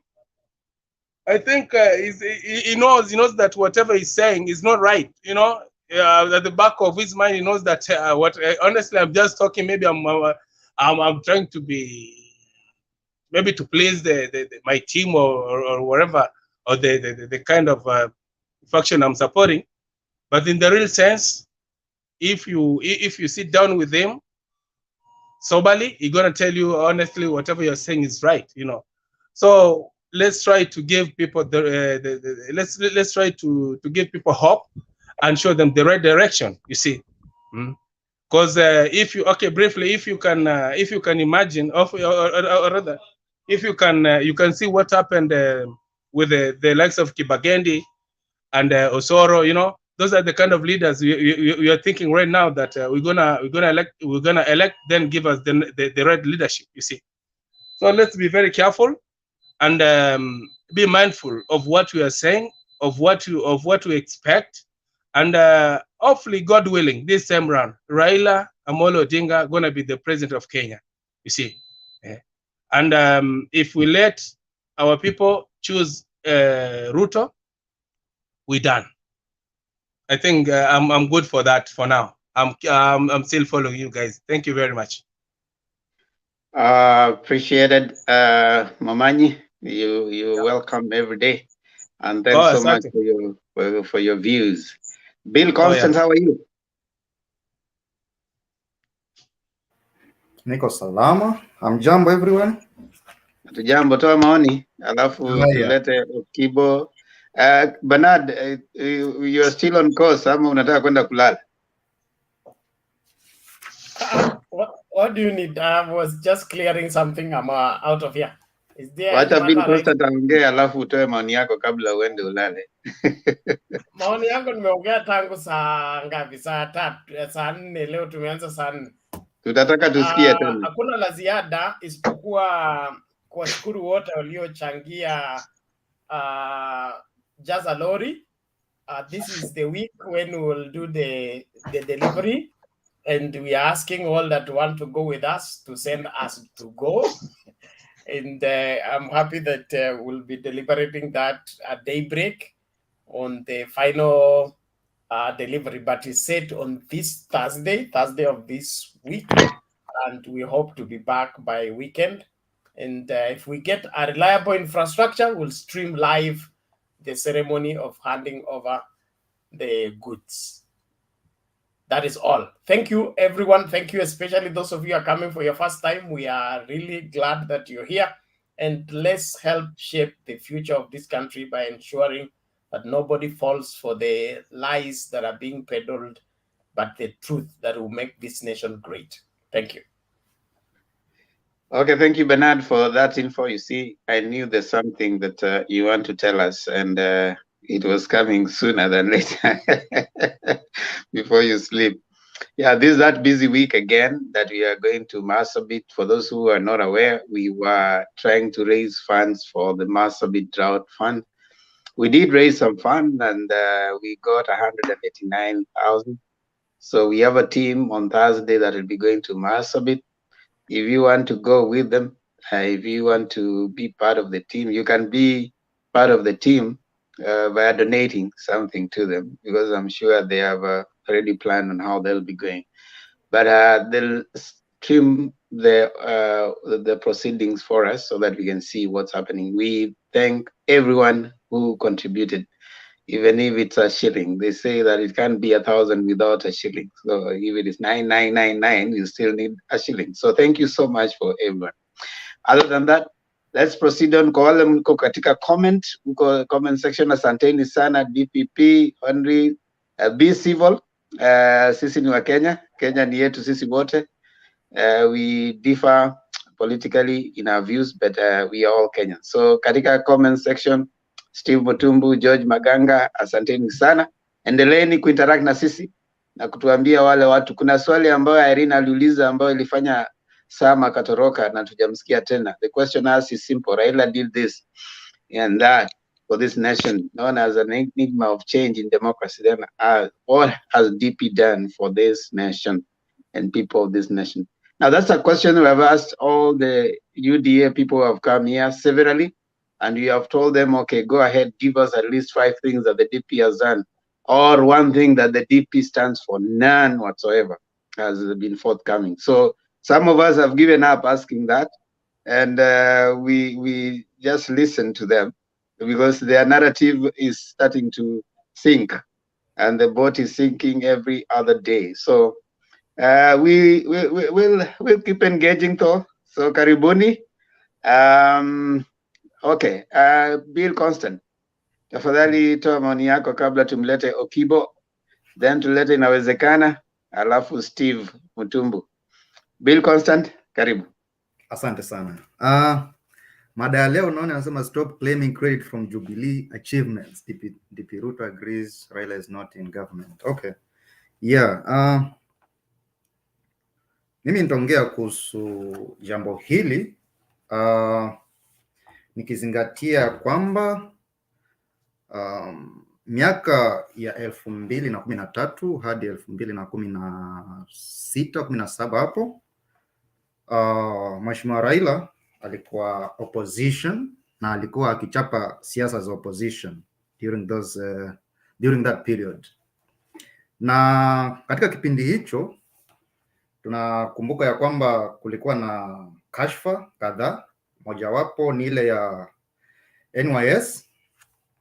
NYS ya kwanza, kulikuwa na NYS ya kwanza na ya pili, zote zilikuwa scandals.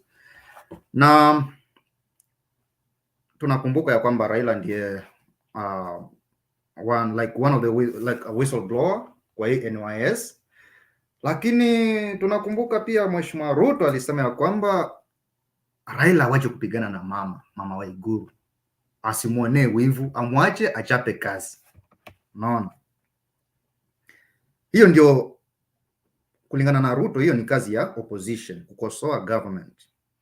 Tukakuja tena around 2016 hapo kukatokea scandal ya Eurobond. Raila pia akaongelea kuhusu hiyo mambo ya Itare Dam, mambo ya Aror na mambo ya Kimarer. Nothing was going on nothing was going really well in that government about those kinds of projects. Raila akaongea kuhusu hiyo miradi. Haya, juzi wakati tunapatwa na COVID kukatokea scandal ya KEMSA. Now they are blaming. So when Raila was talking about Eurobond, walimuita majina. One of the names anasema is an economic saboteur, you know. Hataki Kenya iendelee. Tukifanya hivi anaongea, tukifanya hivi anaongea.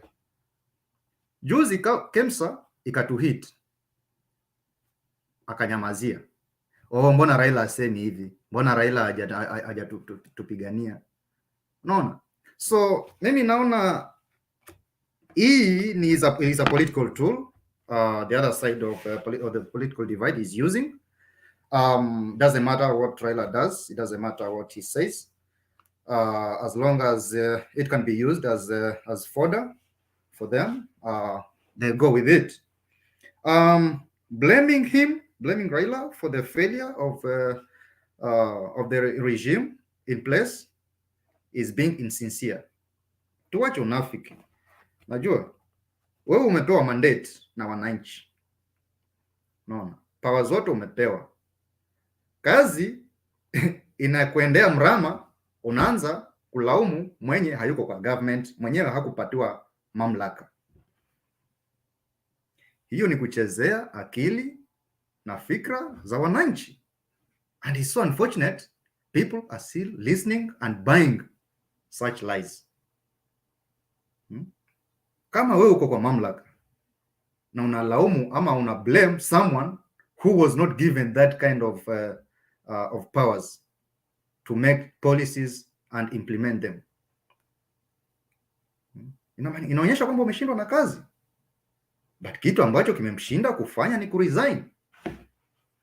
Jiuzulu kama umeshindwa na kazi. Mwache yule ambaye unasema amekuja karibu, inaonekana ana uwezo fulani. So kufikia hapo mimi hata nimeshindwa kufuata maneno ya ule mrengo wa Kenya Kwanza, because huyu anaongea hivi government haijafanya kazi, huyu anaongea hivi government imefanya kazi. So it's really hard to piece together this the message that is being driven by Kenya Kwanza people. And I mean the whole idea is insincerity. Watu wanaongea kuhusu uongo ambazo Wakenya baadhi yetu tunakubali na tutaendelea kusikizana, tutaongea ataongea, na we have eyes we can see, we have ears we can hear, and we have brains we can think, and the ultimate goal is to make the right decision at the end of it all. Thank you so much for now. Kwako Themba. Asante. Thank you so much for that.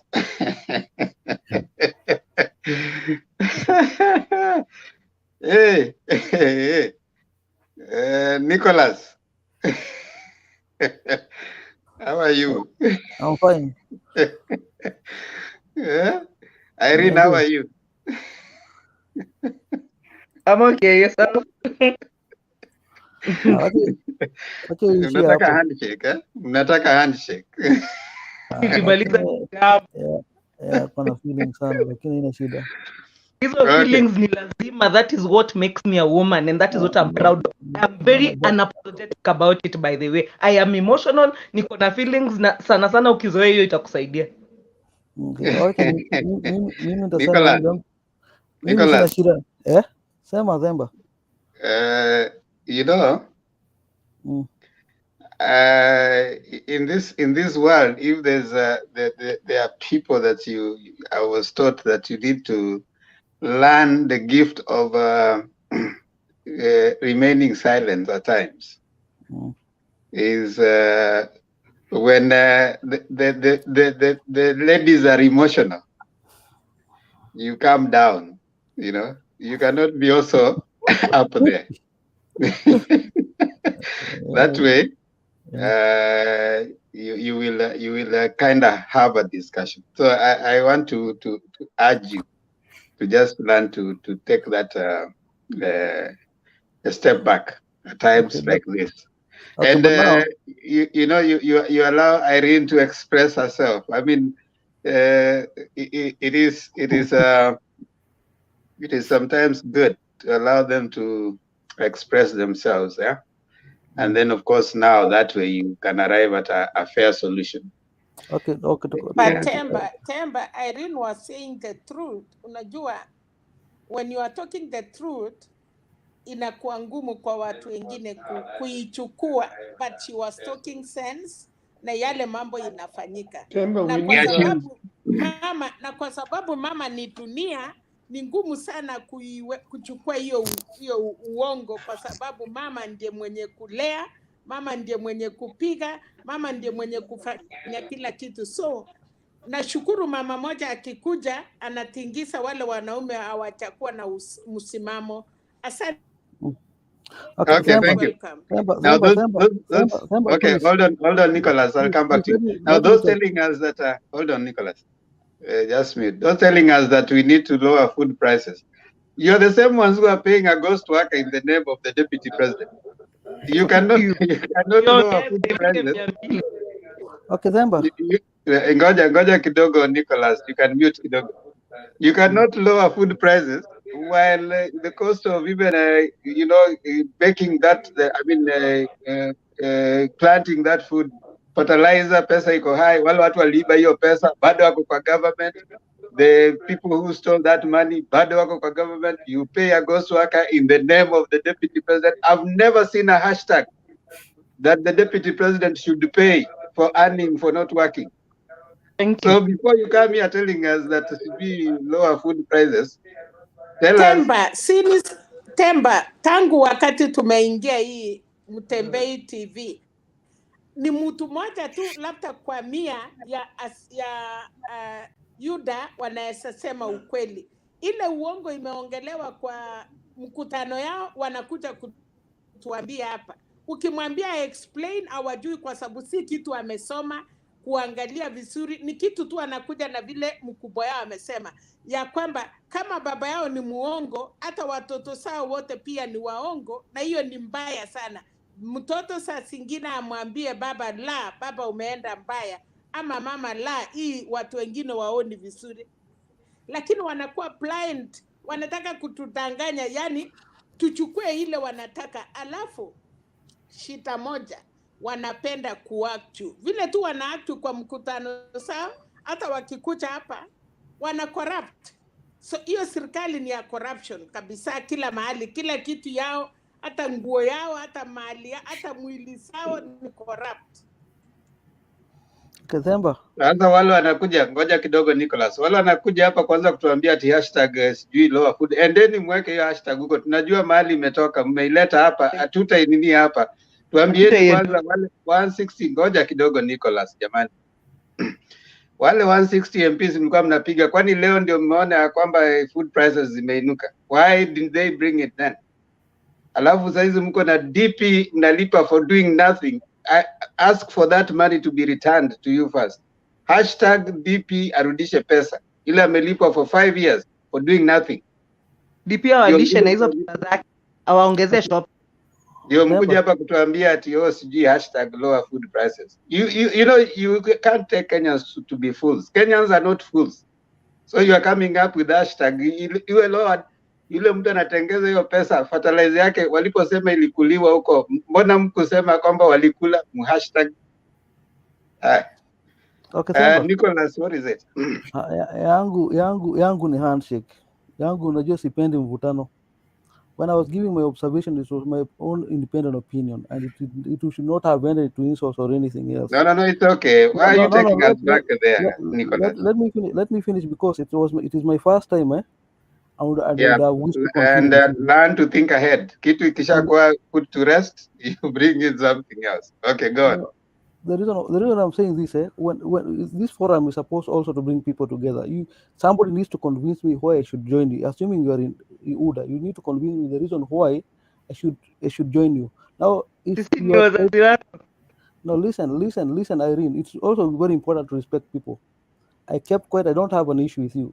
This is an open forum. I don't know you. What I'm trying to say is, I wouldn't wish to know you by the way. The kind of lack of vision you have. My friend, this person. Relax, Irene. Wacha malize. That's why. Let me give you a reason why. That's the reason why. But then for me, I never have time for people who don't seem to have a brain that functions. So sorry, I locked out the time. Irene, you did not like you have anything to give. Please don't refer to me. This is the forum. Temba ask me to not refer to me because by the time he's referring to me, the people who speak to me are people who actually have brains that offer something that I can listen to. As for the emptiness that he's trying to offer, I don't need it. So he should not address me. Let him address the rest of the forum. Let him address Ruto. Let him address those people who need to convince him. Because me, I'm not his parent to try and convince him. There's a chance who let us be cordial to one another. Irene, we need each Irene, other. It's okay. You've made your point. Now, Nicholas. I was thinking maybe you are to reconcile, but he's picking a fight. You get the point. No, it's okay. Nicholas. Now, Nicholas. Nicholas. Hold on, Nicholas. Nicholas, let it rest. You don't have to keep pursuing. You're right.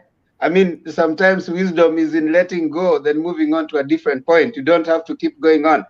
Irene has made it clearly that that is not her trajectory, but you just need to respect her and that. Now move on to another point. You have already made your point. We are here now. Listen, in this forum, we appreciate people from, different divergent points of view. You don't have to support AZIMIO, and you don't have to support UDA. You just come in, and we don't have to accept you. You know, that's nobody's here to accept what you say, and nobody's here to whatever. You just come, put your point.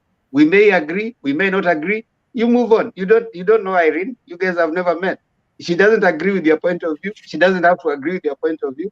Just put your point, and you have noticed clearly she's not for it. Now you move on to something else. Put your view. I mean, sometimes you just let it rest. That's what I'm saying. Why I don't like why and hold on, Nicholas, hold on. Irene's view is not necessarily the view of Mutembei. Okay? So what you do, hold on, Nicholas. What you do, I'm just requesting because I think I've tried so much to tell you, let that rest. Move on to something else if you have another view, and maybe as you're doing that, I'll let me give my view before I close. Can I make an observation? It's okay, Wayara. Let him give his views, and not on that subject, please. No, what I was trying to say is no, Nicholas, not on that subject. Just go on to something else. Listen, I'm not talking about it. I was trying to say when I was saying about why I've not decided where I'm. These are some of the reasons why I have not been able to choose. I've been a victim of clashes since 1992 and 2007. So when I'm making my choice, I need to choose a leader whom I know. So whenever I'm making a decision, I need to take my time and decide. So whether it's AZIMIO, whether it's UDA, which is not my business, the time for voting will come, and by the time we reach August 9, I'll have decided. But where I was trying, this forum is supposed to bring us together. Somebody should give me a reason why I should join you. Right now, I don't have where to go. When I come here, I need to listen to a point so that I can gather those points. I use them to make my decision. But right now, I cannot make a decision. So I need That's to thank okay. you. But Now, Nicholas, and yes. hold on, Irene is not the only person here. So you can I'm listen not, to all the I'm others not, and then you'll I'm still not, make a decision. I've listened to your opinions and you're all one-sided. You cannot convince me to join you. At the moment, you can't. That's what I'm trying to say. Based on what I've listened to, Okay, thank even you. if Thank you. I was supposed to decide, I can't Another decide. day. Okay, Asante, ukuje siku Nicholas, ingine you can stay utapata there. We wengine. don't have to Otherwise, convince you, and we are not Nicholas, putting our points yes. across. Hold on, Selina. We are not putting our points across necessarily to convince you. There are many Kenyans listening, and we don't mind you sitting there taking your time. And also, you gave us a point that you are not either for Ruto or for Raila. So you also need to convince us with your view. That's why we are here. So even you, it's not our necessarily our hope that you must be convinced, but we are hoping that someone will listen to us, just like you've been listening to us from the background. So Temba, can I just say stay there, something? and we'll still hear you. We'll still listen to you. If you have a different and divergent view or another person that you think you want us to listen to, we will also listen to you. And of course, also us will make our views. But I think we have to respect everyone.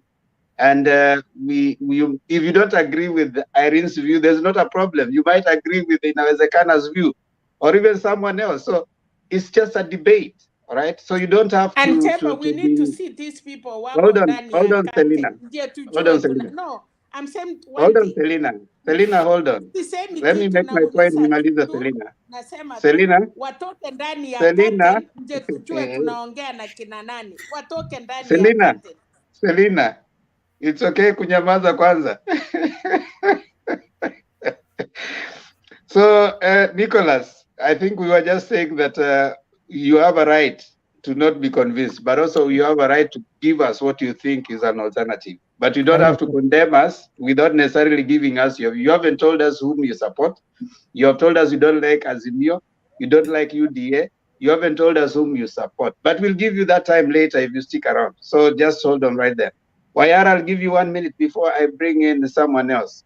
Yeah, what I was saying here is I don't think we people should come over here to be convinced, or we come here to know to hear the truth, so that we can be able to make from those particular truth that we hear, we get informed decisions. Whatever choices we make is based on an informed decision. So like Nicholas coming over here, I see what I usually don't like is the hypocrisy about people coming and they're saying that they have not made up their mind. But when you actually interrogate them, you really get to know that they are in for a particular, they're leaning on a particular side, but they're giving you this impression that they still don't know where they belong, So I think people should just be honest enough to be able to say, listen, I don't like maybe AZIMIO. I'm a supporter of Kenya Kwanza, but I would like to hear more facts about what AZIMIO stand for, rather than pretending like they have not taken any side, but inwardly they know actually where they're leaning towards. So that is what Irene is talking about. Irene is saying, listen, when you come over here, don't feed us this hogwash, Just come and make your point known, so that people get to know what you stand for. And if this is what you stand for, then let us also try to convince you on what we stand for, and with an open mind. If we persuade you to be able to be, and you get convinced, so be it. But this idea of just saying, well, I'm not going to be convinced whatever you say, because I really don't want to, but actually I'm a supporter of Kenya Kwanza, but I'm not going to say it. But I don't like your argument. Regardless, whatever you say it will not really persuade me. That's what I usually find very frustrating. Instead of just coming over there with an open mind and just saying, if Temba really gives me a particular point which makes sense, And it makes me lean towards maybe AZIMIO. Yeah, I might be able to consider that because of the facts, not because somebody is persuading you, but facts are the ones that are supposed to be persuading you, facts that you hear. So when somebody asks you, tell us what Ruto has done, and then you're just seeing them going around and around and around and around, but they'll be the first person to be pointing to you what Raila has not done, or how Raila is very useless and that kind of stuff.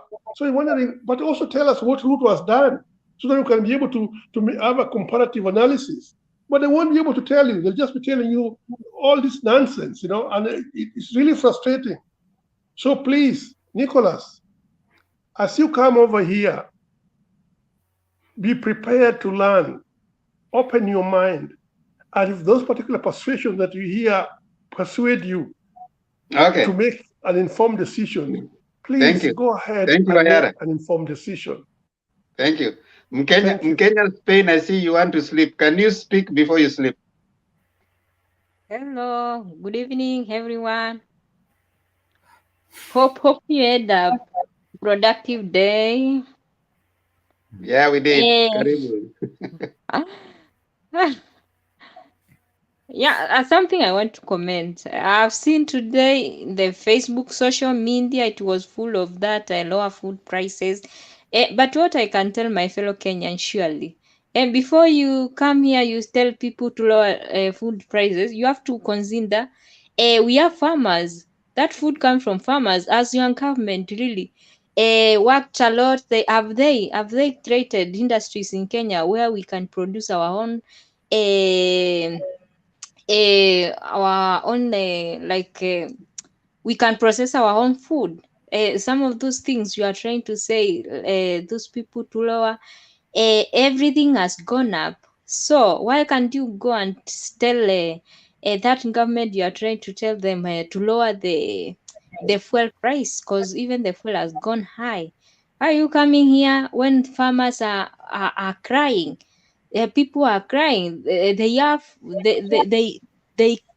use a lot of money to make everything, to make the ends meet. Then we start campaigning about lower food. Someone wants to use Kenyan so that he can gain what he wants. So I think the better thing here we should talk about is what has those people who are trying to tell us lower food, what have they done to us as Kenyans? What have they done all those 5 years? They have robbed our money. They have pocketed the money which was to help us as Kenyans.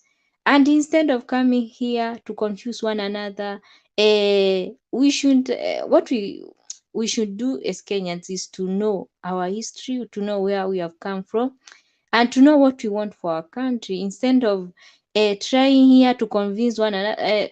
By the way, politics is like a religion. You are free, you have freedom, you can choose the religion you want. So I'm free to choose the political party which I want. And nobody is here to convince another one. You have to choose this one. Because it's a matter of freedom. I'm free to choose person who I think can make a good president or can make a good government the 5 years. So, but before we go to that of freedom, we also should learn as Kenya. We should educate our people. It's not a matter of who is giving us a lot of money, who is giving us when we go to the campaigns, who is trying to give us that 100 shillings so that we can find one another. But we should look someone who can at least who can make our country better, who can at least improve our country from where it is, but not someone who is trying to take us back 20 years ago, who is trying to make our country start become one of the worst country in matter of economy or in other areas. People are here talking about this and this and that. one thing we should know is we try to avoid violence as much as possible, as much as we can.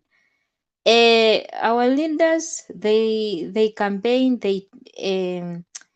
they say worst thing to one another, but at long last they go and dine together. But as we are the people who will suffer, cause sisi hatufikirii my neighbor will remain my neighbor. Na sasa nikianza kugombana ati with my neighbor cause he doesn't belong, he is not among us, he's not one of our sijui chama. The chama ni are those who will become leaders, who will become political leaders, but as we remain under them.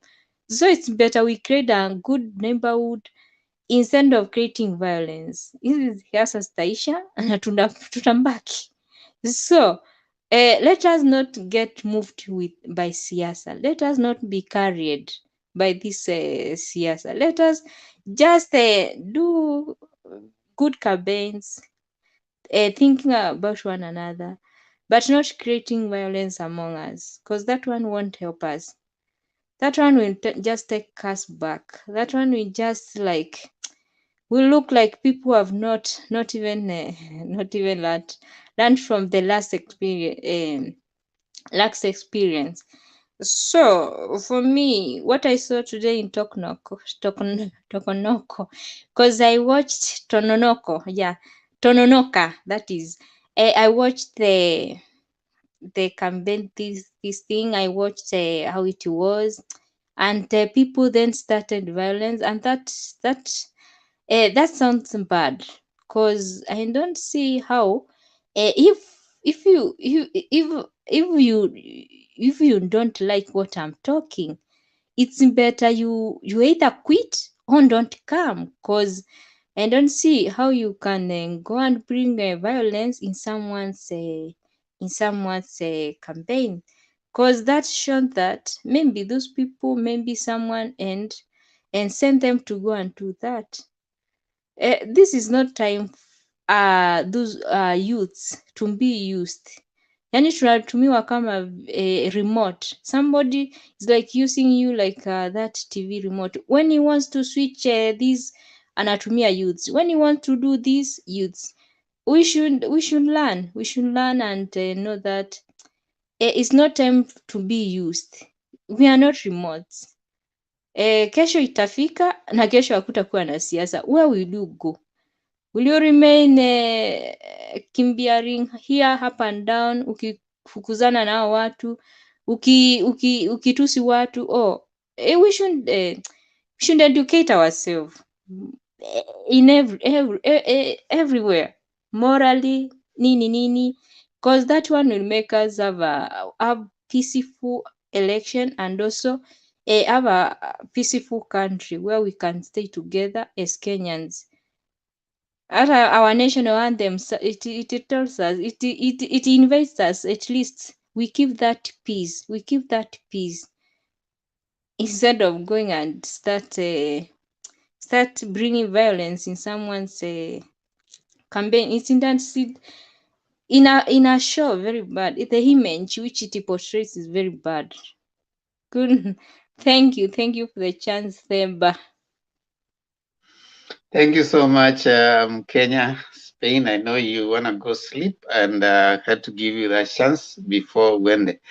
Maoni mazuri sana. Nataka tuwe na amani. We live peacefully with each other in spite of all the, so that we are together as Kenyans.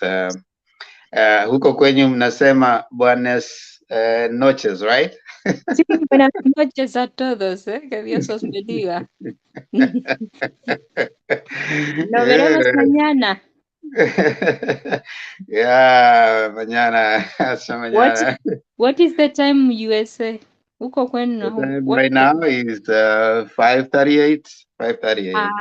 See, huku ni almost 1 after there midnight. You guys in Kenya is the same, right? 2 hours. We have 2 hours of difference. All right. So you have a good night. Okay, thank you. Gracias. Hasta luego. Gracias. Yes.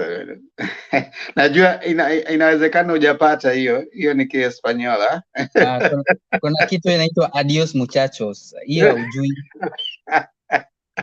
All right, let's proceed on. I can see and you can let Okibo amepotea. Wacha tuanze tena. Irene. Yes. Uko Kenya? Haya, wewe najua pia utatutoroka tu saa hizi. Wacha nikulete uongee kabla uanze kututoroka hata wewe. No, mi nishasema everything there is to say. All I'm saying is hii debate ya Kalonzo, mnaona vile watu kujua napigana. Just imagine a scenario where kila mtu anyamaze, waache kuita jina Kalonzo anywhere. Unaona wale wameanza walienda Meru, wameanza kuita nani, wameanza kuitana kina Kiraitu and okay, basically this is my feeling. So Ukambani, because okay, literally what I do is for everywhere that I go, I tend to speak to people. Sio watu wa boda, kani salon, kani anywhere. You just have random conversation. And believe me, Kenyans know themselves that saizi si ati watakuwa wakihitaji kitu, tuseme mtoto amekuwa mgonjwa. Sasa vile tunasema kwamba food prices iko high. Sio kwamba nitasikia njaa sasa nitaenda Karen kwa Raila hata, ama nitaenda hapo Karen kwa Ruto nimwambie ati sasa mimi ni hustler, watoto wako na njaa sasa naenda huko napata huko. Kenyans know for some reason that systems and structures are going to recognize them better, and that sera iko mzuri. That is all we pretty much need. All these things we're talking about, yes, there was overborrowing. But Sasa, would you rather throw the child along with the bathwater? Because this is what is happening. Fine. We've got to have stopgaps. So tumeambiwa the social welfare program, already it's ongoing, by the way. We were able to see it during COVID times. And now, even as we head towards, for everything Raila is mentioning, notice how the implementation is taking place, like systems are being put in place in order to accommodate that structure. So like the viability of it is already being seen, and all these things are being said because they've been researched on. Raila has nothing to gain out of, if it is money, this man has enough of. If it is power, the guy has enough of. If it is recognition, he has enough of. Sidhani kama, okay, maybe mtu atasema ati labda sijaishi enough, but I don't think I will want to necessarily claim that there's anything. Well, I think at least I've lived to see the life of one man who passed away at the age of, before he attained 45. And when I looked at his scorecard, so I remember when we were at Kasarani and someone listened to Raila's history as Masharia was putting it up. So even as we listened to it, the guy kauliza, sasa hizi vitu zote Raila amefanya, tukiweza uliza mtu kama Ruto atasema amefanya nini? Yani kama inafaa kuwekwa in the form of a documentary, atasema amefanya nini? Then at that point, I went to my mind and said, maybe he'll claim that he's not lived enough, you know, like Raila, in order to have a... Then I recalled, I lost a brother who was actually 44 years. And when you look at what he had achieved by the time he was 44, he had achieved so much. So I'm like, you're never too young to be able to impact. So is today counting? So I read somewhere today that if you lived and for at least got Jesus one follower, your life has not been in vain. So for the fact that you have impacted, let's say for instance, this Mutembei TV, it's given an opportunity for someone to probably just tweak their thoughts a bit and think about the country a little differently. You know, like the things that I listened to Selina speak, the things that I listened to Wayara say, and believe me, Wayara, I'm really hoping that I can be able to hear the things that you have to say, because the wealth of knowledge that you people have sometimes, please be careful to make sure that you die empty. As Miles Monroe rightly put it. Nowadays, I watch a bit of his videos on YouTube, and believe me, they really impact. There's nothing that you do that you have gone ahead of us to achieve that we will not necessarily gain from. The reason a lot of, especially now we're going back, and the reason I was being very harsh towards Nicholas is as follows. He doesn't know it, but for some reason, I'm a daughter of a father. For everything that everybody believes I'm good for, a lot of it was inspired by the quality of a father I had. He told me, Mama, you're beautiful, you're smart, you're just like the boys, or even better. There's no man who's going to come 20 plus years later and tell me anything differently. Believe me, we need that voice. There's something that God put in a man. There's an authority that walks into a room whenever you walk in, and you inspire some some confidence and hope. I was just telling Nicholas, by the time nimezaa kijana wangu, I know the kind of sacrifice. By the time kijana anafika the age of 5, mama umejaribu, ugonjwa yote inajaribu kumuua. Between 5 and 10, gymnastics zenye anafanya, the broken limbs and everything. By the time he's 10 to 15, nowadays it will be sexual transmission diseases and everything. All the adventure a man gets, by the time you get to the age of Wayara, believe me, you are a treasure that the boy child needs especially. Please make sure that counsel you transfer it. Don't ever, because tomorrow is not assured. So because you exist today, and the reason why I was insisting that this platform should be sanitized, or people who are just coming to listen to the sound of their voices and see just how lazy they can be on a digital platform, is because there's something, Wayara, you will say today that Bill will pick up. And that will be the mantra with which he leads his family. And that family that he set out there, that bears his name and title and heritage, is something that the world will be proud of and the world will grow out of. So basically, hakuna mtu ako hapa hivi kwa sababu ana exist, ana better things to do. Even my sleep is valuable. I was just telling my spouse that because he was telling me, oh, be easy. I'm like, no, it's a good thing. But he says, yes, I know you, but they don't. And I'm like, it's fine. It is important that for every time that you turn up, please make sure you turn up and impact and leave a footprint. Tomorrow is not assured. So for that, the fact that this platform is here, and especially if someone can remember that Kenya should remember the fact that you lived, because it doesn't matter how long. I live by what mantra? It's not important how long I live. I shall be dead longer. So for as long as I am alive, let it count that I lived. Let it count that today I'm breathing air that somebody else would have, but that person is dead or not born yet. But let it count at all that I was here. So for everything every Kenyan is engaging in, irrespective of whichever side you're holding, remember one day you'll be gone. And what will be remembered is what you did to your nation, what you did to your children, what Kenya can remember that you existed for. Asante. Very, very important words there, Irene. And I'm sure that you've spoken to me and to many of us, especially when we have to remember that our existence has to be worth something. And I think, Irene, you've really spoken for many of us. We would love this platform, like you said, to be a platform where when people come to, you gain, you learn. And as we keep saying every time, and I'll keep repeating, that this is a place where you need 4 things: working gadget, connection, something to share, and a willingness to learn. So every time you step here, it's important for us to open our minds to learn and be sure that you're going to share something that will benefit someone. So that is something that we keep emphasizing every time as we move on. And thank you, Irene, for bringing that up very strongly. And I believe that all of us here, we are not just here to pass time. We don't just come to pass time. You can't come 8 hours, you're passing. You're not passing time. We are making a change, and we want to see a difference. We want to create a country where voters can make informed choices, informed decision. And that's the process and the part that we are playing every single day when we come here. Inawezekana. Karibu, toa maoni yako. Asante sana Mr. Themba. Mambo mingi imesemwa and I've really come to learn a lot. Irene Ayimba and everybody that has spoken on this forum. We come here, we log in, not even logging in, we go to YouTube to listen to you guys when you say whatever you're saying, and we really appreciate. I just have one point to put across, or one thing to say. I've been asking myself this question today. Why would someone log in to this forum? Why are you logging in? Have these people asked themselves why they log in to this forum? Do they know what they want to say? What is it that they want to say? What are they coming to do here on this forum? Unaona tu mtu anakuja and then kwa sababu wako na sauti, they just want to talk like they want to win whatever argument they want to put forward. That's what I'm understanding, what they are coming here to do. But when you listen to people like Irene and Themba, the way you speak, and Alex was not here today, I've not seen him. Some people here, they really make good things. They really talk. And when you listen to them, this is where the country is supposed to head to. You know, Kenya is a democratic country. And I think some people don't understand that. They don't know what democracy is.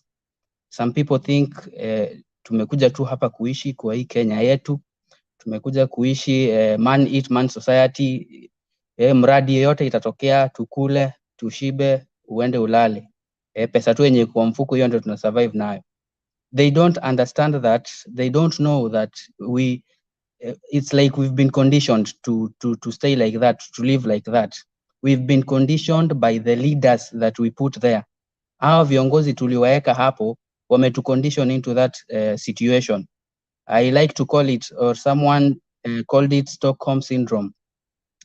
Kama labda nimeisema vibaya, mtu atani correct. I think hii yani this syndrome ni mtu it's like you are worshiping that guy.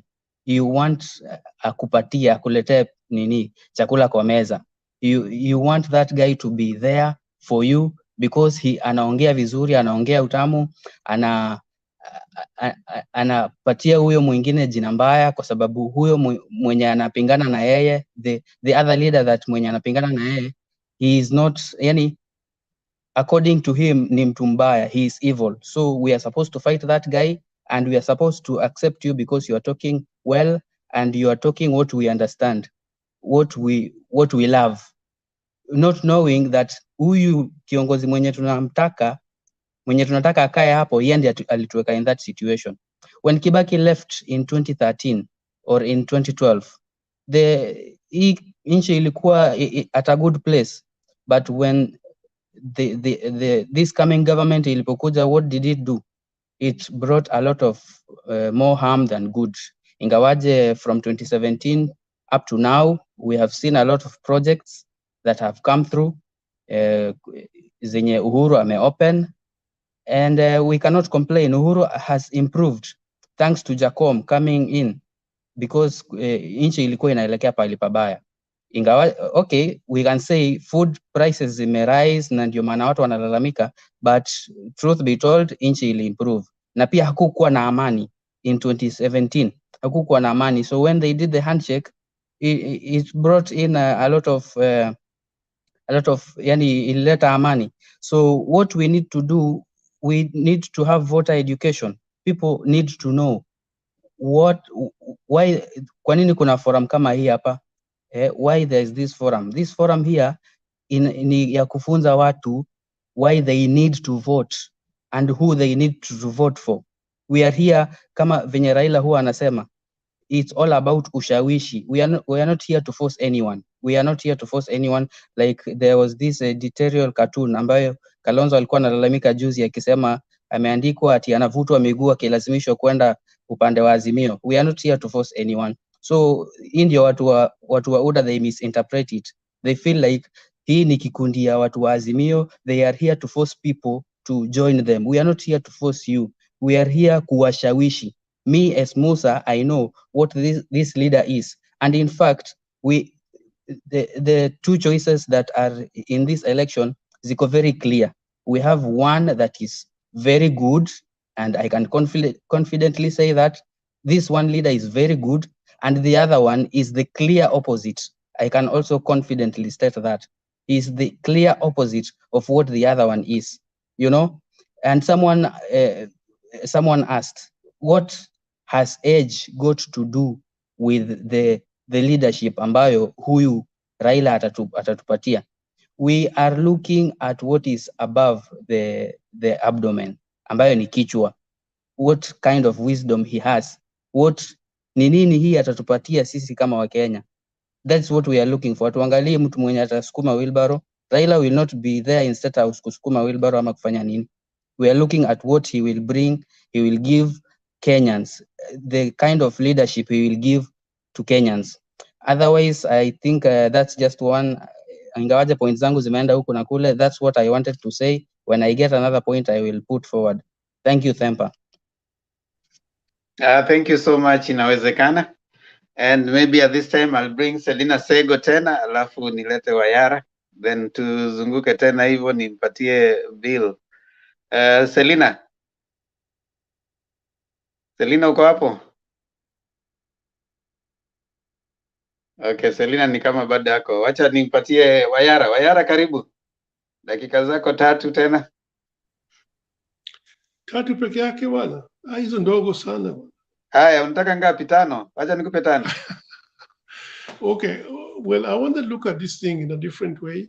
I know we can talk about qualities and of Raila and what Raila is going to do. We know that. Yeah, you know, if he means well, he has always meant well based on his past. You know, what he has stood for is what has defined his politics. So we expect him to keep it up and maintain his principles. You know, what really made him get involved into the fight. You know, and that he has not lost it. My biggest concern, what I wanted us to look at, is how do we meet? You know, is the mitigation of the nomination. Nomination is going to be a big problem for AZIMIO, given the fact that there are so many parties that are coming intact with their own followers and their own manifestos. Most of the people who are actually following these parties are low information voters. You know, they just follow people because somebody belongs to their tribe and is pushing them into this particular AZIMIO. And more so when it comes to candidates who are going to be standing on the AZIMIO ticket, leave alone the other parties like ODM. You know, ODM might be able to field their own candidates in their strongholds or in places where they feel that they have more influence. I mean, that will be allowed. But what about situations where because they talk about consensus? I mean, I'm hearing some people talking about 6 Ps. 6 Ps might be a problem, you know, given the fact that we're talking about coalition. Coalition that involves so many parties, and each party has their own followers from their own place of origin, and they believe that by following a particular party from their region, they are having a representation. So I think that is where the biggest issue is going to come from. And they might end up having a big fallout unless, let's say, AZIMIO itself devise a system in which everybody is accommodated and a consensus is reached, where even if somebody is okay, let's look at it this way. Let's say Chama Chap Chap, or let's say Chap Chap. Chap Chap has also got their own followers. They want to also to bridge their own party. They want to open it up. They want to enlarge it. And the way you enlarge a party is through nomination. You know, you're having people vying for a particular post under that particular banner of a party, and they're bringing in all this registration fee or whatever it is that makes, you know, that the parties, you know, come out with. So you just think about this one. Somebody is running on behalf of Chama Chap Chap, and he has paid his 250,000 shillings to be able to stand for a particular seat. Same apply with somebody else who also wants the same seat, and he has also paid. So they come through a nomination, and then there's AZIMIO comes and starts saying, well, we have only got to pick one particular person. You know, Chap Chap happens to be a part of the AZIMIO. And AZIMIO, Chap Chap has collected all this money from all these people, from all these aspirants, because they also want to enlarge their party.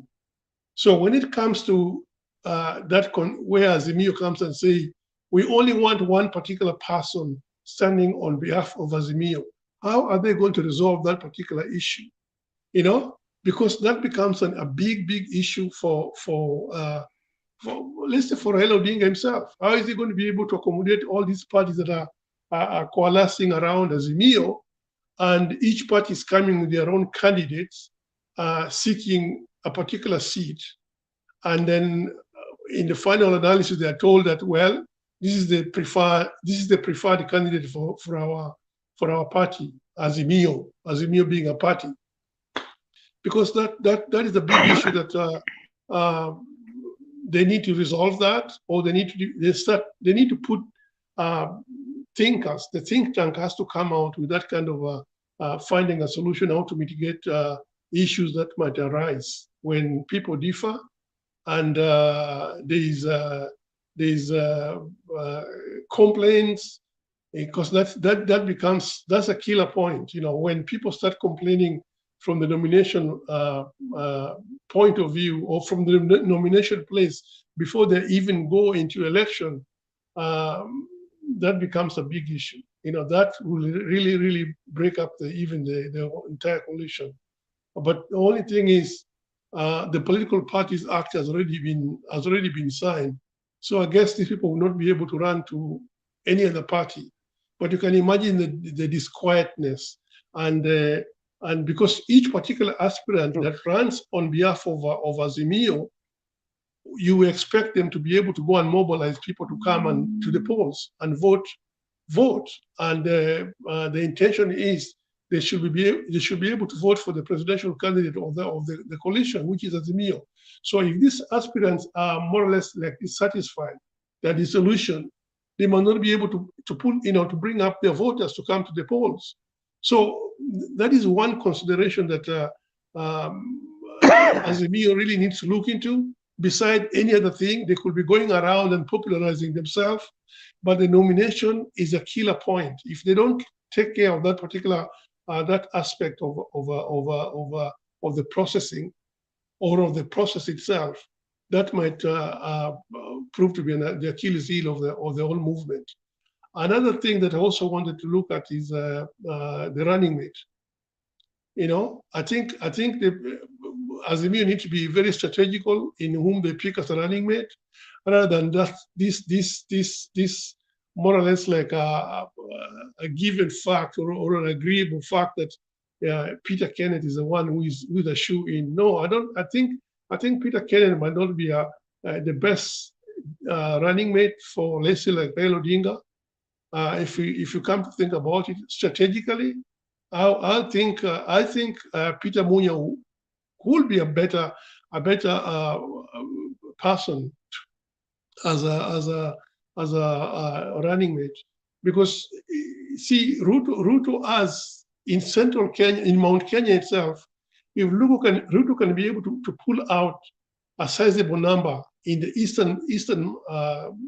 eastern side of Mount Kenya, where he thinks that he's got a foothold, that might end up creating a lot of problems. But if Raila can be able to pick, let's say, somebody like Peter Munya.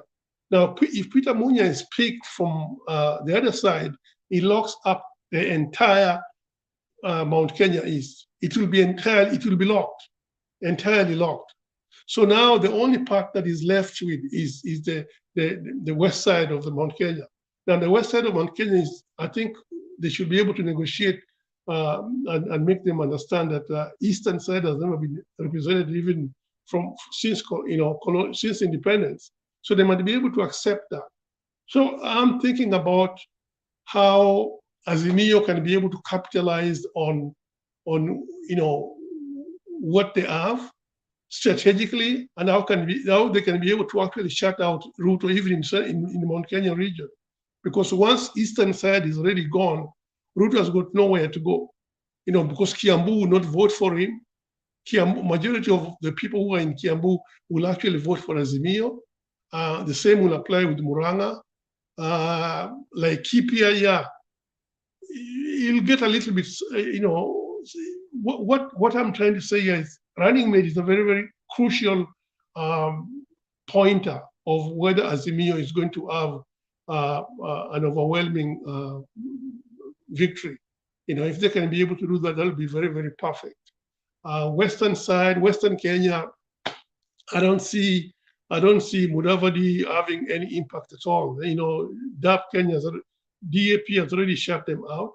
Nyanza, it's even laughable when you see the poll saying Raila Odinga has only got 64%. So you're wondering where the other 36 gone to, because Ruto probably will get 2% from Nyanza this time around.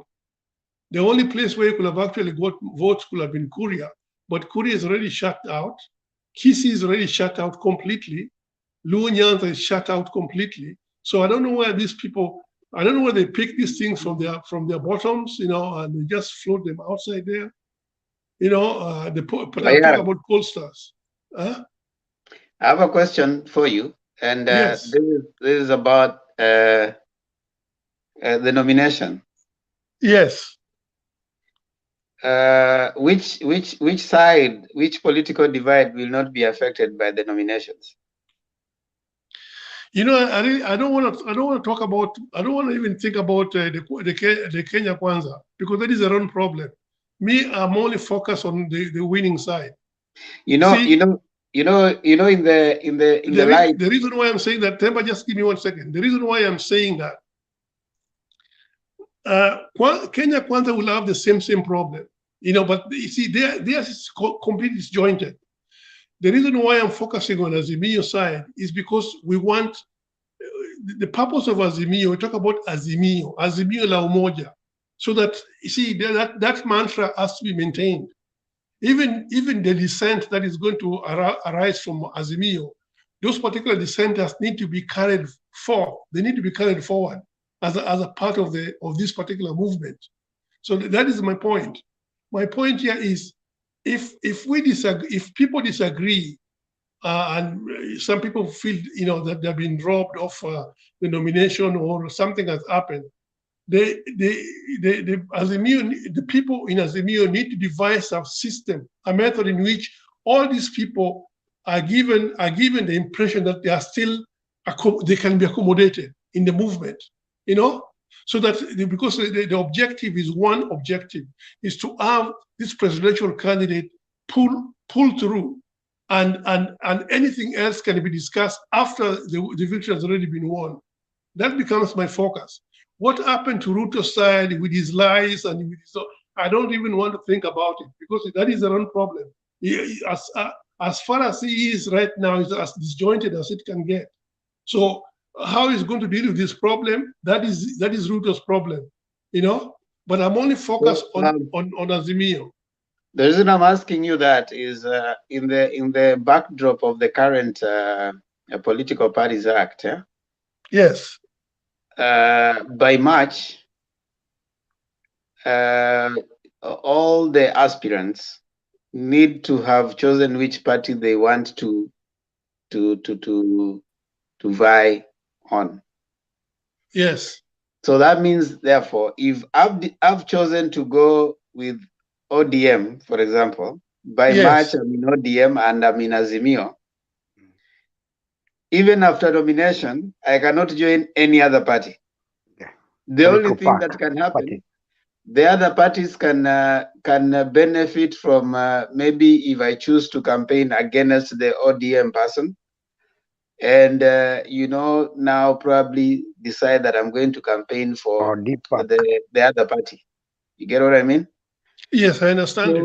So the first part has already been sorted by the Political Parties Act. That is, the last minute moving, like if we lose a nomination, then I'm running to go to look for another party, or I decamp to another party because I've lost a nomination. That part has already been sorted. Okay? I agree with that. Now, the only challenge now comes in now if this person chooses to now decampaign the candidate that is going, the ODM candidate. You see, that does not assure him of anything better on the other side, whether he decampaigns the ODM candidate or not, because the other people have already been sorted also, right? Unless now, politics being politics, people can actually plant candidates on other camps so that they can have people that they can easily beat. So that could also be, because it's politics. It's not a child's play. People are not going. It's not just they can prop someone to look like the person is popular. Then that person gets a ticket, And then, of course, now they know pretty well that the ground is not going to accept that person. And so they are going to decampaign that person when they go there. And then, of course, that person is beaten. So I agree with you in terms of management of the nomination process, which is something that is facing all the parties apart from the new parties. You know, there are those parties that do not have necessarily as much support. So for them, they are selling their certificates, because after March, if you are going to support Baba, you know, the party owners simply need to say that we are in AZIMIO. So you see, if they just say we are in AZIMIO, you don't have to go to that ticket that has too much competition at the nomination, so that all your money you focus on campaigning the main campaign. So that means what? You can decide to be an independent candidate if you are sure that according to you, you are popular. You don't use your money during nomination, so you either become independent or you join one of the small parties. There's like over 84 parties, so you join one of the small parties as long as they are supporting AZIMIO, right? So once that has been sorted, then now you can just use your monies once. You know, you can just go campaign during campaign time just for one time. So I think that is no matter how the parties manage it, the constitution has given kind of a fallback for people, but it makes it also harder for those people who have gone for nomination to decamp. I don't know what you think about that. Temba, I agree with the majority of what you've said, totally. You know, my main concern is, and I think this one applies to everybody, whether it's Kenya Kwanza or AZIMIO. You see, the problem we are going to have, or we should be concerned about, is the voter turnout. Now, voter turnout is people get inspired by representation. You know, somebody they perceive to be their representatives who actually aspire them to go out there and vote. So if they feel that the representation did not go well, or somebody was imposed upon them against their will, against the popular will, that you're more or less like increasing the chances of people not turning out to vote. That is my concern. That is my fear, particularly you know, in this election which is coming. You know, okay, I shouldn't say we don't want to take we don't want to take chances. What I'm saying is, AZIMIO should not take any chances whatsoever, because of the lower voter turnout should be a bigger concern. Now, because people get pushed to go and vote because of the preferred candidate, you know, somebody whom they like, you know, and then that particular person whom they like has gone around and has more or less like motivated them, has given them incentive to go out there and vote. AZIMIO is a big umbrella, and has agreed that every aspirant who is running on behalf of AZIMIO has got one objective: to be able to vote for Baba. You know, so that is the objective of every aspirant on AZIMIO. But we are talking about low information voters, you know, who get inspired. Forget about even the Baba thing. The person who inspired him is their local representative, who motivates them, who has always have a way to, you know, to bring them forward to go to the polling vote. If that particular person is more or less like they realize that the particular person has been shortchanged, the chances of these particular people going to the polling station to vote becomes minimized, you know, becomes minimal, because now they don't see the purpose of them going to vote. So you can imagine, you know, so even if he goes to vote, the chances of them going to vote becomes very, very, you know, very, very minimal, because of what has happened to their candidate. So that is my point. That is what informs me, the fear, you know. So if that can be mitigated, where the focal point becomes that low information vote, that particular low information voter, how do you still motivate him to go to the polling station and vote for Baba? He might feel that his candidate has not been given a fair chance. But how does he still go to the polling station when his candidate is not even appearing whatsoever? See, so he does not get motivated. So those are the kind of people that they should be focusing on. How do we motivate those individuals who are going to feel shortchanged? Because in the long process, there are some people who are going to be crying foul. In the long, how the nomination happens. Somebody's still going to cry foul, but we still want their supporters to throng the polling station and vote for Baba, because Baba is the objective of all this coalition that people are coalescing together to be able to create this particular giant movement.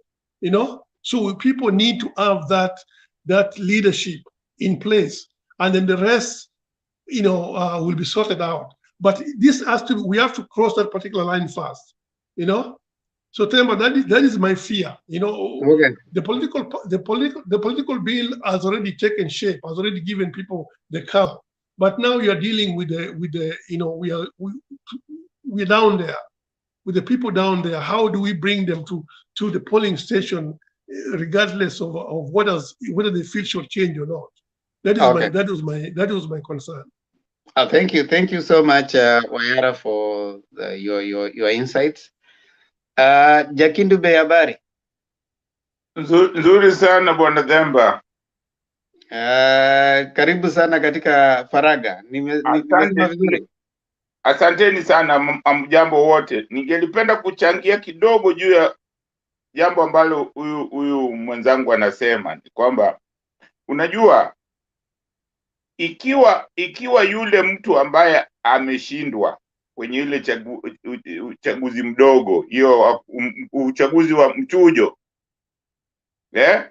ukishindwa kwa hiyo uchaguzi wa mchujo, ni wajibu wako yule ambaye umeshindwa. Kama wewe ni mwanademokrasia, kama wewe ni mtu ambaye unaangalia Kenya kwa hali ya upana, ni jukumu lako kuwasihi wale wafuasi wako wamuunge mkono. Maanake wafuasi wako wakiona unamuunga mkono yule ambaye amechaguliwa, unajua hakuna kitu itakuwa 100%.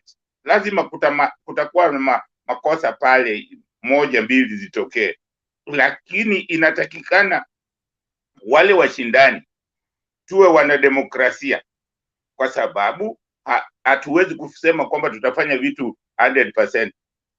Makosa inaweza kutokea, lakini inatakikana makosa zingine unapiga na chungu, kama vile Wajaluo wanasema vitu vingine unapiga na chungu.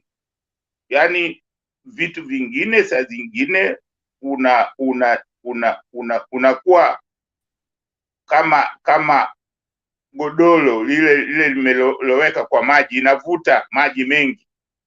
Kwa hiyo huo inaweza kuonyesha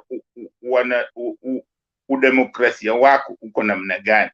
Manake mimi kwa maoni yangu, hii mchujo, mimi nilikuwa naona kwa mtizamo wangu, kwa kweli wangekuwa hizi vyama vyote, kwa mfano kama ODM au Jubilee, wangekuwa wanawakalisha wale wanaogombania hizo viti na kuzungumza, wao wenyewe waweze kuzungumza na kuchagua mmoja kati yao, kwa sababu hata hiyo ni demokrasia, kwa sababu ukienda Uingereza hawana hizi michujo, hawana. Huwa chama inateua mtu yoyote, ile chama wakiona huyu ndio mtu anafaa, wanamteua. Hizo chaguzi ndogo ndogo waliona zilikuwa zinawaletea vurugu. Watu wanasema wameonewa, hakufanyiwa vizuri na nini, ilikuwa inaleta vurugu. Kwa hiyo kwa sasa hizo vyama vyao ziko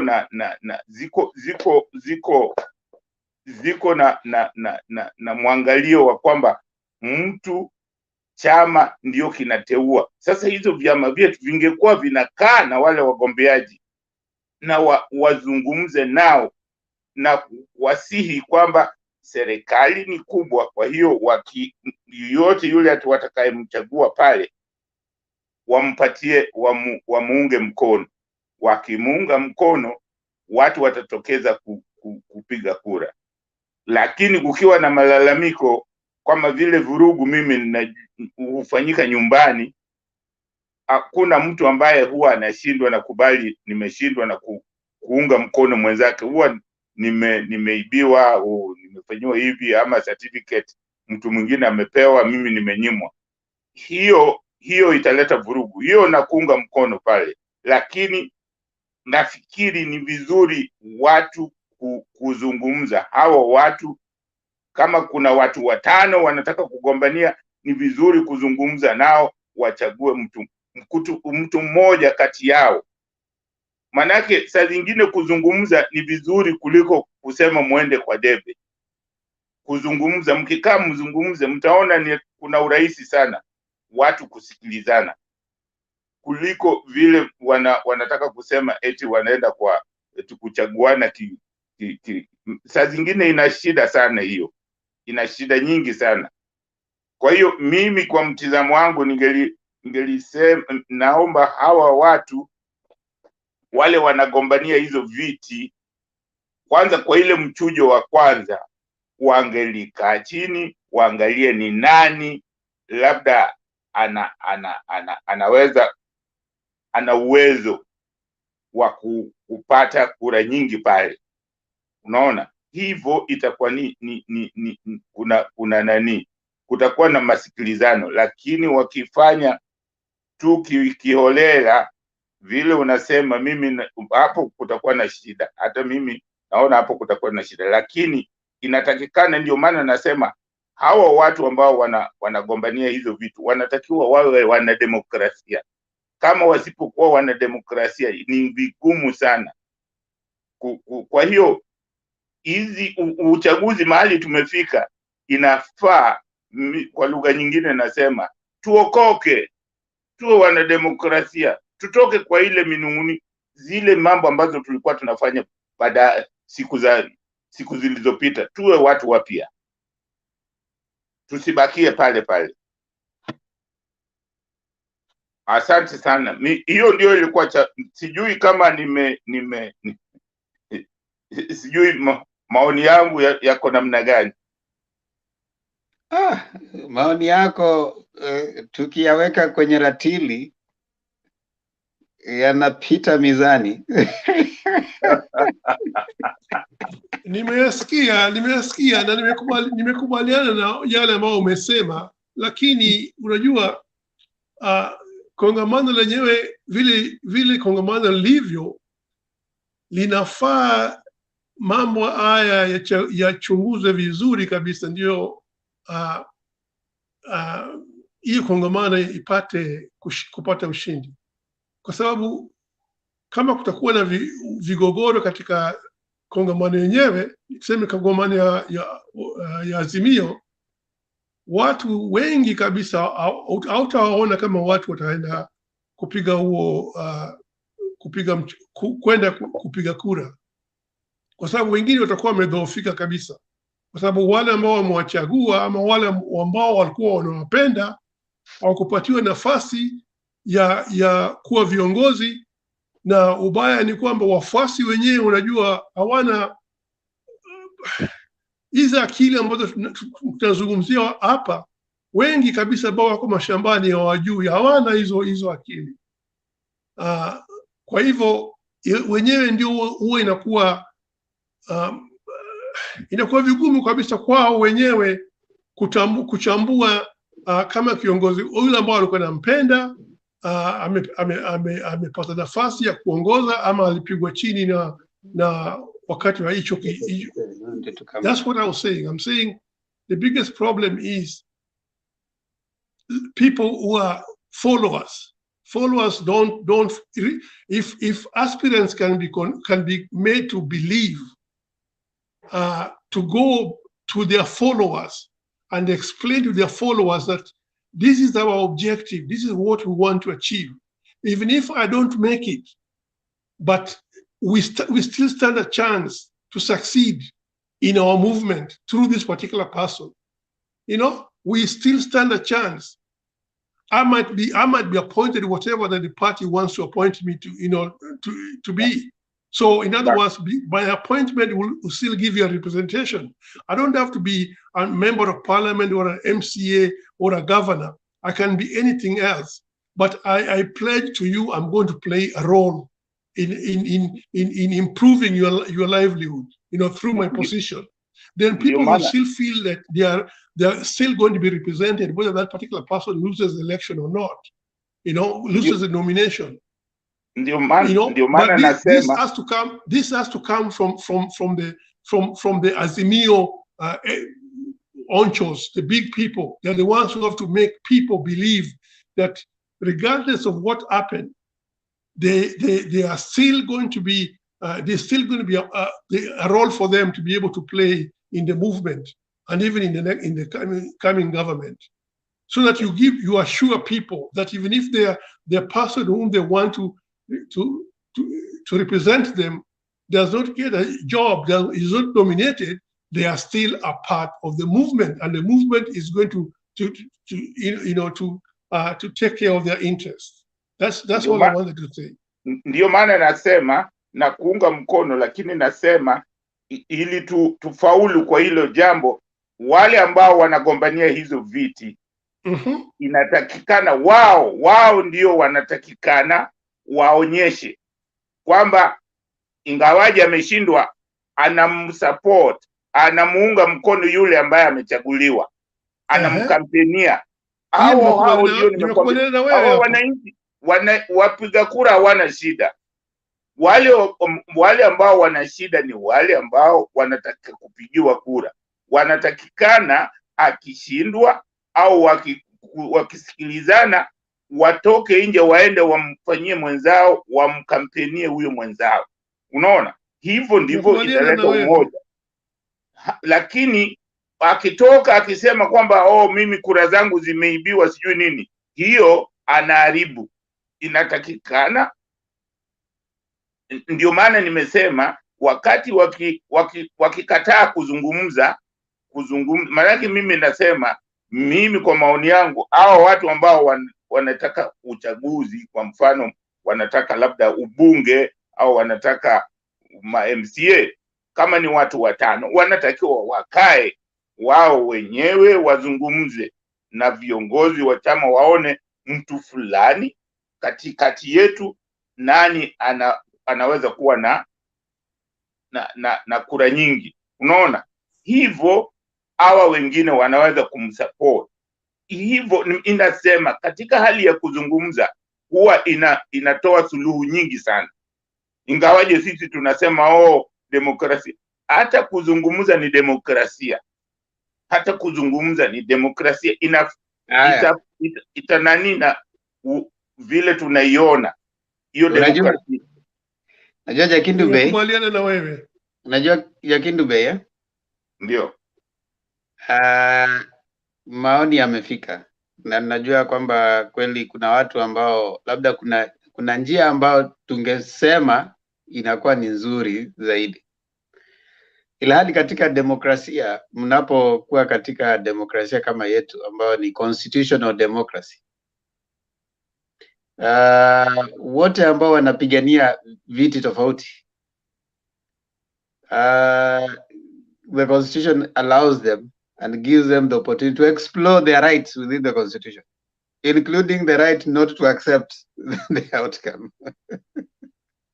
Yes. So kunaweza kuwa ya kwamba at some point our hope is that they will find an amicable solution and stay within the party. Mbona unaanza na Kiswahili na unapotea njiani bwana? Si najua Kiswahili chako bana kina kidogo kimekita kuliko changu, sasa sitaki. Endelea. So unaweza kuta ya kwamba kuna wale ambao labda wanaona ni kama wako na umaarufu kuliko wengine, unaelewa? Lakini sasa katika ile kura za mchujo wakaona kana kwamba wameshatumia hela nyingi sana, unaona? Kama saizi wanatumia hela nyingi sana wengine kuwarai wapiga kura ili waweze kuwapigia wao kura. Na uliweza kuona ile competition ilikuwa pale Coast. Mimi naona hiyo competition kama si mbaya, ni nzuri. Ilhali inafaa kuelekea wakati wa mchujo sasa waweze kujua kwamba okay, sisi kama wanachama wa Azimio ama wanachama wa ODM, nataka kupatia mfano. Katika kura iliyopita 2017 kulikuwa na NASA, kulikuwa na Jubilee. Shida ambayo ilikuwepo ni kwamba kuna waliposema kwamba wana NASA tuweze kufanya kitu inaitwa zoning. Tuwe na sehemu ambazo tutakuwa ni watu wa ODM ama watu wa Ford Kenya ama watu wa ANC ndio wameweka watu wao. Lakini wakakataa, wakasema wacha sisi fanya nini, twende kwa sababu tuko na nguvu. Hiyo ilifanya NASA ikapoteza viti fulani kwa sababu especially Western, manake kulikuwa na Jubilee ilikuwa na candidate mmoja. Sasa kwa sababu Jubilee iko na candidate mmoja, hawa wengine wako na Wiper iko na mtu, ODM iko na mtu, ANC iko na mtu, Ford Kenya iko na mtu. So ikawa rahisi. Hata Nairobi pia, hata Nairobi pia walipoteza viti vingi sana. Kwa sababu ya hiyo. So kuna hiyo wanaangaliana, yani wote ni kama wanacheza chess game. UDA Kenya Kwanza wanataka kuona watakuwa ni chama moja, na kama watakuwa chama moja alafu watu wana Azimio waweke watu tofauti tofauti, watakuja kupita katikati na watu wa Kenya Kwanza wapate hivyo viti. Unaelewa? Sasa ukisikia maongeo ya Ruto sana sana anasema tuache tuseme hizi chama ziwe chama moja. Sasa nia yao ni kwamba wataweka Kenya Kwanza iwe chama moja. Unaona? Sasa waende na Kenya Kwanza Alliance bila vyama kama vile Ford Kenya, kama ANC, waiweke iwe chama moja. Wakiweka iwe chama moja, chama kimoja, sasa wakienda katika sehemu ambazo Azimio imeweka watu tofauti, wanaona ni kama watapata nafasi ya kushinda. Sasa hiyo ndio wanaangalia sana, waone Azimio wako na mpango gani. Unaona? Azimio nao katika upande ule mwingine wanajaribu kuona kama kuna sehemu ambazo tutaweza kuona kama ni sehemu fulani tuachie watu wa Jubilee, tusiweke watu wa ODM. Kama ni sehemu fulani tuachie watu wa ODM, tusiweke watu wa nini? Tusiweke watu wa Jubilee. Wanajaribu kufanya hivyo. Lakini sasa shida inakuwa kila mmoja katika Azimio ni chama na kila chama kinataka kukita mizizi katika nchi. Hiyo ni kweli kabisa. Yeah, that is a problem. Sasa hivyo wanasema sisi pia ni chama na tuko kila mahali, wacha twende sisi wote tukang'ang'ane, ile ambayo tushindane ni moja tu, iwe ni presidency. Hiyo tusishike, lakini hizo zingine zote wacha tushikane. Sasa kuna kuwa na hiyo changamoto ambayo inataka a lot of management. Lakini sasa ile kitu inafanyika baada ya March, ile chama ambayo utakuwa umechukua kama ni coalition na huko kwa hiyo chama utabaki pale pale. Sasa pale Ruto anajaribu kwa fix watengeze kitu kama Jubilee. Hii Kenya Kwanza iwe ni kitu kama Jubilee. Wawe ni wameungana, hakuna kuweka kuna ANC, kuna Ford Kenya. Wanataka kuua hivyo vyama vidogo. Kama ni Kenya Kwanza wakoe na Kenya Kwanza Alliance. Sasa itakuwa tu ukienda Western utaona Kenya Kwanza Alliance. Unaona? Sasa watahope ya kwamba hii itakuwa inawasaidia zaidi kuliko Azimio. Lakini shida inakuwa ya kwamba ndio baba anaweza kuwa atakuwa president, lakini sasa wanachama ana wabunge ama saa zingine akakosa magavana kwa sababu ya si eti kwa sababu Kenya Kwanza waliwapiku kwa mbinu, lakini kwa sababu hawakuelewana ni nani wataweka. Lakini wacha taona manake bado ni mapema. Yeah, that was my concern. Hivyo unavyosema Themba ni kweli kabisa, lakini inatakikana kwamba wana Azimio ni lazima wao vile vile wawe na mipango, kwa sababu hata wao walishaona haya ni mambo ambayo yametendeka wakati wa NASA. Hiyo ilitendeka. Kwa hiyo mimi naweza kusema kwamba ni vizuri wawe na hiyo zone na wachague mtu mmoja, wakubaliane, wazungumze.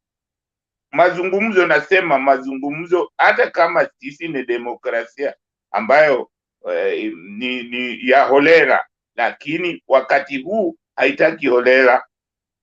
Wakati huu inataka tuzungumze. Manake najua kitu ambacho sisi tunakosa ni kwamba hatujui wakati wa kukampeni, na kwamba tumemaliza ukampeni fulani ameshinda, sasa tumuunge mkono. Hiyo hatujui. Katika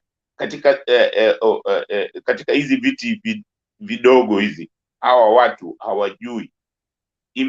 Nimeona watu wengi wanatoka mara anaenda kwa independent, mara, na unashindwa hii vyama vitajengwa na nani?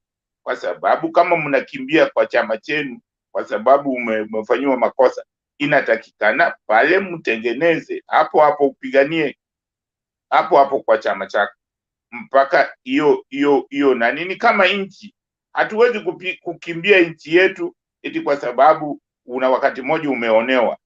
Hatukimbii, lazima tunapigania mpaka tupate haki yetu pale nyumbani, unaona. So inatakiwa hata hizi vyama watu wasiwe katika chama alafu nakimbia.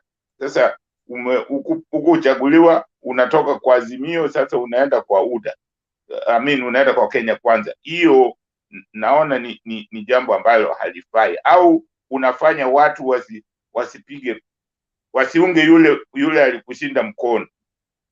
Hiyo inafaa.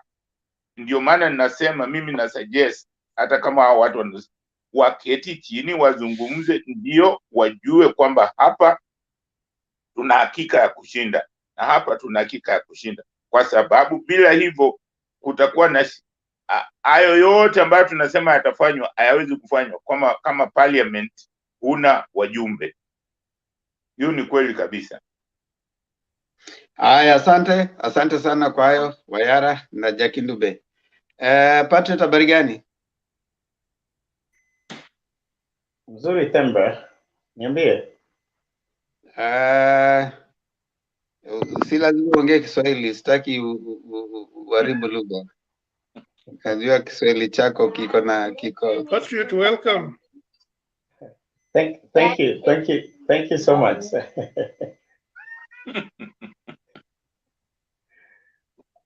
One thing you should know is I have been following you very well for a long time, and I usually get impressed with your contribution. Like I mentioned to Themba that you guys are really inspiring, and I like you to just be who you are, and with funny at the same time, very professionally. You're doing it in a manner that brings laughter in somebody's mouth. The way you. Asante Wayara, hiyo usimwambie Patriot, ataingiwa na kiburi sana. Sasa kiburi kitamwingia. Kiburi kitamwingia sana huyu jamaa huyo. Sasa Mgema ukimsifu ataongeza maji. Huyu maji yake hata maji yenyewe yakiongezwa hata haribika. Patriot, yake itadumu. Patriot, usiongee Kiswahili tafadhali, nakupa nafasi uweze kuongea, lakini usiongee Kiswahili hapa mbele ya Jakindube. Okay, stop. Karibu Patriot, toa maoni yako. Okay, Themba, thank you so much for that light moment. It's always a great pleasure to join this debate team. Let me be honest here. The truth is, Mtembei TV has made us develop great confidence to discuss with people. You know, it's been a while. I used to be the prefect for debate in high school, and I was the sanitary prefect. Those were the days when we had very heated debates that mostly were actually a bit childish. But I'll tell you, it was a very good moment in life to prepare ourselves. So I want to thank Wayara that we are here because of many reasons. And so far, I don't regret coming on such a platform. We get to know people, we get to appreciate them, you know, with their strengths and weaknesses. It's always a great time to be in such a platform. So I thank you so much, Wayara, for that. I didn't know I had a follower out there. Temba Sikasirike Sana. You should look for his followers. I'm happy that one has come before me. You energize me, and I will always do the right thing. I'll create humor. I'll play the card to the best of my knowledge to get more of you. But I'll ask God that most of you come forward, like you, Wayara. I really appreciate when they come forward. Yeah, thank you. Jakendube, thank you so much to seeing you here. I'm happy today you are drinking from a cup, not a glass. Because when you're taking something from a glass, I get worried whether you're concentrating here. Here, I'm sure.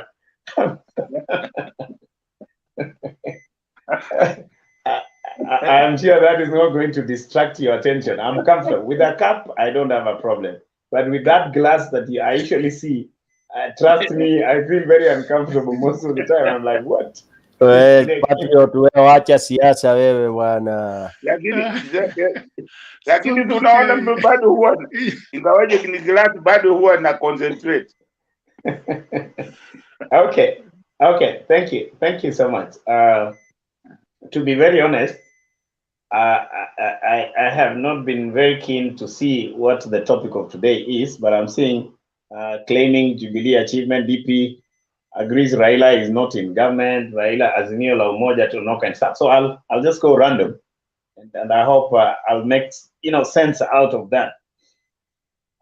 First and foremost, let me talk to this thing that Muturi called an NDC.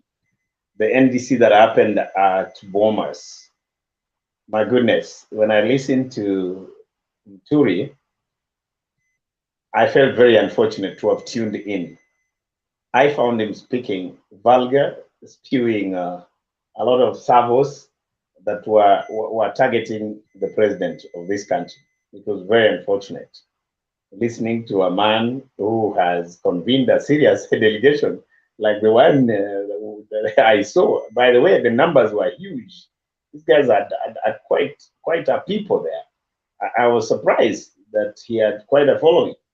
But unfortunately, as I was saying, when I listened to Muturi seemed to shoot the presidency from Bomas.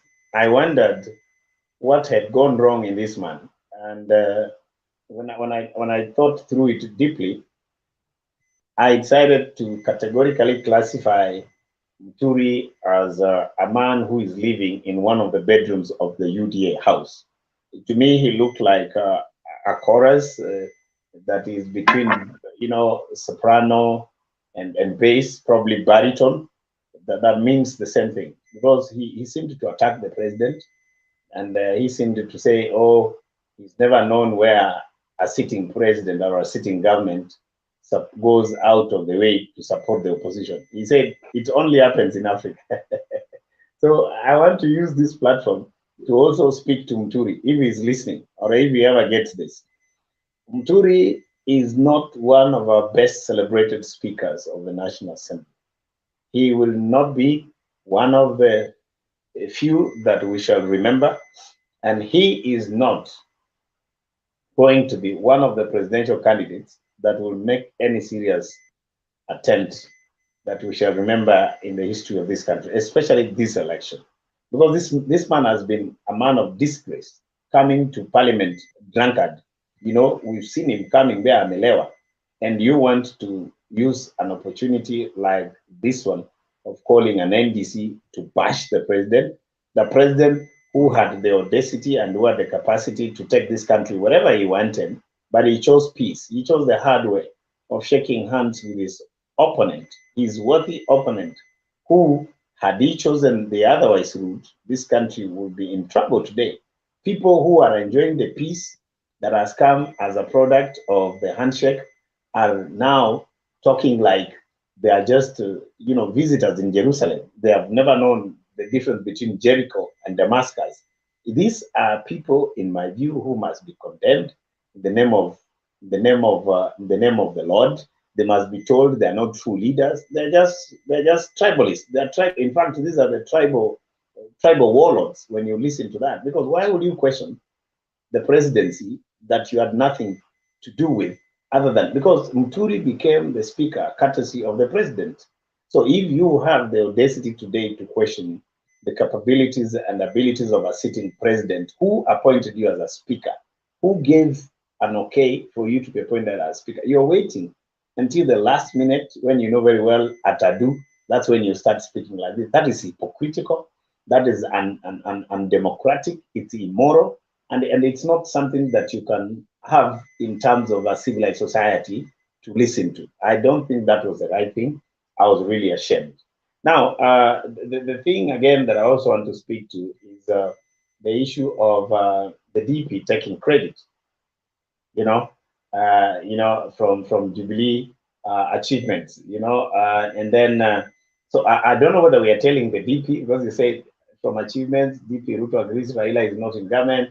Well, yeah, Raila is not in government, yes, but DP Ruto agreeing that Raila is not in government, that should not be news. That should not be news, because the DP has always played to the politics of the day the way he wants it. He cherry picks. The temper, you know that. This guy, anything that we try to discern here is full of cherry picking. The DP can say to tell you is today the most respected Christian, tomorrow is the most insulting man outside the very church. You wonder. Today he's telling you the bottom up, tomorrow Alice is saying bottom down. This is people who belong to the Confucianists. In my view, I call them Babylonians. These are people who speak the truth and lies from the same mouth without looking at that as impunity. I want to really, weigh into the way things are happening, and I think it is true that AZIMIO la UMOJA, and as far as the TONONOKA is concerned, AZIMIO la UMOJA confirmed that actually the coast is with Baba. The coast is with Baba. However, there was a bit of heightened tension among the competitive members or aspirants for gubernatorial position that looked very, very interesting how it was handled. I want to concentrate on the solution, not on the incident. The way it was solved, the way it was downplayed, and how the young men were spoken to, I think that was quite a credible, occasion for Baba and his brigade. They spoke to each other. I saw, the sitting outgoing governor Joe speaking to the two, and he told them, "Listen, you guys go sit down. This is not the way things are done." He spoke to the young men. Sifuna came in very quickly. He told the young men, "Whoever you are representing, you will come to Chungwa House looking for your papers, looking for your certificate. Behave. Ukikuja huko kuchukua certificate tutakutana." And I think they heed the call. That was very, very, very nice. So generally, as things go, so far it is great, but something that was of interest, you guys have not captured here, I don't see it, is the breakfast meeting between Kalonzo Musyoka and Raila Amolo Odinga. That breakfast meeting is actually the talk in town. Kalonzo was busy building on the same, saying, "Oh, why are these guys? What are they interested in?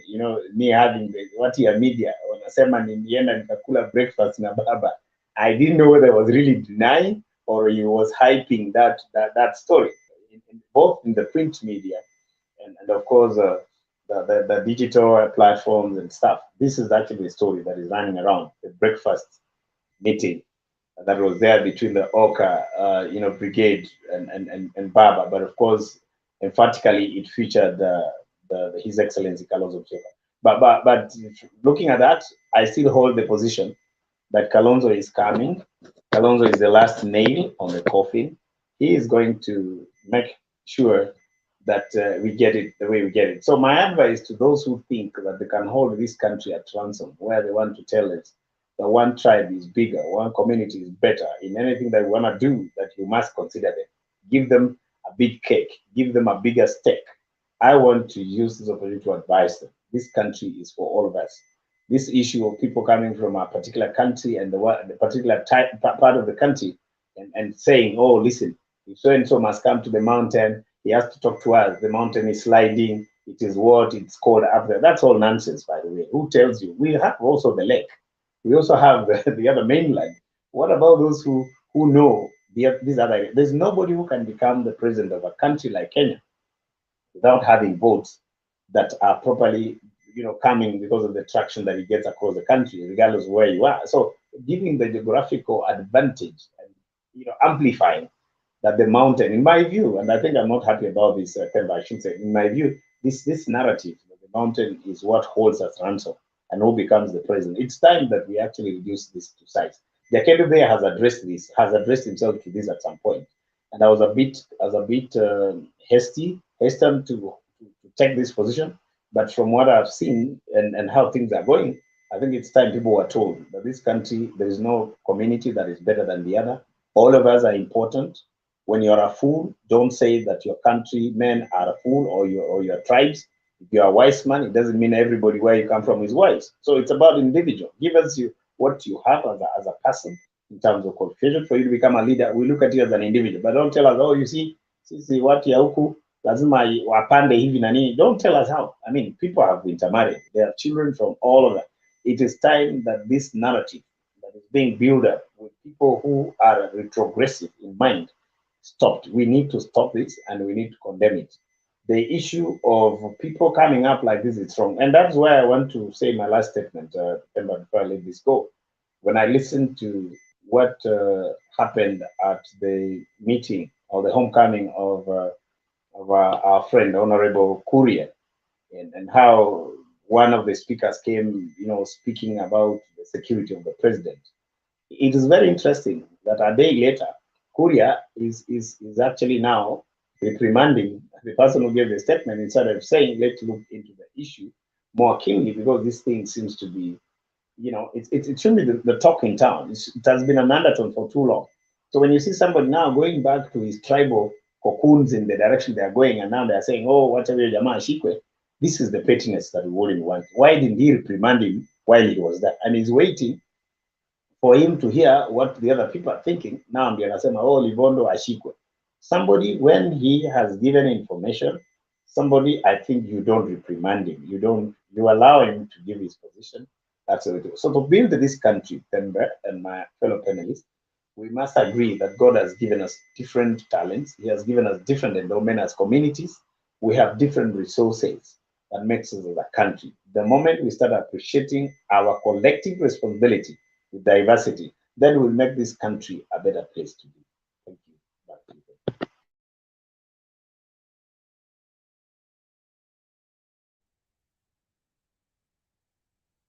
Nimeona umeavoid kuongea Kiswahili, unaona umefuata kabisa. Lakini yale ambayo yasema, I follow the instructions, Temba. I follow instructions, you know that. Kiswahili chako kina udhaifu ambao najua Jakitu Bey ataona. Stone PK, karibu mkubwa wangu. Asante sana Bwana Themba, spika wetu wa siku ya leo. Ndugu Jakedo Bey, ujambo? Sam namuona pale, Wayara na ndugu Patriot, pole. Thank you for this very good forum once again.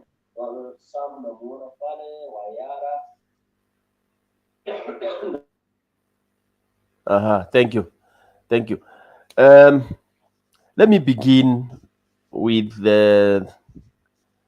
this very disappointing moment. Thank you.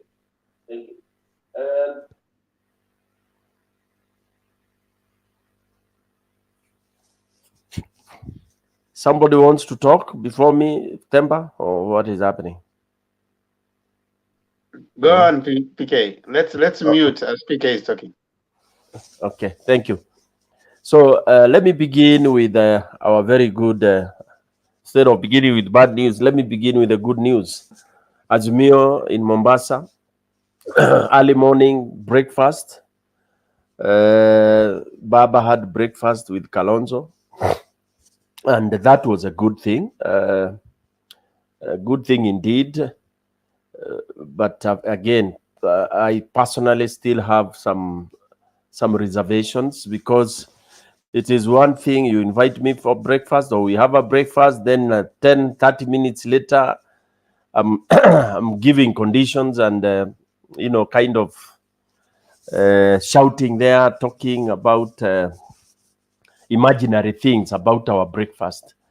I'm finding I think Kalonzo has entered senility, unfortunately. My very good boss for some time.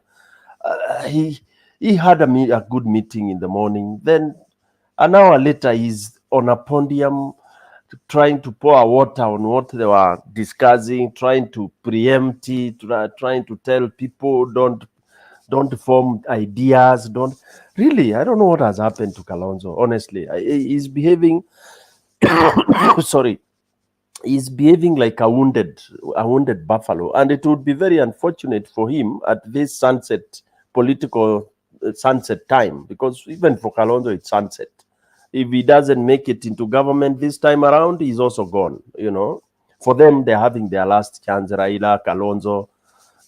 So any small blunder, they will be in oblivion after the August. So he disappointed me by going to Kisauni meeting, and then at the subject there, he was like, saying, we are if there are any discussions, they will be based on those lamentations. And for me, honestly, I think he's also unhappy because he realized the train has left without him. Ukambani started moving, and I think that has really injured his ego, which for me, it's better to swallow that pride. Yes, Ukambani has moved. It may not be 100%. He still has his people, but even if he decides not to join them, those guys will still join. They're with AZIMIO, and they'll pull in some very good chunk of Ukambani votes, which means if Baba doesn't get all the votes, neither Kalonzo will get the votes. So he will spoil, and they will all be losing. So for me, Kalonzo, who is such a senior politician, for him to play that monkey game, it is really bad. It is sad. Because if Raila loses, Kalonzo loses, then UDA takes it. So will he have joined? But he's a melon, as they say, he might join UDA, you never know. But ni ile kutaka kuharibu, badala tushikane, we win. Okay? And I think even Raila is feeling the way I felt, because we can't have a meeting now, discuss our things. Then you're out there lamenting and saying that you are telling the press and the public that it has to be structured. Why didn't you say that during the breakfast? Or if you said it at breakfast, why are you coming here to tell mwananchi ule hataki kujua hiyo ma structure ni nini? Politicians, these senior politicians are really misplaced. The subject matter they talk in those platforms, they don't make sense to the common mwananchi. Unaambia mwananchi structure. Those are your own selfish things. Unataka serikali nusu. Na saa zile serikali inatafuta, wewe bado unarukaruka huko ukijiita sijui oka or whatever it is. Yeah, I got disappointed by my very good boss. So that then he was very good, but now things have changed. I also got very disappointed with JB Muturi. My own, he comes from my place. Again, that was mediocrity of the worst order. And I wish I could get close to him and tell him that he goofed. He goofed. Those of us who know JB was picked from the rags by his very good friend, the president. And I was shocked to hear him talk like that. That's why I don't know how watu wamerogwa nini. Kuna kitu wamepewa, because they are all drunk. They have lost their heads. You can't imagine. In fact, nobody imagines that JB can open his mouth to say anything negative about Uhuru Kenyatta. You know, Uhuru Kenyatta has been his lifetime friend. In fact, lifetime lifeline, to put it very, very okay. There, when this gentleman was rejected in our place as second term MP, he got less than 500 votes. Yeah, he was picked from the shrugs by by Uhuru. That by itself makes you even become a slave of the other guy. Somebody who picks you from the rags when you are zero. That was bad. Anyway, those were my two disappointments. But the highlight, Tononoka was fantastic. Although again we saw the in-house fighting, which Baba, tried to calm. I know the press were exaggerating. They were circulating the photos of the two teams fighting. For me, that's kawaida, because they are two strong candidates. And Mombasa sometimes is very volatile, only that people don't know. Yeah. So Nasir team is also very strong. And this other gentleman team is also very strong. So those boys from Kibarani and all that, ni vijana wa mtaa, walipigana kidogo, waliumana kidogo. But then the wajamaa haters wali concentrate on that. But it was quelled very fast, And okay, Baba told them, you don't have to fight, And then SG came in and said, please, don't do that. I'm watching. I'm the Secretary General. Then I think that calmed, and they will be able to sort out, because by the end of the day, is one guy who will become the governor. So whether wapigane, wangoane meno, it's all a waste of time. And the two guys don't fight. So you fans are the ones fighting, and you end up with scars and all that. So apart from that slight misfortune of supporters fighting, I liked Michi Mboko's speech. I think that was the best, because she put her right foot there. That is her home, and she was the one she was a showstopper. She sent the message home. She had crafted a very good story. Yeah, ya kupewa Mr. Temba, I think you know that Swahili, ama Jakindube, inaitwa tindi, ulipewa ukala, sasa deni tukamalizana bwana. So she put it very clear. Ruto, we ulienda ukawekea conditions zako, they were all met. So please let Uhuru alone. Let him now partner with somebody else. Unfortunately, I thought the stage was overcrowded with useless people, in quotes. I'm not meaning useless, but people who did not add value to the meeting. You come there, what you say is Baba, then you sit. Yeah, I would have rather, and I think this is something that AZIMIO should start doing. I would rather you pick even a kijana at random from the meeting there, and a msichana from the meeting there, or even a PWD, and you give them that 2 minutes, somebody from there, the crowd, meaning they are from Changamwe, wewe azungumzia watu wako, 1 minute, and it adds value. You don't have to really go hunting, coaching who is going to speak. Pick at random, yeah, other than bringing somebody all the way from Nairobi to come and say baba. So that, I think AZIMIO has to change and start managing their campaign properly, and also to create the connection with the grassroots. Ruto in Meru, he continues to give a lot of rubbish, sorry to use that term, because it's really rubbish. He goes to church, starts talking about mabarabara, mastima. I think he's also obsessed. He's possessed, obsessed, Then he starts explaining bottoms up. For the first time, ndio niliamini huyu mtu kweli amechanganikiwa. He brings a quote from the Bible. I think it's the book of Psalms. Then he reads it and he says, that is all that is bottoms up. And people laughed, because I think people know the Bible very well. Yeah, ati maskini walitolewa kwa mavumbi wakafanya hivi, na hiyo ndio bottoms up. What have you told the people honestly? Kwani wewe ndio Jesus? Are you doing miracles? Unakuja unachukua mtu kutoka kwa vumbi ati anakuwa tajiri. It's really nonsense, and I think he's run out of gas completely. Then lastly, yeah, it's true, Raila is not in government, and I don't remember anywhere where Raila has stood in a podium and claimed that what Jubilee has done is to his credit. I don't know, unless any of the panelists here have heard Raila speak that. I can't remember where Raila stood and one, said he's in government, and two, praised that he has achieved X, Y. I mean, Jubilee has achieved X, Y, and then he is part of it. No. I don't think he has. So Ruto should stop, kind of blaming Raila for nothing. What Raila says is there has been peace, and with peace, so much has been done. Simple as that. Yeah.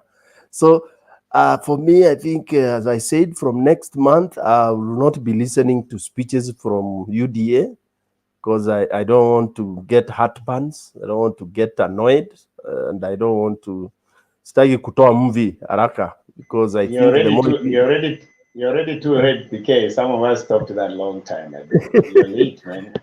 Yeah, so definitely I'll stop doing that.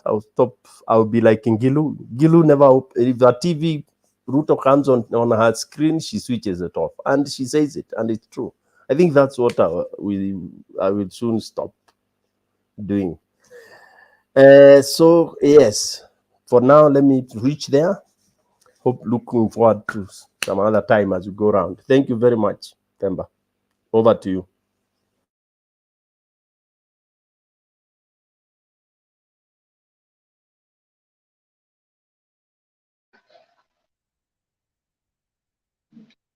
Stone PK, asante. Umeweza kutuelekeza. Kuna mambo ambayo umesema ambayo kwanza pale umesema kwamba unamjua JB Muturi. Unajua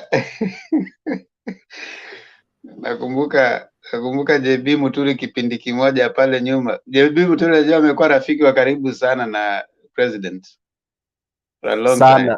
Sana, and we come from the same clan. Yeah, so I'm also surprised why he's making such outrageous. Hata hii speaker amepata kwa sababu ya urafiki wake na president, and I think maybe he's trying to think beyond the presidency, which is good for him. Probably he's thinking he's going to bring in some clout around himself to make him negotiate. I don't know where he's getting his political power, but probably because the constitution gives him that. He is the fourth in command right now. I think after the president, there's a deputy president, then there's a speaker of the Senate, then Speaker Muturi, right? You are right. Yes, he's the fourth, and he's still using state resource. No, he's number 3 actually, as per the constitution. Yeah, he's 3 because the National Assembly is superior to Senate. Yes, exactly. The National Assembly and then the Senate. He's number 3. Yeah, so I think he's using that clout. Okay, so Themba, mnasahau kwamba unapomtibu mtu jicho, kama jicho ana shida na jicho, na wewe umeenda kumtibu, unajua wewe ndio wa kwanza kuona. Kwa hiyo nafikiri hawa wenzetu kutoka Kisumu huwa wanasema kwamba ile jicho umetibu wewe ndio inakuona kwanza. Kwa hiyo mtu yeyote ukimsaidia ni wewe kwanza anakuona wewe huyo ndio anakuwa. Kwa hiyo Muturi yuko right, president ndiye anaona wa kwanza. Haya basi, so Ziana, habari gani? Nzuri sana bwana Temba, nashukuru. Nasikiliza, ningali nasikiza. Utasikiza sana manake sasa na meza na meza nitakuja dakika zile utapatia mwingine na meza alafu ninaja. Temba, hata hatukai sana sasa, tunatoa raundi zetu za mwisho. Leo inakaa watu mada haijakuwa ndefu sana, so we will start taking our closing remarks. Ni sawa. Okay, so I'll give Sam dakika 3. Sam namuona hapa alitoroka alipoona Irene amekuja akamchapa nini, akaona wacha atoroke kwanza, amerudi. Sam, naomba utoe maoni yako ya mwisho. Tembo sikutoroka. Unajua ulitoroka ulikuja mstari. ya unajua sasa zingine ujiweke heshima mtu mwenyewe kwanza. Unajua yule msichana alikuja na hasira, alikuja na kila kitu yote ambayo alikuwa anaweza kwake. Anyway, she has got right. Well, she is right. It's okay. Anyway, so mimi nilikuwa nimelala kidogo, sijui ni kitu gani watu mlikuwa mmeongea dakika mwisho, nimesikia tu Sam alafu ndio nikaruka hivi. So unless tungine aweza nisikize ni kitu gani, then maybe I'll come back 1 minute later on. Sam, wacha kulala kwa studio, lala kwa bedroom. Wacha kulala kwa studio. Sleep in the bedroom. Unajua nini? Watu wanalala hata kwa studio, hakuna mahali ulali. Yeah. Sometimes unaweza kuwa umeketi hivi na kumbe umelala. Watu wanafikiri unaangalia na kumbe umelala tayari. Thank you. Haya, asante Sam. Najua saa zingine kuna waka sana hapa. Kitchen ilikuwa moto, Sam akaona wacha atoke, ache kwanza kitchen watu wengine wapike. Temba. Yeah. Temba, inatakana watu wenye wanalala unawalipisha accommodation pia. They should pay for accommodation if they can sleep in the studio. Walipe hiyo accommodation na breakfast pia. Haya, Jakindube, toa hoja zako za mwisho. Bwana Themba, mimi nataka kusema tu kwamba hizi fujo zote ambazo wale watu wote ambao watu wengi mimi nimeona watu wengi hawajui Kenya iko wapi na inaelekea wapi. Hawajui hata kina Kalonzo Musyoka hawajui tunataka nchi iende wapi. Watu wengi kina Muturi hawajui, wengi tu hawajui hiyo nchi yetu iko wapi na inatakiwa kwenda wapi. Kwa sababu nikiangalia wao wengi wanataka tu president. Wanataka kuwa president, lakini utakuwa president hata kama ni gari. Unataka kuendesha gari ujui hata kama iko na puncture ama ujui kama itakusumbua njiani. Hizi vitu zote ukitaka kuendesha gari angalia iko pumzi ya kutosha, iko petroli ya kutosha, mafuta, maji. Lakini hawa watu wanataka uongozi na hawajui nchi inatakikana saa hizi ifanyiwe nini. Kiraka gani inatakiwa kwa hii nchi. Kwa hiyo watu wengi sana mimi wananiudhi, wanivunja roho sana kuangalia kwamba wanakuja kwamba wao ni viongozi, lakini hawajui kwamba nchi inaenda wapi na imetoka wapi na tuko wapi na tunataka kwenda wapi. Hawajui hata tumekuwa na shida gani kwa nchi yetu. Hawajui kabisa. Mimi nashangaa hawajui, na yetu wanajidai wao ni viongozi. Nchi yetu inataka uangalifu mkubwa, inataka tujenge msingi mzuri kwa vizazi vijavyo. Ndio president anafanya. President na Raila wanafanya hiyo, wanajaribu kuunda nchi. Kuunda nchi kwa wananchi wote wa Kenya, ndio iwe sawa kwa kila mtu.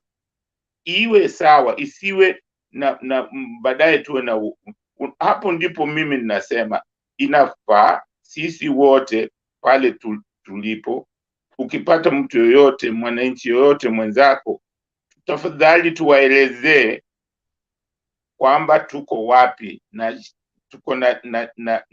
tuko na matatizo gani, tunataka nchi iwe namna gani, nchi yetu iko wapi, mahali gani, na tunataka kwenda wapi, kwa sababu nchi yetu kwa muda mrefu sana tumekosa umoja, tumekosa undugu, tumekuwa tukibagwana. Tunataka tutoe hizo mambo za kubagwana, tunataka tufanye kazi pamoja, na kufanya kazi pamoja lazima mshirikiane. Na sijui kwa nini watu hawaelewi kwamba umoja ni nguvu. Hivyo ndivyo inatakikana, lakini wengi naona hawajali. Wao wanataka tu kuwa president, wanataka kuwa kiongozi, lakini hajui kiongozi unataka kuwa na unataka ufanye nini. Kwa sababu hawa watu wengine nimesikia wakisema wanataka kuwa president, lakini usikii wakitaja umoja wa Kenya, usikii wakitaja ushirikiano, kitu ambacho president kila mahali akienda anahubiri. Raila akienda kila mahali anahubiri umoja. Ni jambo la muhimu kwa nchi yoyote duniani au kwa jamii yoyote. Lazima muwe wamoja. Hata kwa nyumba yako, wewe na bibi yako lazima mshirikiane pamoja na watoto wako. Bila kufanya namna hiyo mji wako hautakuwa na msingi. Kwa hiyo mimi Bwana Demba, mimi naomba sisi wote hapa tulipo tujaribu kuwaelezea wenzetu wengine kwamba jambo la muhimu ni kwamba inatakikana tueleze wenzetu kwamba nchi yetu sisi wote tuwe wamoja, tuwe na ushirikiano sisi wote, tuvute pamoja, tujenge nchi yetu pamoja, tusibague wengine. Na tumekuwa tukibaguana, tuache hiyo. Ndio maana sikubaliani na watu wa UDA kwa sababu ya kuleta mambo ya hasra na nini. Hiyo ndio maana sikubaliani nao, kwa sababu wanapenda tuendelee na ubaguzi, na hiyo sio vizuri. Tunataka kitu ambayo itatupatia kila mmoja apate haki yake na mambo ambayo yanatija, sio vurugu tu. Hiyo kusema kweli, ndio maana hata mkisema Muturi hajui tuko wapi, hajui tunaelekea wapi, hajui hata president anazungumza hii kila siku kwamba umoja ni nguvu, nchi ambayo iko na amani ni sawa. Mkiwa na amani mtafanya vitu zenu. Kama hamna amani, hamwezi kufanya, hamwezi kujenga chochote kama hakuna amani. Kama kuna amshirikiani, hamwezi, hata ukiwa na pesa ngapi.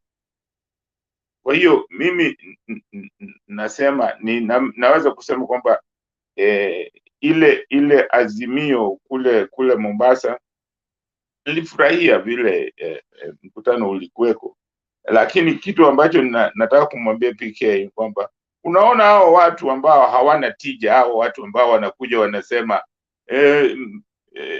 Azimio, ukiwanyima tena wanasema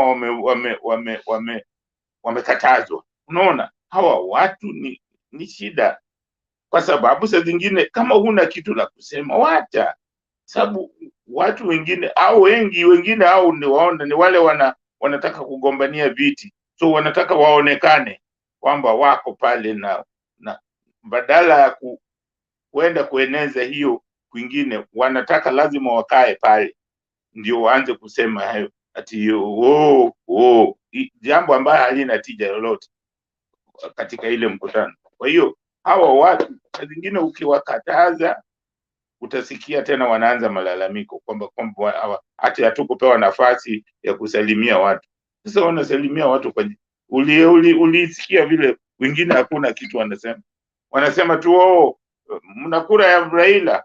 Sasa hiyo maana yake nini? Unaona? So hao watu, hizo vitu kama hizo utaona ziko tu sehemu nyingi, wakati maana yake wanataka waonekane, na wakipewa nafasi ya kuzungumza hawana kitu la kuzungumza. Kwa hiyo wao watakuweko tu, lakini Jakende, sorry, wewe unaingilia gavana wangu wa Kisii ama ni nani? Unajua gavana wangu hakuongea anything, ndio yeye ndiye asema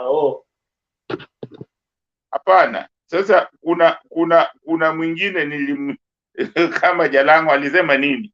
Jalango alisema nini? Hakusema chochote. Alisema tu nani wanakura. Basi hiyo tu ndio alisema. Kuna wengine hakuna kitu wanasema. Mimi sijaingilia gavana wako hata kidogo. Lakini hata wewe unaona katika hiyo mkutano kuna wengine hata wakitaka kuzungumza, mimi kuna wengine wakizungumza, mimi nasikia aibu. Yani nasema huyu jamaa hana kitu ya kusema, mbona anaenda kusema? Si angeketi tu, ye vile vile ni kiongozi tu, aketi tu. Na kuna wengine namna hiyo, na lazima wanapewa hizo nafasi. Mimi upande wa watu wa UDA inaitwa Kenya moja, inaitwa nini? Kenya moja. Kenya kwisha. Kenya kwanza. Kenya kwisha. Wewe hiyo Kenya kwanza. Mimi kwa kweli ukiniuliza hata wamesema nini, najua vitu wanasema. Najua tu wanasema usilete madharau, wewe hauko, yani wacheni madharau, wacheni nani hiyo, atasema wacheni ukora, wacheni madharau, wajinga waliisha. Hizo ndizo vitu wanasema. Hakuna kitu kingine wanasemaga. Kwa hiyo mimi hao watu wanisumbui kwa sababu hakuna kitu ambacho wanasema. Ukiwauliza bottom up hawezi hata kueleza. Unawasikiliza wanasema jambo, wanaikashifu serikali, alafu kwa huo mdomo mwingine wanasema wamefanya. Sasa hao ni watu, kwa maoni yangu, hawa ni watu matapeli. Hawa watu ni watu matapeli, na saa zingine Bwana Zemba, inanishangaza sana kwa ile demokrasia ambayo unasema. Inanishangaza sana kwamba tunadanganywa, tunadanganywa barabara kule Western. Alisema barabara imetengenezwa na watu wamesimama kwa hiyo barabara haijatengenezwa. Alafu waandishi wa magazeti waandishi wa magazeti kwa nchi yetu, waandishi wa reporters hawamuonyeshi bwana, hii barabara bwana unasema umetengeneza, haijatengenezwa na tuko na vifaa. Anasema uongo na hawamuonyeshi. Hiyo ndio kitu moja naona saa zingine kwamba tunakosa. Tuko na vifaa vya kuweza kukomesha haya mambo ya kusema uongo. Nimwambia uongo haijengi nchi, uongo inabomoa. Uongo mwisho inafanya mnapigana. Tuacheni, tusimkubali mtu yoyote kusema uongo. Tubadilishe hiyo mwenendo mwingine. Sasa tubadilishe. Nilisema kwa miaka 59 tumekuwa tukijibagua kwa mambo ya ukabila. Sasa mwaka huu 2022 tubadilike, tufanye kazi pamoja kwa miaka 5, tuone kama itatusongeza mbele. Kama ikitushinda, kama hakuna mabadiliko, turudi kwa kubaguana, au tutafute mbinu nyingine. Lakini mimi nimechoka sana na mambo ya kubaguana. Hii mambo ya tunakaa tu kwa sehemu moja na tunaona wenzetu wanashirikiana na wanaenda wametupita, wametushinda mbali kabisa, na yetu tuko na kila kitu. Asanteni sana, ni jambo la kunisisitisha sana. Asante Bwana Zemba, samahani kama nimepitisha. Sasa Jakindu, unakosea alafu unaomba msamaha. Nikawa nimepitisha Jakindu. Hiyo ni ukweli. Natakiwa nikikosa nasema mnisamehe, kwa sababu nimeshasema. Hiyo ndio ukweli. Sitaki kukataa, na sitaka niseme ukweli. Haya, sawa. Kivunja anasema bottom up ndio hauelewi. Sisi hatujauelewa kwa sababu hata wewe mwenyewe hujauelewa. Ati wapi 6K per month? Mbona jaribu danganya uchu wa uongozi ndio huvunja nchi. Mtu ambaye ana support Ruto haikuja hapa kusema ati uchu wa uongozi, na Ruto mwenyewe ako na uchu wa uongozi. You wonder which Bible or which book we are reading. And wale ambao wanasema sijui lower food prices. If you are lowering food prices and you have a deputy president who has been a ghost worker for 5 years and you have never put a hashtag, don't put a hashtag about that. And if you voted for Ruto twice, don't put us for us a hashtag at your lower food prices. You know where to go if you want food prices lowered. The deputy president has always said that he has 160. Actually, right now he's saying he has 180 MPs. He's a person you should go and ask why food prices are not lowered. The same person who has been calling you to Karen to give you handouts is the one you should be asking to lower food prices. So hiyo story ya kuwatia moto ati sasa unaona watu wameingia kwa mtandao ati let us have this one trend. Na huyo mtu anakuambia let us have this one trend, they are supporting the deputy president, the person who is giving handouts and telling you to go to wheelbarrow, the same person who presided over agriculture when food prices and fertilizer prices were soaring high, the same person who is telling you they're claiming development, unawambia lower food prices. Stop being so happy every time but sasa tunaenda hashtag. If you lower food prices cannot be lowered at the store. Food prices can be lowered if the cost of production of those foods are lowered. So if the cost of kutengeza hizo wakulima fertilizers hajashuka, how do you expect watauza? Ule ambaye ashabebe nini amepeleka kwa nini kwa market ana expect pesa yake. Wewe unataka food prices zikuwe lowered. Na ile pesa ambayo huyo your mother, your father, your brother, your auntie, your uncle ndio wale wametransport hiyo food wameipeleka kwa market. Na walitumia their cost of production is high. So what is this supposed to be lowered? Is it the cost of production or food prices? You people don't just be like kazi imekuja imeambiwa ya kwamba sasa lower food prices, and even some people are sitting wanaanza kutuambia ati lower food prices. Food prices do not just come low. The president does not just wake up tomorrow and say all food prices should be like this much. It is a process. Now someone is putting for you that now let us put this one, let us make it trend. I mean, you should take Kenyans. I mean, mtu anafikiria Kenya ni wajinga sana, and you should not allow yourself to be that stupid. You put a nini kidogo, mtu anaanza kuweka lower food prices. Whom are you addressing on Facebook? What things have you done? Yes, sir. Temba. Leo Temba hujafanya research. You are becoming a stammerer today. No, and I know when you are annoyed. I'm coming back to you. I'm coming back to you. Let me make So for me, I want to say this. I want to say hiyo kitu mnasema hashtag lower food prices. If anything, you should actually be saying there, vote wisely. Vote AZIMIO 2022. So that you can vote wisely. When you vote wisely, you have good leaders. When you have good leaders, they deal with policies that affect mwananchi. That is what we are saying. So this thing of coming here telling us that now we need this one to trend. Alafu ukiangalia mtu kidogo kidogo anaanza kusema ninyi watu wa AZIMIO, kumbe ni watu wa UDA. So UDA wamekuja kuweka waone kama hiyo lower food prices is gonna make people start thinking kugawana wa Kenya tena. No, we know business ni August 9th. That is hiyo ndio focus. Na focus is voting wisely. Vote AZIMIO. Vote wisely, vote AZIMIO. That's all we are talking about. Hizo zingine zote, the same people who actually brought the economy down, the same person who was in charge of energy, energy ministry, Qatar, are the same people coming back to you telling you they will make Kenya better. And then you are still coming to give us strength. We are not boarding. Tumekataa. Patriot, dakika zako tatu. Temba, it's my turn.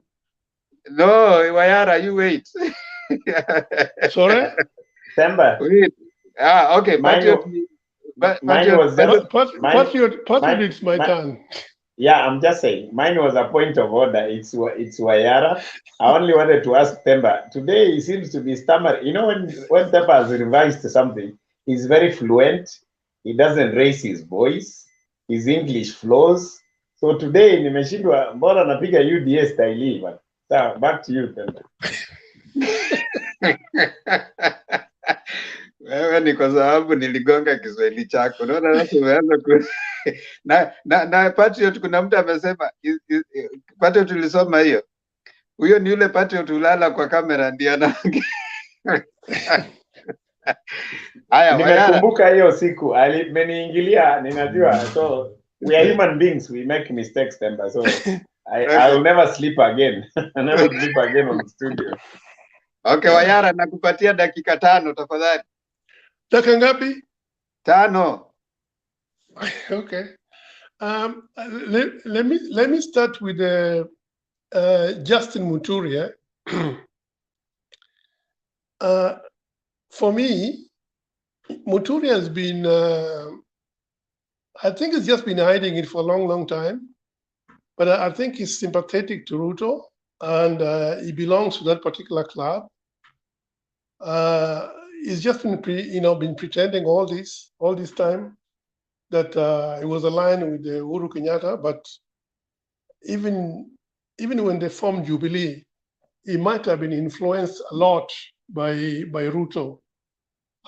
Even the Mount Kenya Forum itself, if you look at the members of the Mount Kenya Forum, all of them are aligned to Ruto. It's just hypocrisy. It's just this, they're camouflaging in this forum, but they are.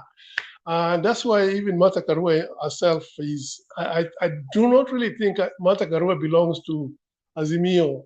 She's an appendage of Ruto.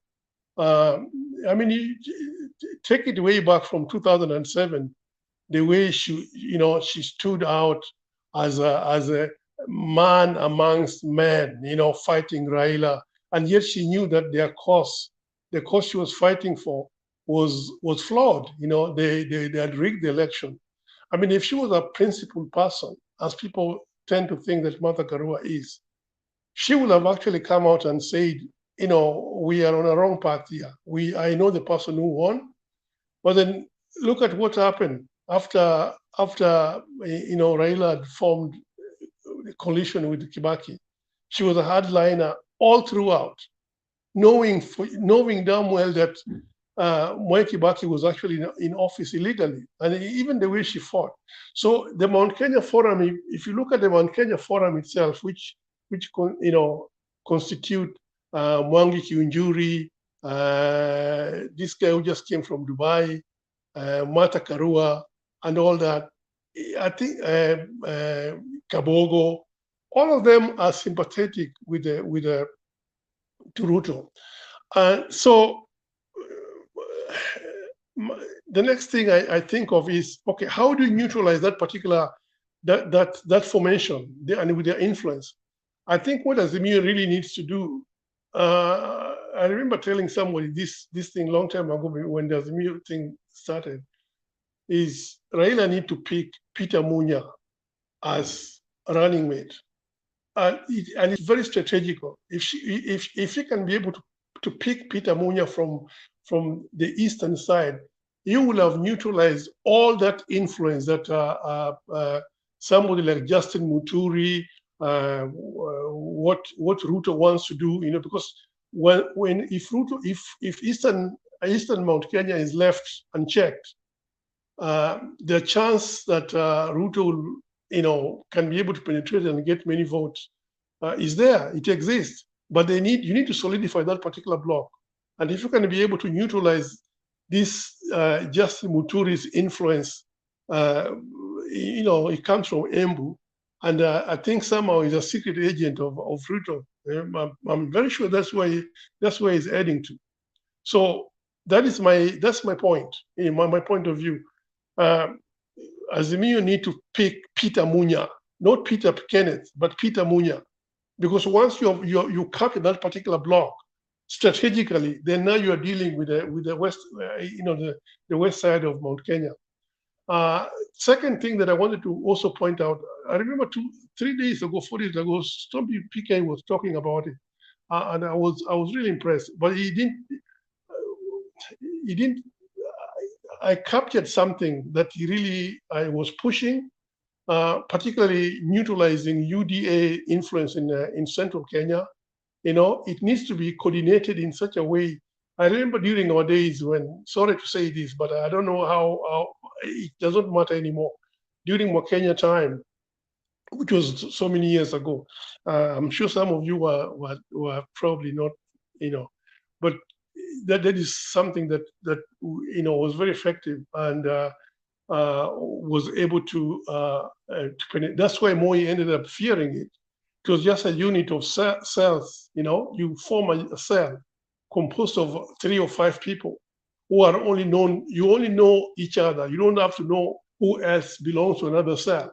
So in that particular cases, if anything happens, you cannot be able to implicate anybody else who does not belong to you. And it was very, very effective because through that particular cell, those particular little units, you're able to mobilize people, and that's what I was thinking, that Mount Kenya voters, particularly the low information voters that you're finding that are drawn to UDA, such kind of movement needs to be formed, particularly those who belong to AZIMIO. They need to go down into the village and create some kind of a units that mobilize people, that inform people, and you move from one block to another. If you bring in 3-5 people into you conscientize them, with your information of why AZIMIO should be favored vis-a-vis the empty shell that is UDA, because UDA's got nothing apart from the insult. There's nothing else that they're selling. But if you look at Mount Kenya voters, I think the fact that Ruto was left running the show by himself for a very, very long time, and Mount Kenya people also being more or less like, I think they're used to power so much, so they wanted to be aligning themselves with the person who's going to be coming next, So majority of them follow that particular path, and Uhuru Kenyatta had given that kind of an assurance that Ruto was going to be their next president, or Jubilee was going to support Ruto to become the president. Another thing I wanted to emphasize or to touch on is voter registration. Voter registration is still very, very low. I think AZIMIO needs to formulate a system which they can be able to adopt to bring out the voter registration, the turnout to be higher and higher. And the best thing that they should have done is to bring in, to incentivize these members of parliament who seem to be doing nothing, just like Stop PK was saying, that they just go there and they start saying, Raila, what is that? That doesn't even add any value. They should go into their constituency and try to mobilize people to go and register as voters for Baba. And how do you do it? AZIMIO should adopt this particular system where constituencies compete amongst themselves. And there's a prize for in every county you have this constituency. So there's a prize to be won by the constituency that turn out with the maximum number of voters registered from that particular constituency.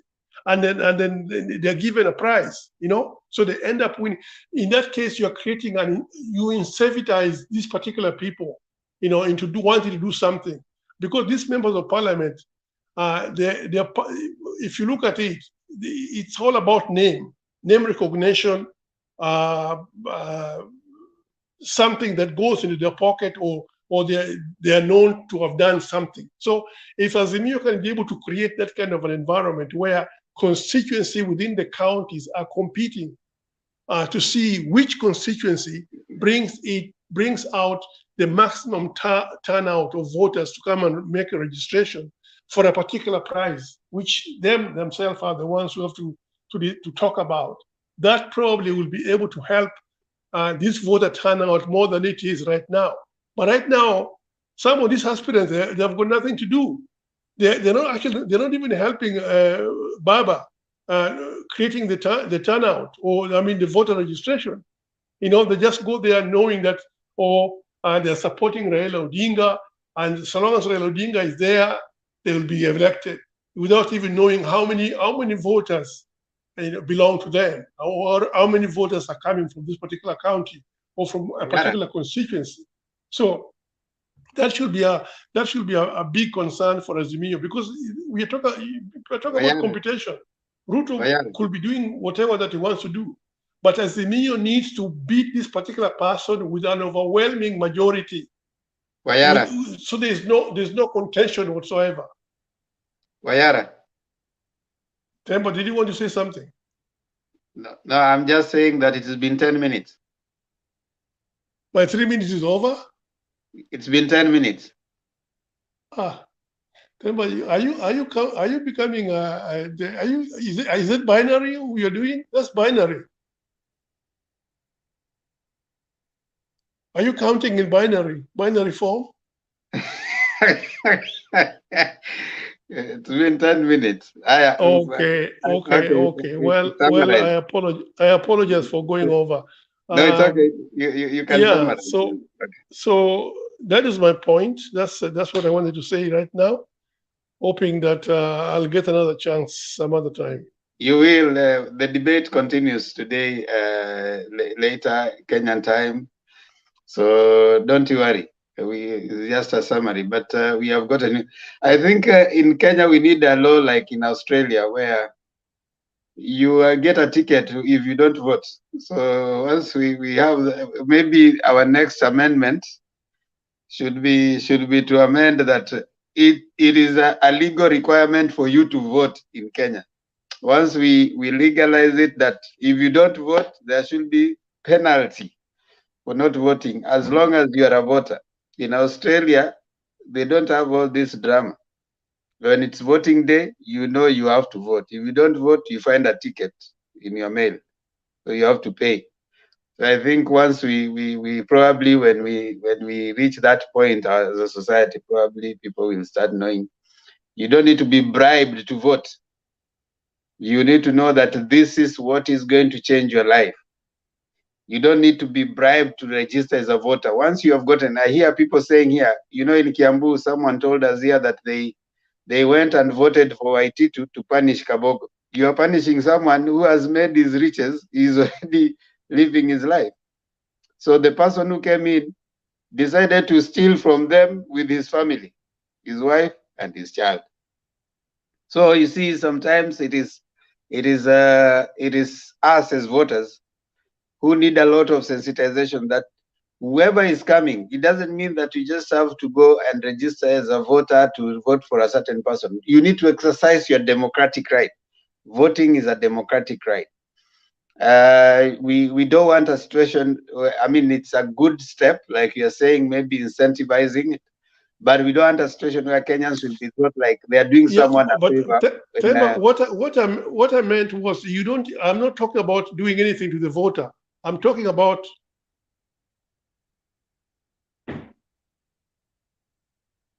Go ahead. What I was saying here is not that you do something to the voter, but there's more or less like a prize for that particular constituency turning out more voters, because the constituency is a prize for it. In other words, it's a member of parliament who takes upon himself to be able to mobilize his own people to go and register as voters because of what is at stake. It's just a token. It's not like you're giving people money to be able to do that. But the token it takes up a different form. Maybe it's a trophy that this particular constituency wins because of what they have already done. They're the ones who have turned out with the X amount of voters. Okay. Yeah, that's what I meant. Okay. Patriot, dakika zako 3 tafadhali za mwisho so that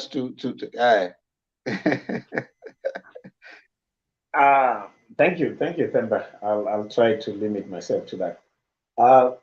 Wayara, you're a very intelligent man, and I think it's my time to praise you now. Listening to you, you make me feel like this debate should go on and go on and go on. That's what it makes to have a debate like this. But let me say this. I want to address myself to a few of your concerns. And for clarity, since we have a few advantages for some of us who are back home here, it's good to actually use this opportunity to make some of this clarification. There are some things that politicians can never discuss in public on how they go about their politics, and especially national politics, how they perceive communities, blocks that constitute the national kit for our presidential, vote, for that matter, if you may like. And in this case, I want to talk about Mount Kenya, and I want to talk the Eastern Mount Kenya. You've alluded to the fact that it will be okay for AZIMIO to choose Munya. I want to address myself to that preposition. Munya will not be the right running mate for Baba for very, very interesting reasons. The Meru people are very stubborn people, just like the Kisis. The people of Meru, Embu, and wherever, they choose to follow somebody for reasons that you cannot just change within a short time. One, it will be quite interesting to see how the landscape politically will change if we have to talk about Mount Kenya, where the Kikuyu community is a factor. Because Kikuyus go with material. These are people who value their interests. You can change the trajectory and the thinking of the Kikuyu if you are coming in to shape and fill into the gaps of their expectation. Then they can change. But the Marians, it takes time.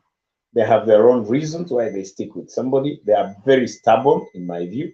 And you will agree with me, from the time Baba started going to the mountain, the people who support Raila Amolo Odinga are those who were with him in the last election, not the new ones. He has not got any new friends.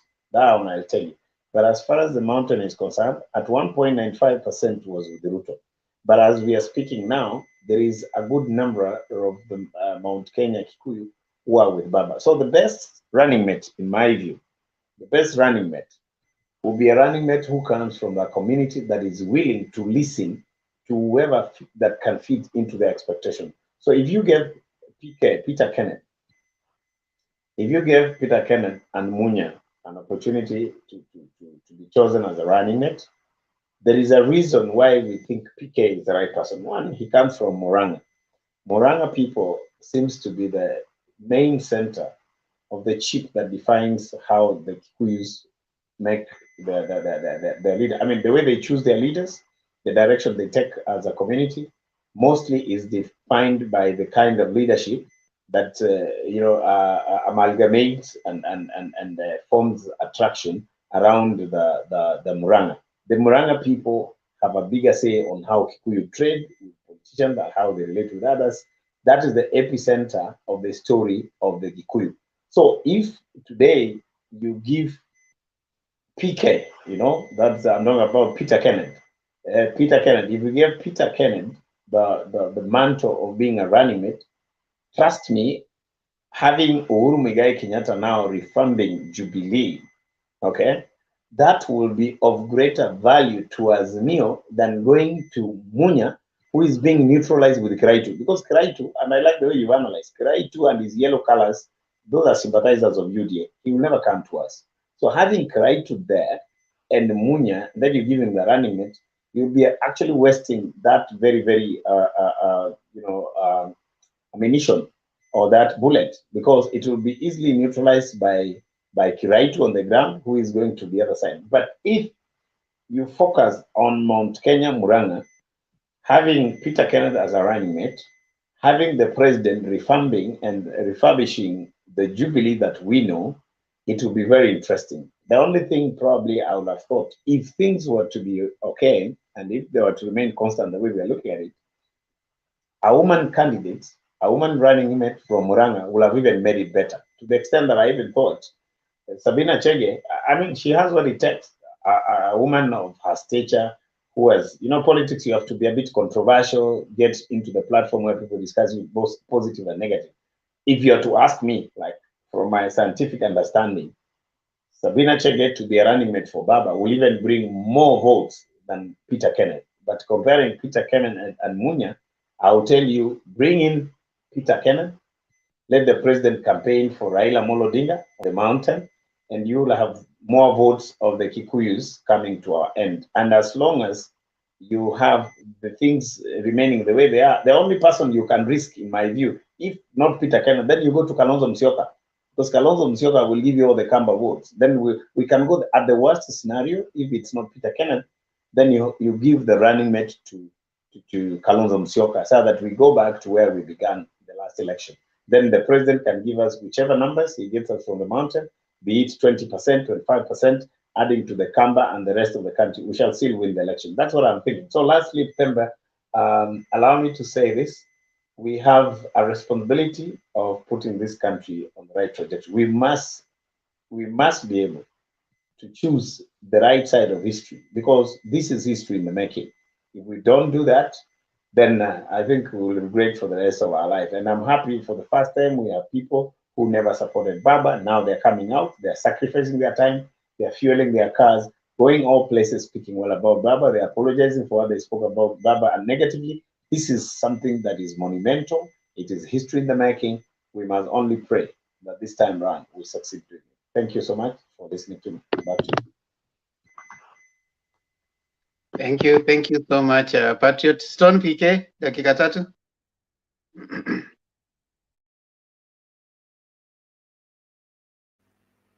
Okay, thank you Bwana Themba. Dakika tatu zangu. Kwanza nianze na JB Muturi. Sikuwa nimemalizana na yeye. Unajua ni wetu wa nyumbani.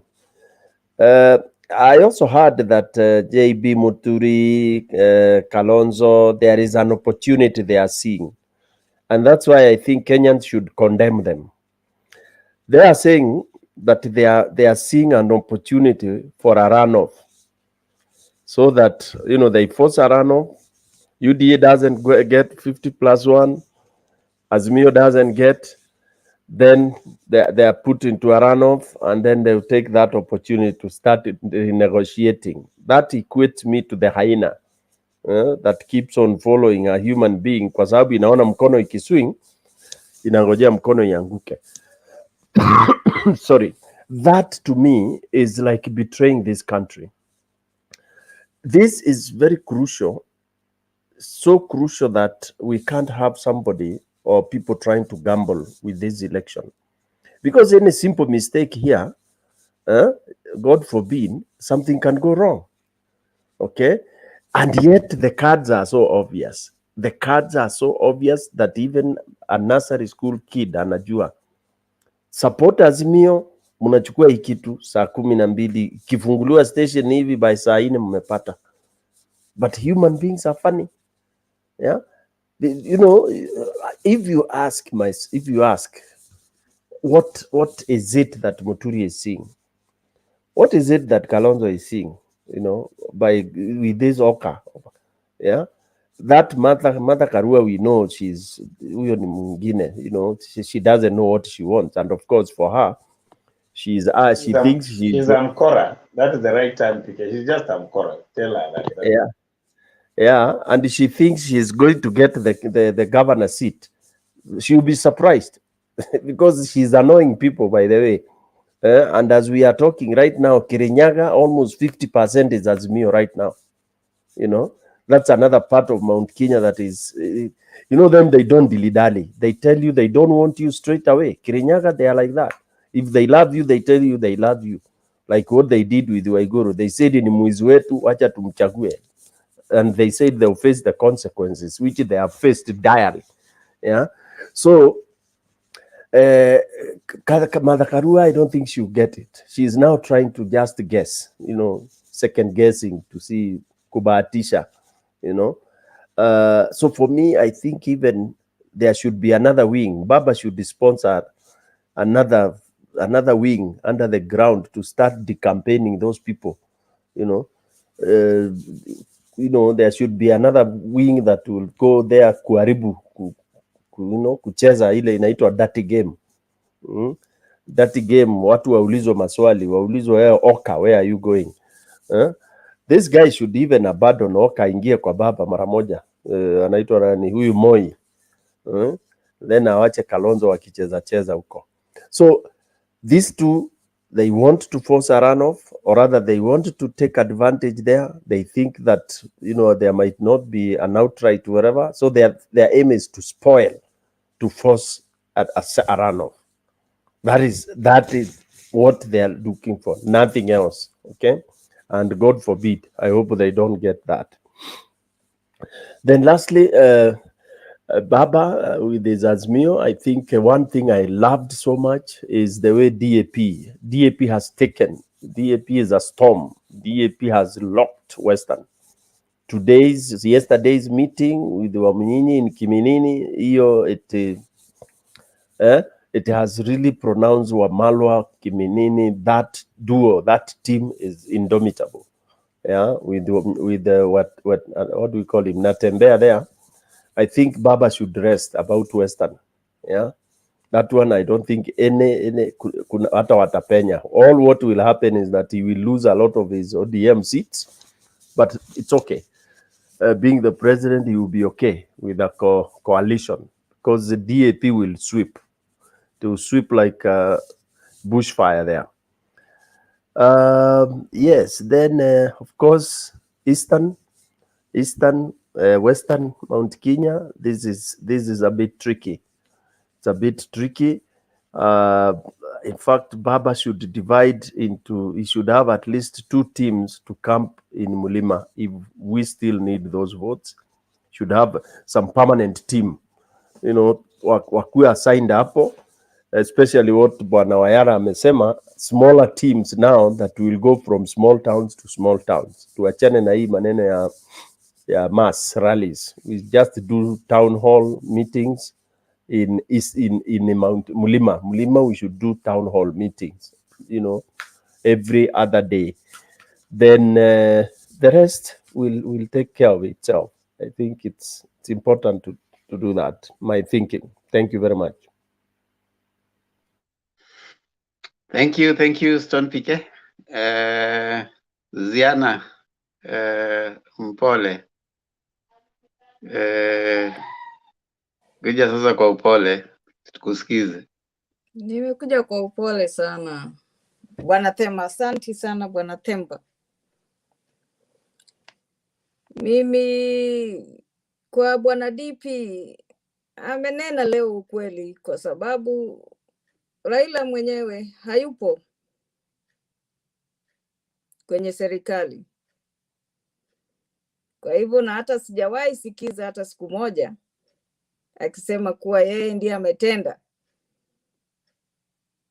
Alipatia tu serikali nafasi ya kufanya kazi, na kweli imefanya kazi.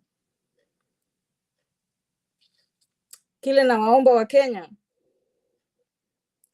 tuwe maskini milionea. Maskini milionea ni kuwa sisi wenyewe ukiangalia tu tayari maskini milionea, kwa sababu ukiwa unanunua vitu na yule tajiri, mkienda kwenye duka, akinunua unga shilingi 150, nawe pia utanunua shilingi 150. Kwa hivyo sisi sote ni mamilionea. Hakuna siku tumegawanyishwa ya kwamba huyu ni milionea, bei yake ya vyakula vinauzwa kiasi hii, na huyu sio milionea, bei chakula chake kinauzwa kiasi hii. Kwa hivyo unasema wa Kenya, saa zile tunaenda kuwachagua wenzetu, tujue hata sisi ni maskini milionea, tu tayari milionea. Kwa hivyo tuchague kwa makini sana, kwa vile tukiwachagua kwa makini tutakuwa tunaenda pale unajidai wewe ni maskini, lakini milionea mwenyewe utanunua naye pamoja. Sasa tuwachague wale watakao weka bei ile wanaona hata nao pia ni nzuri kwa sisi.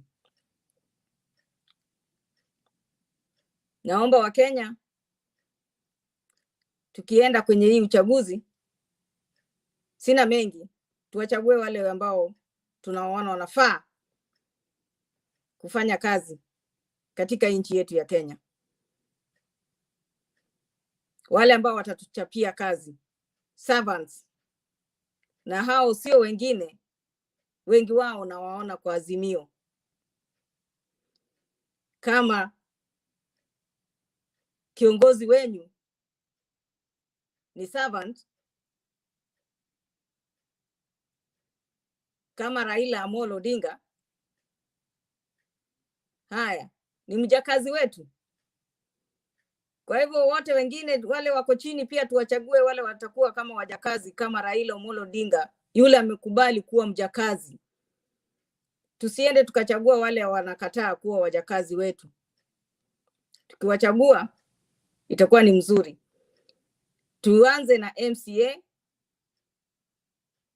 mbunge, senator, tukielekea kwa governor. Mimi nafurahia kwa vile Azimio inafanya kazi vizuri sana na inatuelekeza kwa kuwaona wale maseneta, ma-MPs na wale ma-MCAs.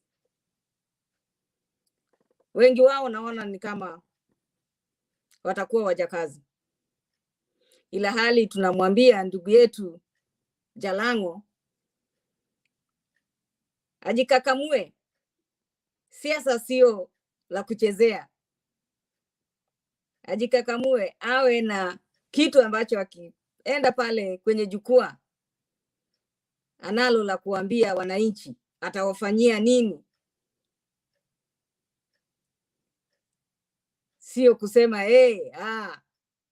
haisaidii wala inunui mboga.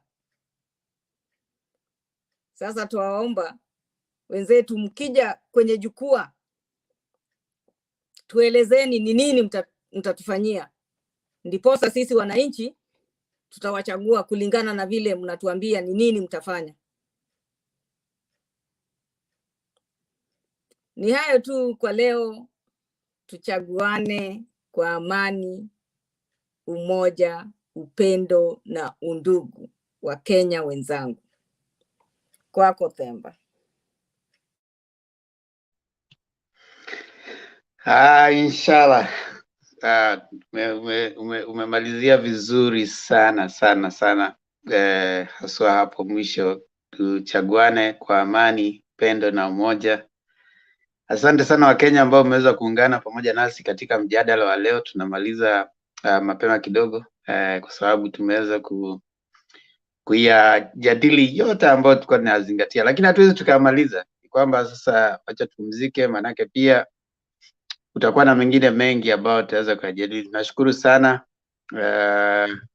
wale ambao wametusaidia katika mjadala leo. Namuona Patriot bado yuko hapa, Sam, Stone PK, Wayara pamoja na Princess Ziana. Asanteni sana kwa kuweza kuja hapa ili tuweze kushirikiana katika mjadala huu ambao ni wa kujenga Kenya. We really thank you so much for joining us. Thank you Gitash Day, Dela Koda, George Maganga, David Olo,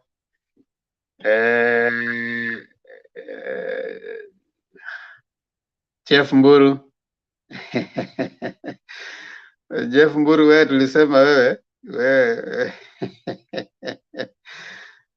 unatusumbua ukikuja hapa sasa. Tukuruhusu kuja hapa, tumekuban for the next hadi baba ingie. Margaret Achola, Biria Rafael Kalu, asante sana. Kivuja Mbavu na wengine wote, asanteni sana. Richard Okemwa, Richard Okemwa anasema Themba Ruto alisema kwamba bottom up iko kwa Biblia na watu kanisani wakapiga makofi. Bottom up haiko kwa Biblia. Themba, that is Stone PK. Wewe leo nimekuambia una shida. Nani ameandika hiyo? That is Stone PK ndiye ameandika hiyo. Ama I stand Sasa to be corrected. wewe Patriot, wewe ndio pia umelala hata wewe kwa kazi. Nasoma comments. Ilikuwa imeandikwa na Richard Okemo, alafu Stone PK pia akaieko pale kwa nini, kwa private. So niko chonjo bana, niko chonjo. Bottom up haiko kwa Biblia bana, haiko kabisa. Trickle down ndio iko kwa Biblia. Yesu akatoka juu akaja chini kutuokoa, hiyo ni trickle down. Dhambi haiokolewi kutoka chini kwenda juu. Dhambi inaokolewa, inaoshwa kutoka juu kwenda chini. Mungu akatuma mwanao wa pekee aje ulimwengu. Yaani hiyo ni kutoka juu, trickle down. So wacha. You know, something I usually say, if you go religious, if there's only one Bible, why do you have 101 churches? It means that you can interpret it the way you want. So you can quote it relevant. Na kuna Biblia ya Catholic iko na zingine ambazo haziko kwa Biblia nyingine, unajua. So you can when you go religious, you can argue anyway, you know. So catechism, they call it catechism. Yeah, the Catholic one is a catechism. Catholic kuna Biblia, kuna ingine, kuna vitabu ambavyo haviko kwa Biblia ya kawaida, iko kwa Biblia ya Catholic. Na najua labda kama kuna Mkatoliki hapa atatuambia kuna some chapters ambazo haziko, so you can choose. Na But Karl Marx says that Karl Marx anasema religion is the opium of the masses. So hauruhusiwi kusoma Biblia ukiwa kanisani. Ni yule catechism peke yake ndiye anasoma pale mbele, nyinyi wote ni kusikiza tu. Pale catechist. Alafu Karl Marx akasema kwamba religion is the opium of the masses. Ukitaka kuweza watu unatumia religion. Ndio maana hata mkoloni alipokuja, kitu ya kwanza alikuja nayo, alibeba Biblia mkono mmoja and the gun on the other hand.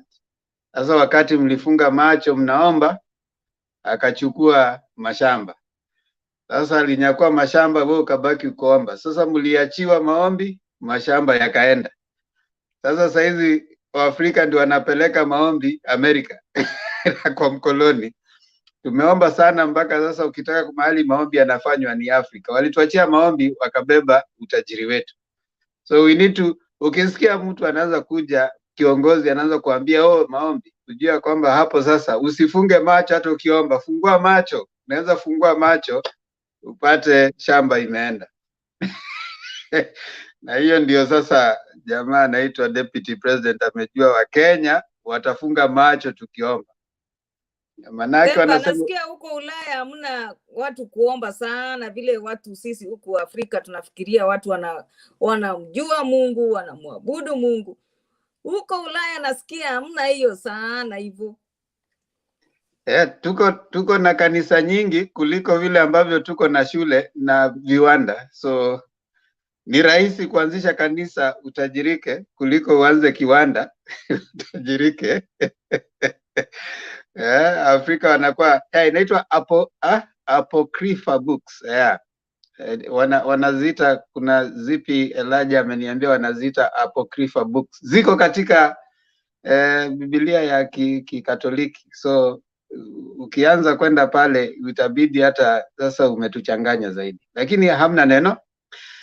Cha muhimu ni kwamba tunataka uongozi bora, si bora uongozi. Tunataka uongozi bora, si bora uongozi. Tunataka kazi bora, si bora kazi. Wale jamaa wanatuambia kazi ni kazi. Hapana, nataka kazi bora, si bora kazi. We want to appreciate you for joining us in the discussion. I can see you still, Sio promise after promise, ni party after party. The same music, but different lyrics.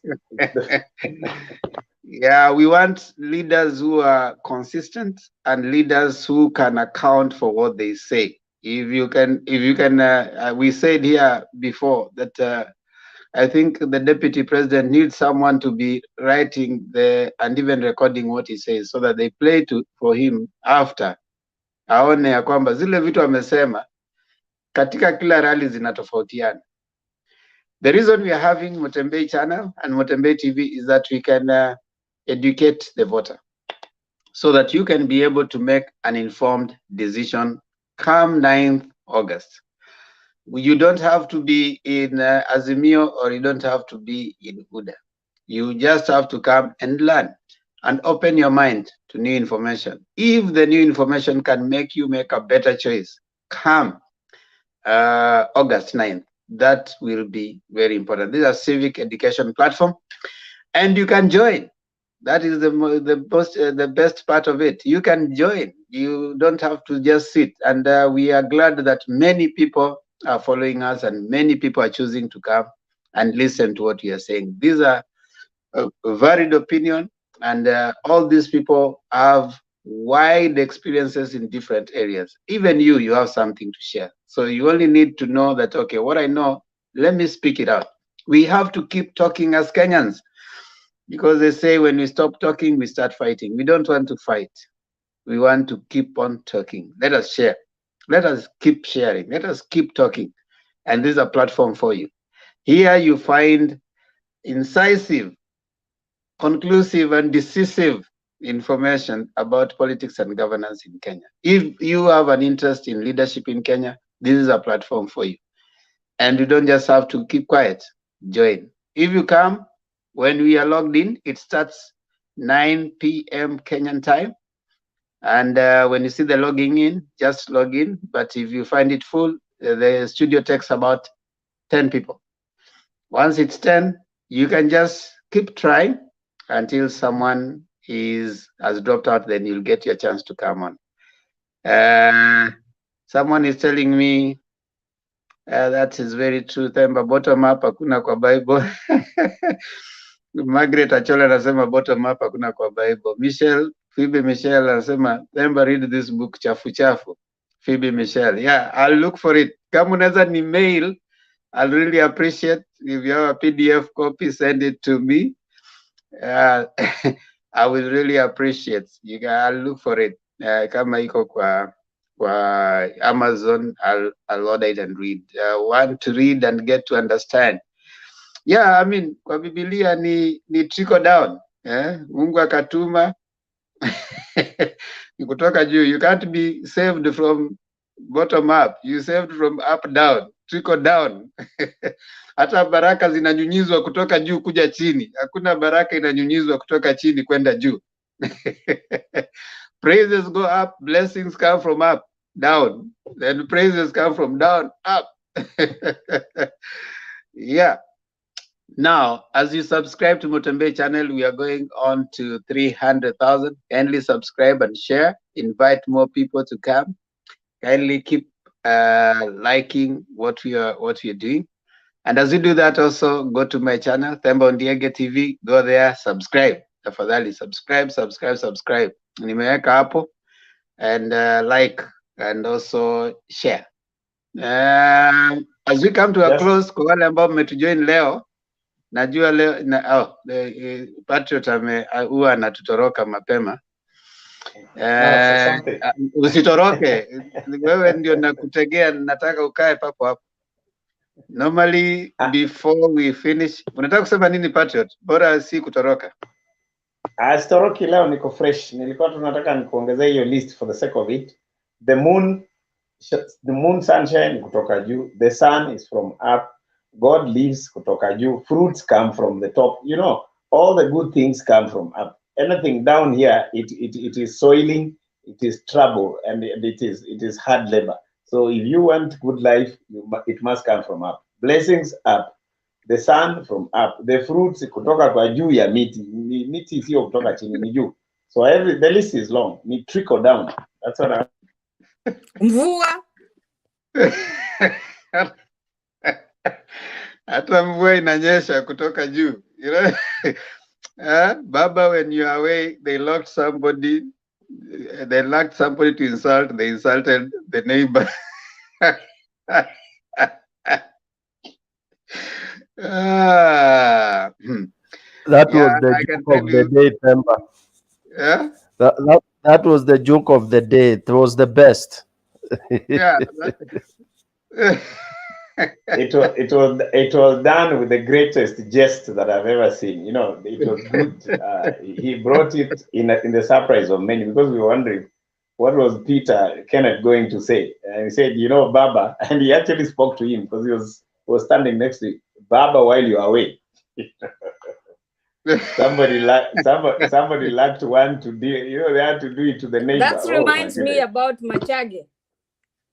That reminds me about Machage when he went to Kuria or to what Dalmas funeral, when the other day when he said, "Baba, while you are away." Yeah, the late Machage said, Yeah. told the president that when Baba comes back, we'll tell him that, Baba, when you're away, the president visited us. Machage was a very interesting politician. May God rest his soul in eternal peace. Ametuacha. Now, ladies and gentlemen, it's that time we want to close. And how do we close? We close by, first of all, acknowledging that we have symbols of national unity. One of them is our national anthem. And in our national anthem, there's a prayer. And that prayer comes out pretty well and nice in Swahili. So we want Patriot today to lead us in our final word of prayer. And he's going to do it in Swahili, and he's not going to sing. You're going to say it, because you want to remind the Kenyans. You want to remind the Kenyans. Ngoja kidogo, Patriot. Mimi sitetemeshwa ngwingi Temba, wacha hiyo maneno. Allow me to pray. Allow me to just do a prayer and that's it. No, Patriot. You know the way we close it. Usianze kutupanga. Unaona, hata sisi hapa hatupangwingwi. Now we close by the prayer which is contained. There's a reason as to why we do that. The national anthem is a prayer by itself, and it being a symbol of national unity. If all Kenyans would capture the words, the spirit, and the letter of the national anthem, we'll remind ourselves that we are one.